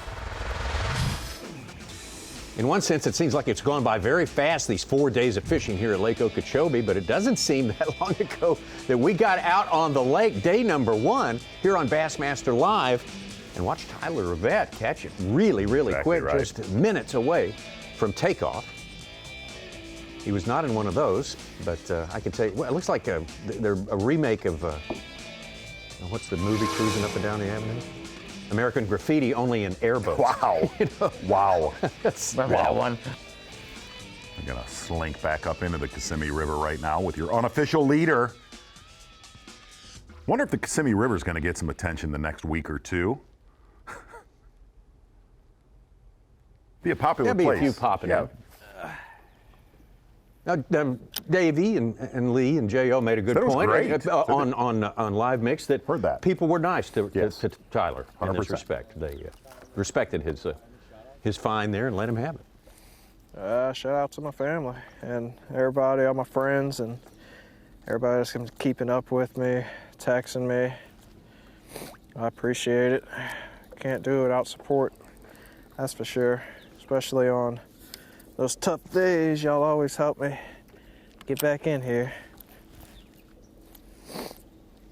With that, and just all my sponsors, the ones that stuck around and helped me out.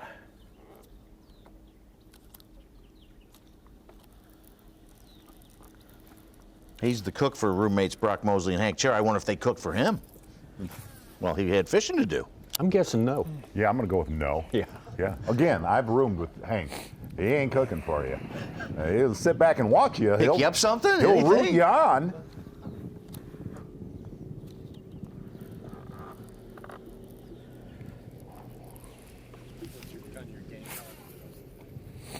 I think I'm gonna just go down this bank. Kind of want to stay close because I don't know. I think I got water in the gas or something. It's acting weird.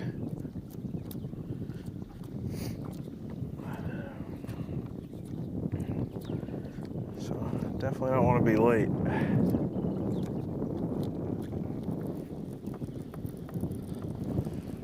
That would suck.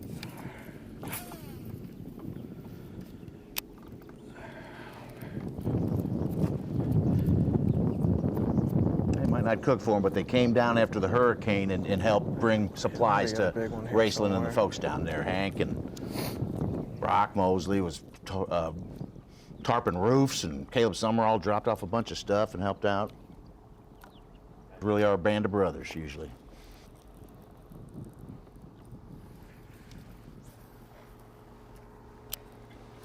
What time do they check in? Do they check in at 3:30? 3:30. Yeah. Okay. That's why weigh-in got pushed back 15 minutes because I think it might be a trailered weigh-in. Like normally they pull them through for top 10, so I think there's enough room at C. Scott Driver that they're going to do that. We'll see. 3:45. For right a here. weigh-in, yes. Bassmaster.com. Damn back.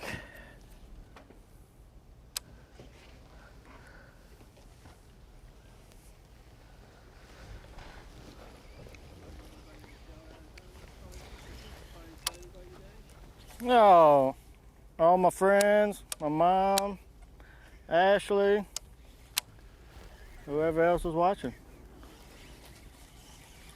All the guys at Cajun Outboards, they really helped me out a lot. Get everything done so I can get out on the water just in time.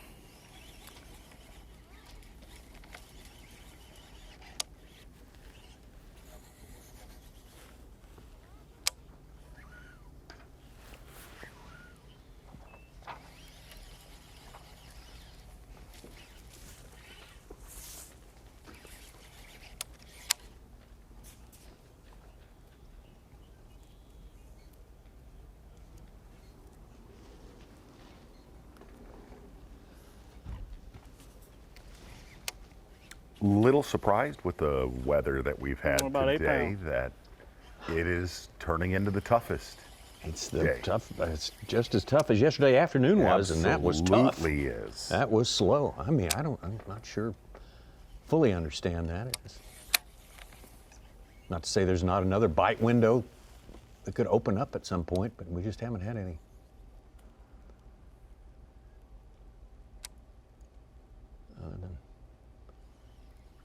Logan Latuso and his quick flurry, bang, bang. Right at noontime, not much.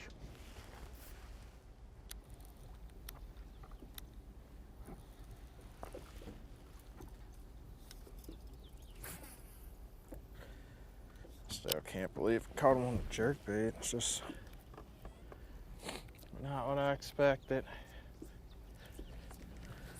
I was just trying to come get a check and start off right. Half a crappie. Wendland hooked up. It's one of my new favorite soccer league places to fish. It's a secret too. Nobody's on this river. Oh, that's a bass.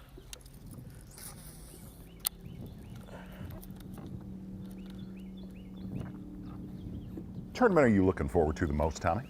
This year? Yeah, we've been thinking about that. Put it in front of them. Come on. I get such a kick out of St. Lawrence, Ontario. Okay. Lake Ontario. Okay. It's just, all right.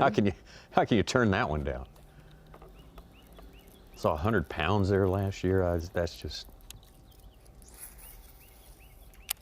But for requiring some risk taking and some creative thinking and all of that, I mean, it's going to be probably the toughest tournament we have this year on Sabine. Yeah. I like that too for sure. sometimes. Yeah. How about you? I like that we're going to Santee at a different time than usual. Oh, yeah, a okay. lot. Yeah. A lot.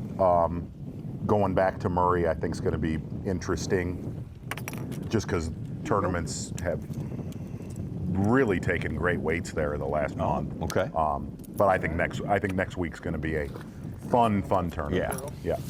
I am looking forward a lot to that as well. We just covered the whole season right there. Mm-hmm, yeah. You factor your bets, you've got a better chance of It was a bite though. I tell you, winning when it a hit small it right amount. when it got hung and he What hit about it. St. Clair in off late the July, hung. Z? Is it a possibility? They're just getting right. It's not yet the big Not set quite. fighter, 25 pounds a day No, plus? not probably not, just because they're not. No, it hits those dead reeds, and there's just nothing you can. That's why every once in a while I just get solid hung, because they just grab your bait. I don't know what you can do about it. When you're throwing like a vibrating jig, you're hung constantly.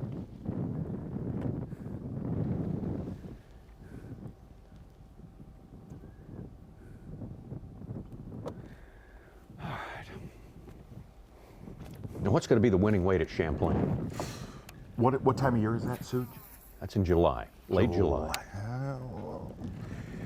A lot of that is very water level dependent. If we get into one of those high, which it is not dictating we're going to have. Champlain? Yeah. August 17th to 20th. Oh, that August, yes. it'll Week be- before Okay. St. Lawrence. Better weights. The fish will have, they'll be way past the majority of their spawn, so the weights will be a little bit better there. It'll be a 20-pound a day gig there. It'll be the 22-pound a day, I would say, St. Clair. Okay. I don't think you're going to see some of those crazy wicked stringers the end of July. That 4 days in a row. Yeah.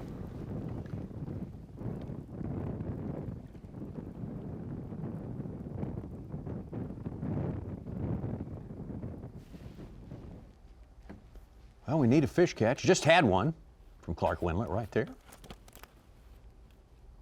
But lately, a good bet is to go and check in on Drew Cook. That's Steve Kennedy. Wait a minute. He's got one.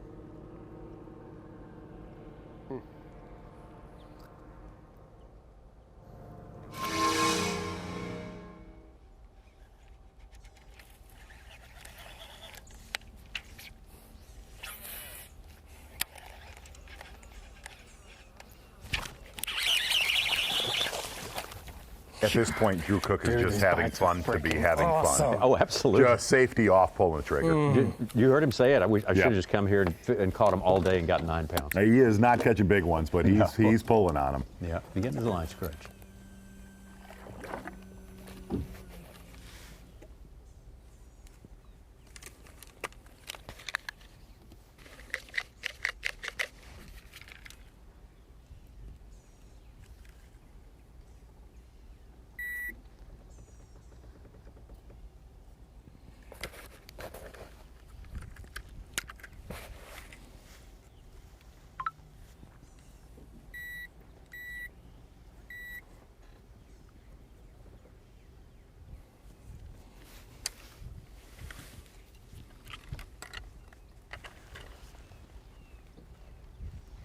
Pound and a half.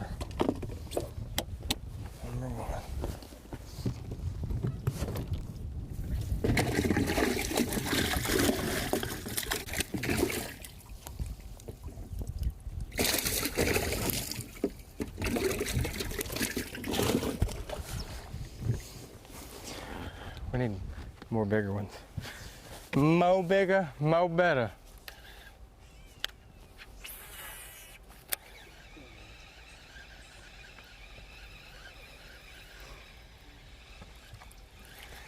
I got to get another. But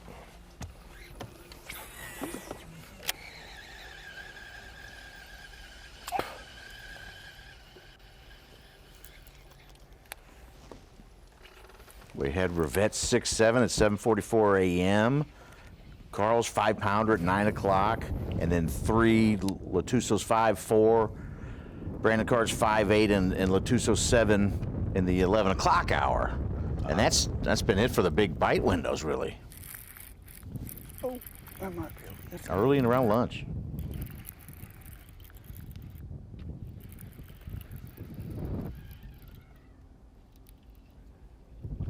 No. Same size. Wind kicking up a little bit down in South Bay.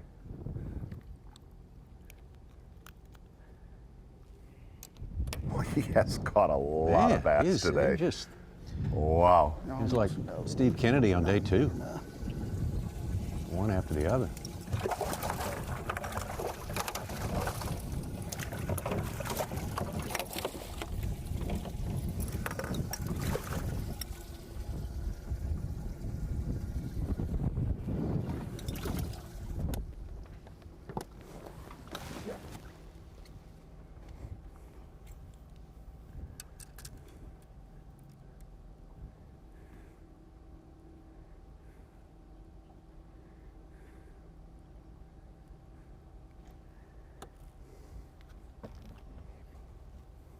Look at those areas that Kennedy's in. And Clark, boy, they're tired from the last couple weeks. They are.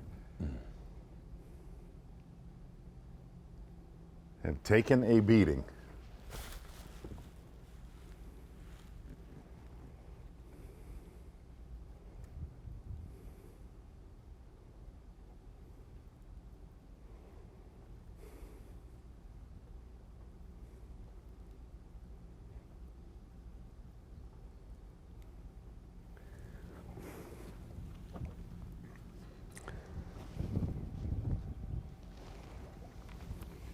It's amazing about that deal down in South Bay. If you really look at where he's at, where Lowen was at yesterday, it doesn't look as alive as the rest of the places we've been. It's just a lot of dead, decayed stalks and reed heads.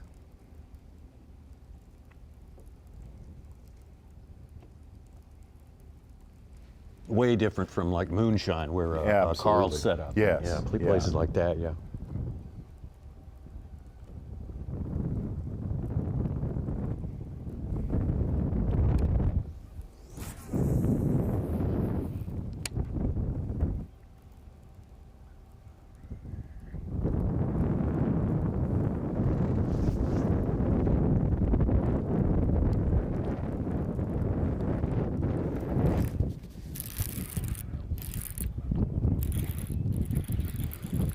Oh, that's bigger.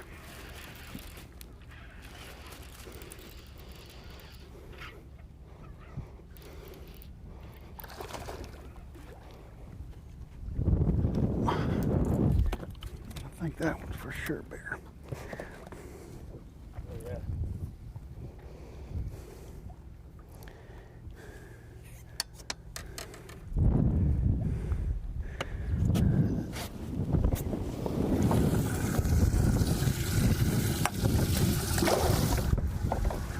You look at their weights and their deficits. I mean, Wendland barely needs 19 pounds to catch Rivette.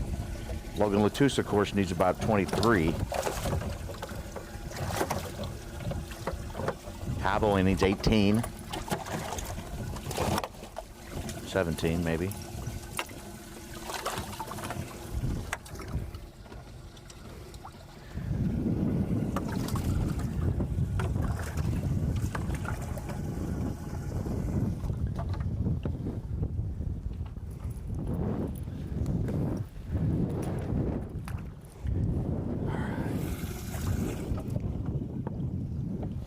Good deal. That one helped a little.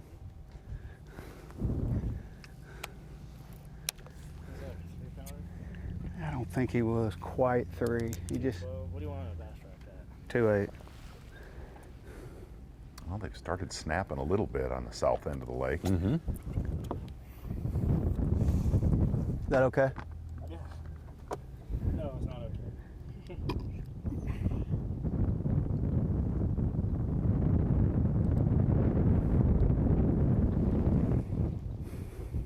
Well, doing the catching at present, that guy right there, Clark Wendland, and this fella right here, Drew Cook. Might as well watch him for a bit.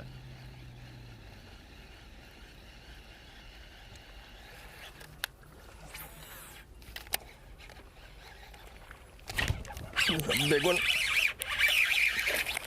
Gosh damn it. You gotta be kidding me. Makes me sad. Oh.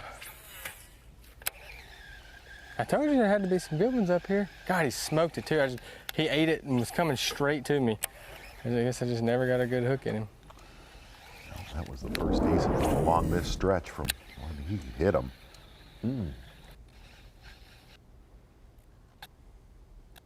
Yeah, that's better. Rarely do you hit them like that and lose them, especially on braid and his setup that he has.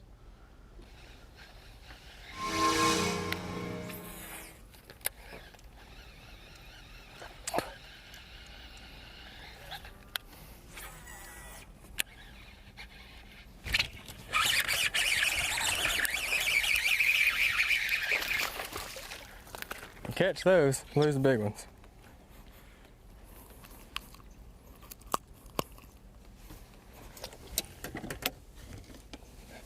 Got fished into these jokers.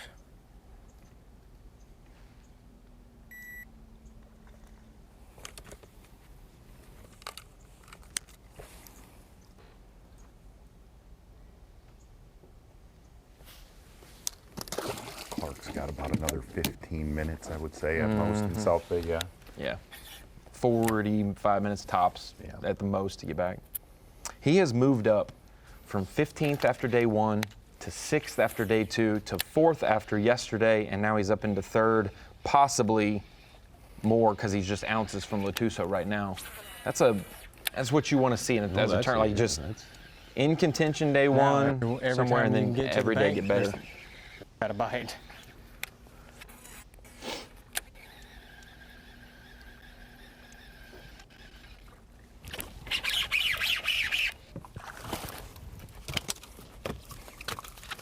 It's getting cracked right now. Dude, we're catching the crap out of them now.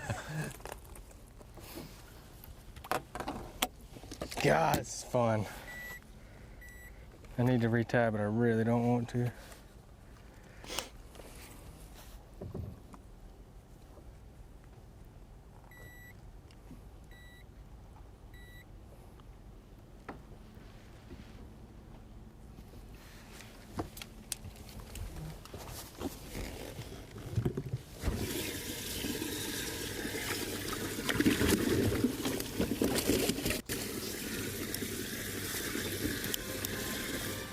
Drew Cook has not come anywhere near the size he needed on this day, the size that would compare with other days he's had out here this special week on Lake Okeechobee, but he has had a lot of fun, and it's been fun to watch him catch them as we get closer and closer to weigh-in time. Weigh-in coming up, by the way, 3:45 Eastern Time. Right here on Bassmaster.com, there's the way it stands right now. Tyler Rivette, that lead looks a little bigger with every passing minute. Logan Latuso, 4 pounds back. And Clark Wendland not too far behind him, but Clark Wendland with a long way to go to get back. He hasn't much time left down there in South Bay. We have got some more fishing, though, and we'll take you there when we get back. Been an exciting week, to say the least. It's so great to be able to kick off the 2023 Bassmaster Elite Series season, and to do it right here at this special place like no place else on earth. This giant 730 square mile Lake Okeechobee. Those acres and more. So it might be a good time to take a look at really how it went down this week at Lake Okeechobee. Welcome to the Bassmaster Studio, sponsored by Marathon. Of course, Tommy Sanders, Mark Zona, Ronnie Moore here, and let's just let's take it from top 5 guys. Shall we take a look at the map where they were and kind of dig into it a little bit? Yeah, for our Minn Kota Unlock the Lake, Tommy, it's great to run down where the areas at Lake Okeechobee that factored in. Z, this is a big body of water, but the areas that have factored, it's been small areas with clean water and a lot of bass from South Bay to Moonshine, Monkey Box region, North Shore, and even 10 houses factored. We also saw the Kissimmee River a little bit too. Really a lot of the same players of all the years of professional bass tournaments on Lake Okeechobee. Looking at your Minn Kota Unlock the Lake. The sole survivor on the south end of the lake is Clark Wendland. We'll get there, but we're going to start off with Steve Kennedy, who was really the model of consistency, at least for the first 3 days of this tournament, averaging over 23 pounds, doing it with a poppin' frog, and really just the best way to put it, just a little area right around Worm Cove, a lot of history there in the last couple weeks.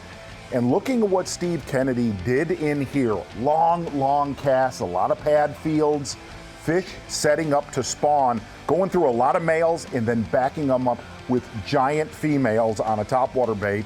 And again, one of the best things about this area, a little rim of eelgrass outside of it, keeping that water cleaner, where Steve Kennedy caught giants like that. 23 pounds a day for the first 3 days. Of course, much more difficult on Championship Sunday for Steve Kennedy. Seemed like the area kind of cannibalized itself, not only with recreational anglers, but so many high-quality Elite Series pros that did well fishing in that region. Same could be said for Brandon Cobb's region in that Tin House, North Shore region of Lake Okeechobee. But when those fish made the move in this area, Z, they made the move, and he intercepted the biggest bag of the tournament on day 2, 32 pounds, 15 ounces. It seemed like he could do no wrong. Exactly right. That little area just outside of Tin House. So much pressure also in there, and one of the biggest keys was that cleaner water, that northwest side, just south of our takeoff in the Kissimmee River. If you look at what Brandon Cobb did there on day 2 of this tournament, catching 32 pounds and 15 ounces, mostly on a bladed jig, mixing in a worm a little bit throughout this tournament, but it was, no joke, a one-cast spot where the majority of Brandon Cobb's damage was done in this event. And Brandon Cobb, just like Steve Kennedy, no shortage of company in that area. Didn't matter, though. He was on to the right thing. Everyone got to watch the show for both of those guys over the first 3 days. What they did, if that spot's only going to hold up for 2 days, what a magical 2 days it was for Brandon Cobb. Like you said, a couple baits in play there. The biggest bag of the tournament and the biggest bass of the tournament, but a guy who got better every day, maybe not weight-wise, but position in the tournament. So we have been to Worm Cove, we've been to Tin House. You might as well go to South Bay, another area that pretty much every single local knows. And the one thing that he said about Clark Wendland and Steve Kennedy and Brandon Cobb, it was out fishing competition around them.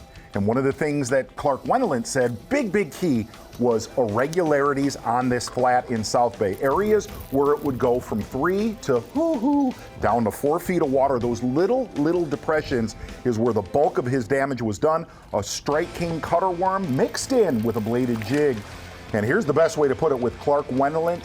It was never a lack of bites. The biggest key was finding those big bites, mostly later in the day down in South Bay. Single rookie in our top 10 on the final day, Gonzales, Louisiana's Logan Latuso. He came with a pretty fair billing as he joined the Elite Series, and he lived up to it. Yeah, this is right up his alley. I mean, if you're going to start an event, it's not close to his home in Louisiana, but the style of fishing he was doing this week with a bladed jig, with a poppin' frog, and then eventually on that final day when he made his biggest charge up the leaderboard in the top 10, it came with a flipping stick, punching through. I mean, when you catch a 7 and a 5 out of a mat on the size of your front deck of your boat, you're living right. Exactly right. Logan Latuso fishing his first Bassmaster Elite Series event. First time to Lake Okeechobee. As you said it, Ron, doing his damage with a bladed jig and a frog the first couple days of this tournament, backing up with big punch-in bites on the last day. And really the biggest key for Logan Latuso, having a camera with him. Granted, he was fishing, call it the north side of Moonshine, very popular area. Pretty much semifinal Saturday and championship Sunday, left all to himself. Great progression through the tournament, all eyes on Logan Latuso as we move forward this season on the Bassmaster Elite Series. And how about Tyler Rivette? Absolutely fooling us on day number 1. Yeah, and this was probably the strangest outcome of any tournament we have covered on Lake Okeechobee, fishing in the Kissimmee River.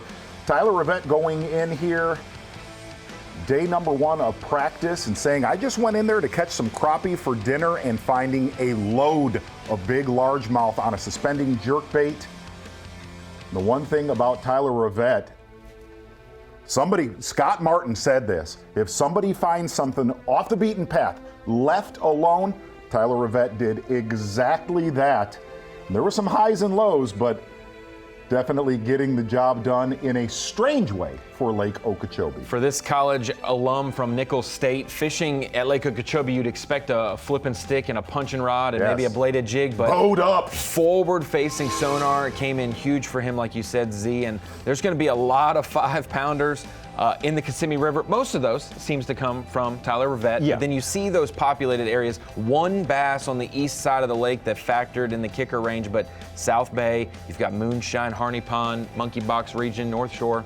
Those were the key areas for the Minco to unlock the lake this week. Okeechobee to kick off 2023 for the Bassmaster Elite Series. That is your Minn Kota Unlock the Lake.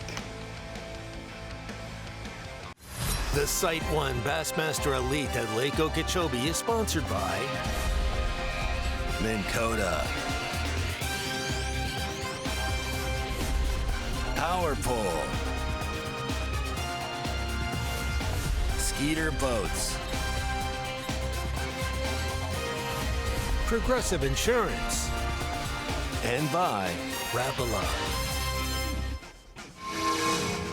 Got a few minutes left in our Bassmaster live coverage of Championship Sunday. SiteOne Bassmaster Elite at Lake Okeechobee, Florida. Quite an experience this week in a place that's unlike any place else we ever fished. Tyler Rivette of Louisiana has had that lead pretty much all day long. Didn't take him long to grab the lead, and he got a good one to start his day, and that has sustained him so far. There has been a pretty good assault on that off and on through the day. Logan Latuso got within ounces of him. Now Clark Wendland finds himself moved up into second place, but his time extremely limited. Yes. He has not much more fishing time left. Really needs something big to happen in the last few minutes.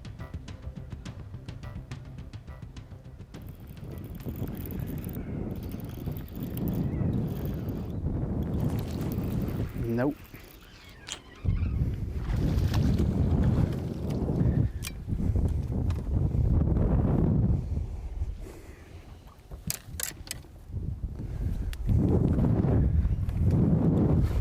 pizza break going on back here? You got a little pizza break? No, I was setting up the padding for the ride for the camera. Making sure you had some, oh, I got you. I was like an organizer.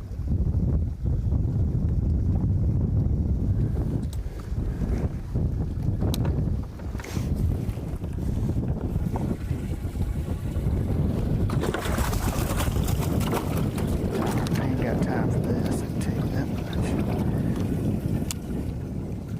So it's not yellow.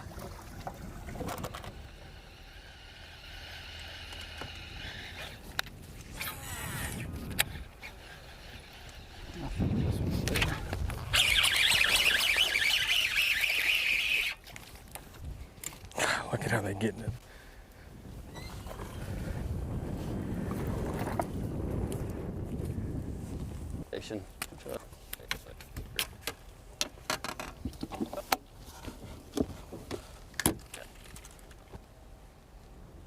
Come on, we need some big ones.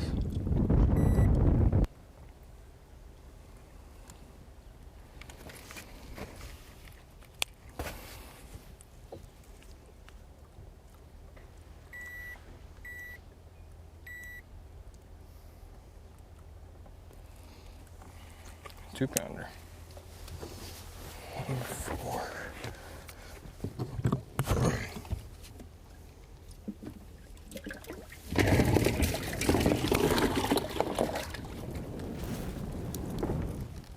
There he is. That's him. Or at least it's one that's bigger.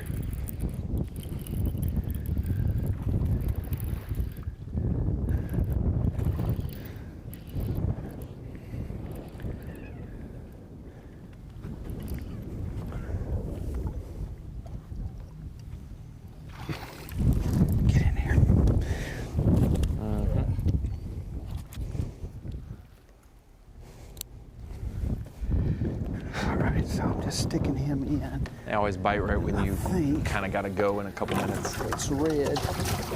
You always had 10 more minutes, maybe. Yeah, except another one, I guess.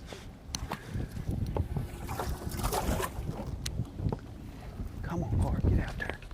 Was not the 6-pounder Wendland needed to catch Rivette. 13-incher gone with a 14-incher.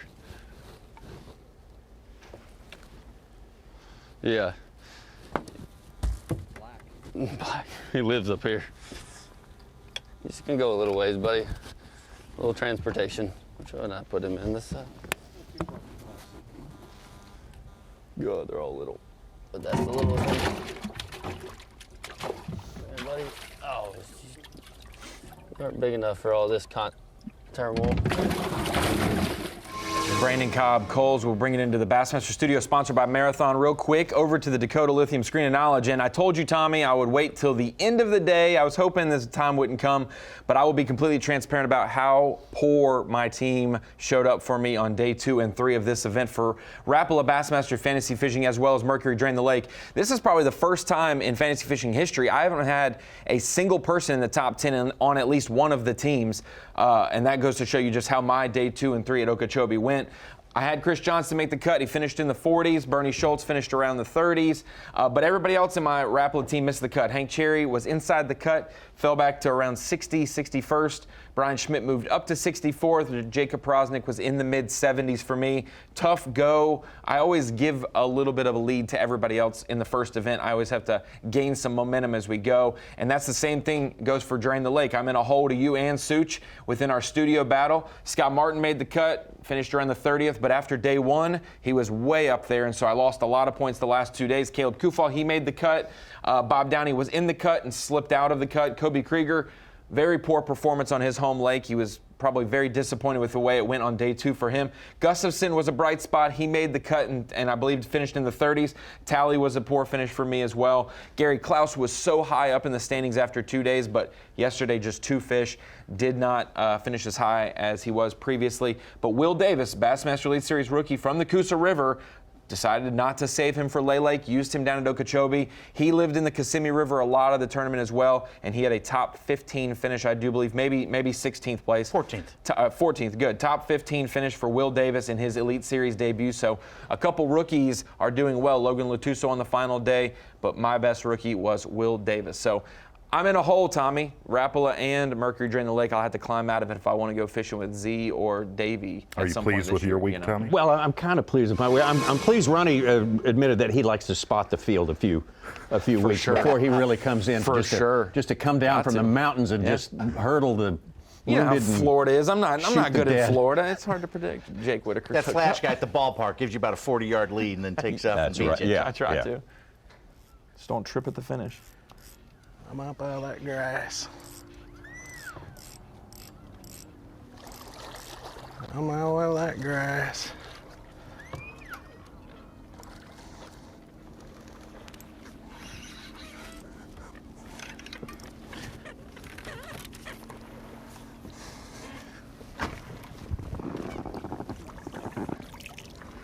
Look at there. Hook fell out. Woo! Now,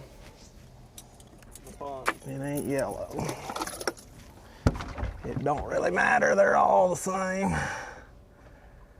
Let's see. Do I even really want to do that?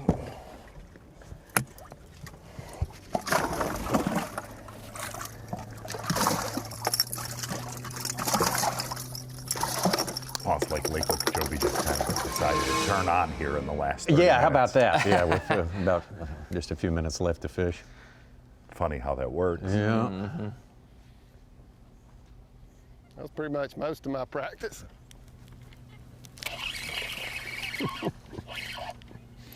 Everything's moving, but it's a little old bitty thing.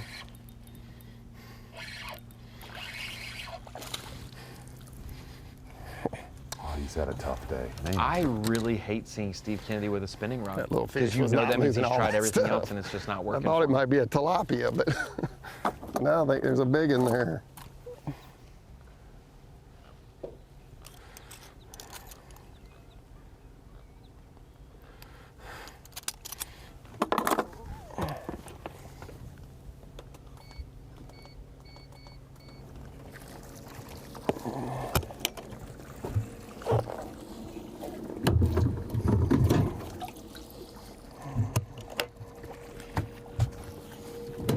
Started the day with the lead, just big disappointment today. These things would not fall back into place.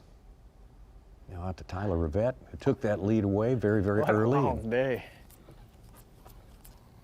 How you feeling? One more fish. Well, two actually, but if I catch one more, then I'm say I did what I could. Did what I could. I mean, I did anyway, but I probably should have swapped up. Maybe did something else, but Stay true to. stay true. Because I know one bass could change it. One bass. Think you'll go back to one of your main spots? No. Especially if my motor's messing up.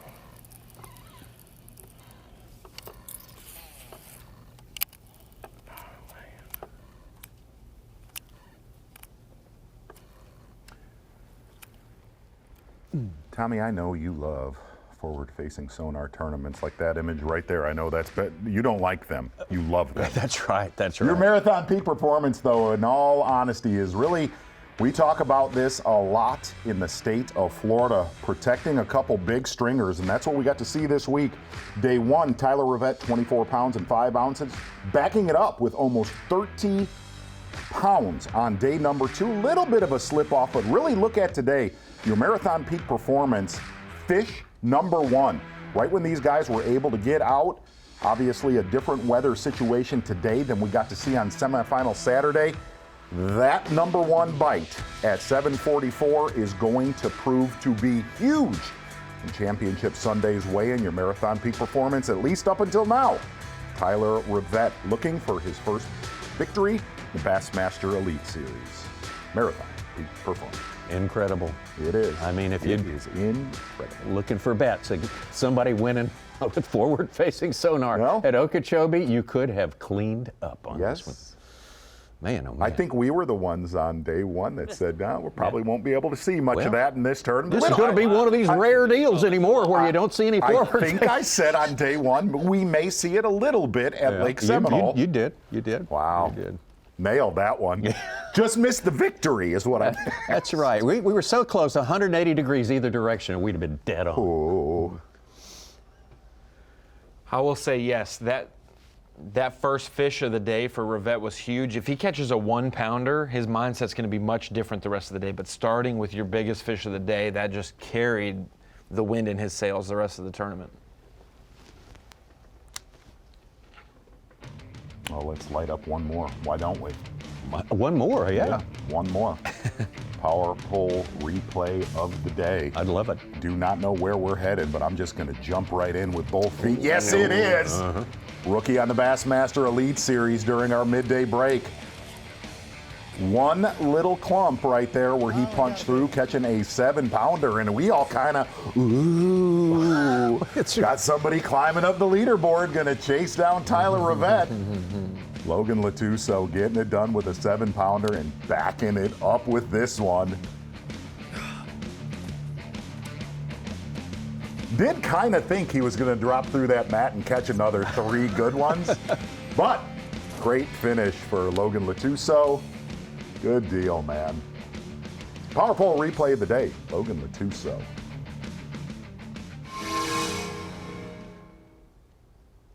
I guess basically one parish in Louisiana showing up big here.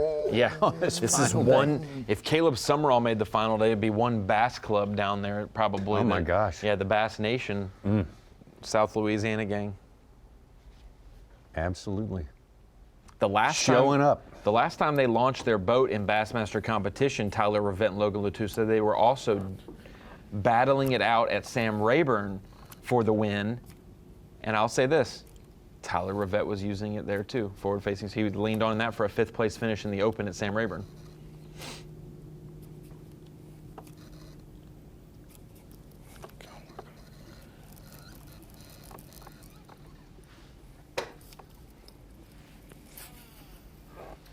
Crazy the difference to how they were eating it like the last 2 days, well, the other 2 days. Well, yesterday. Come eat it.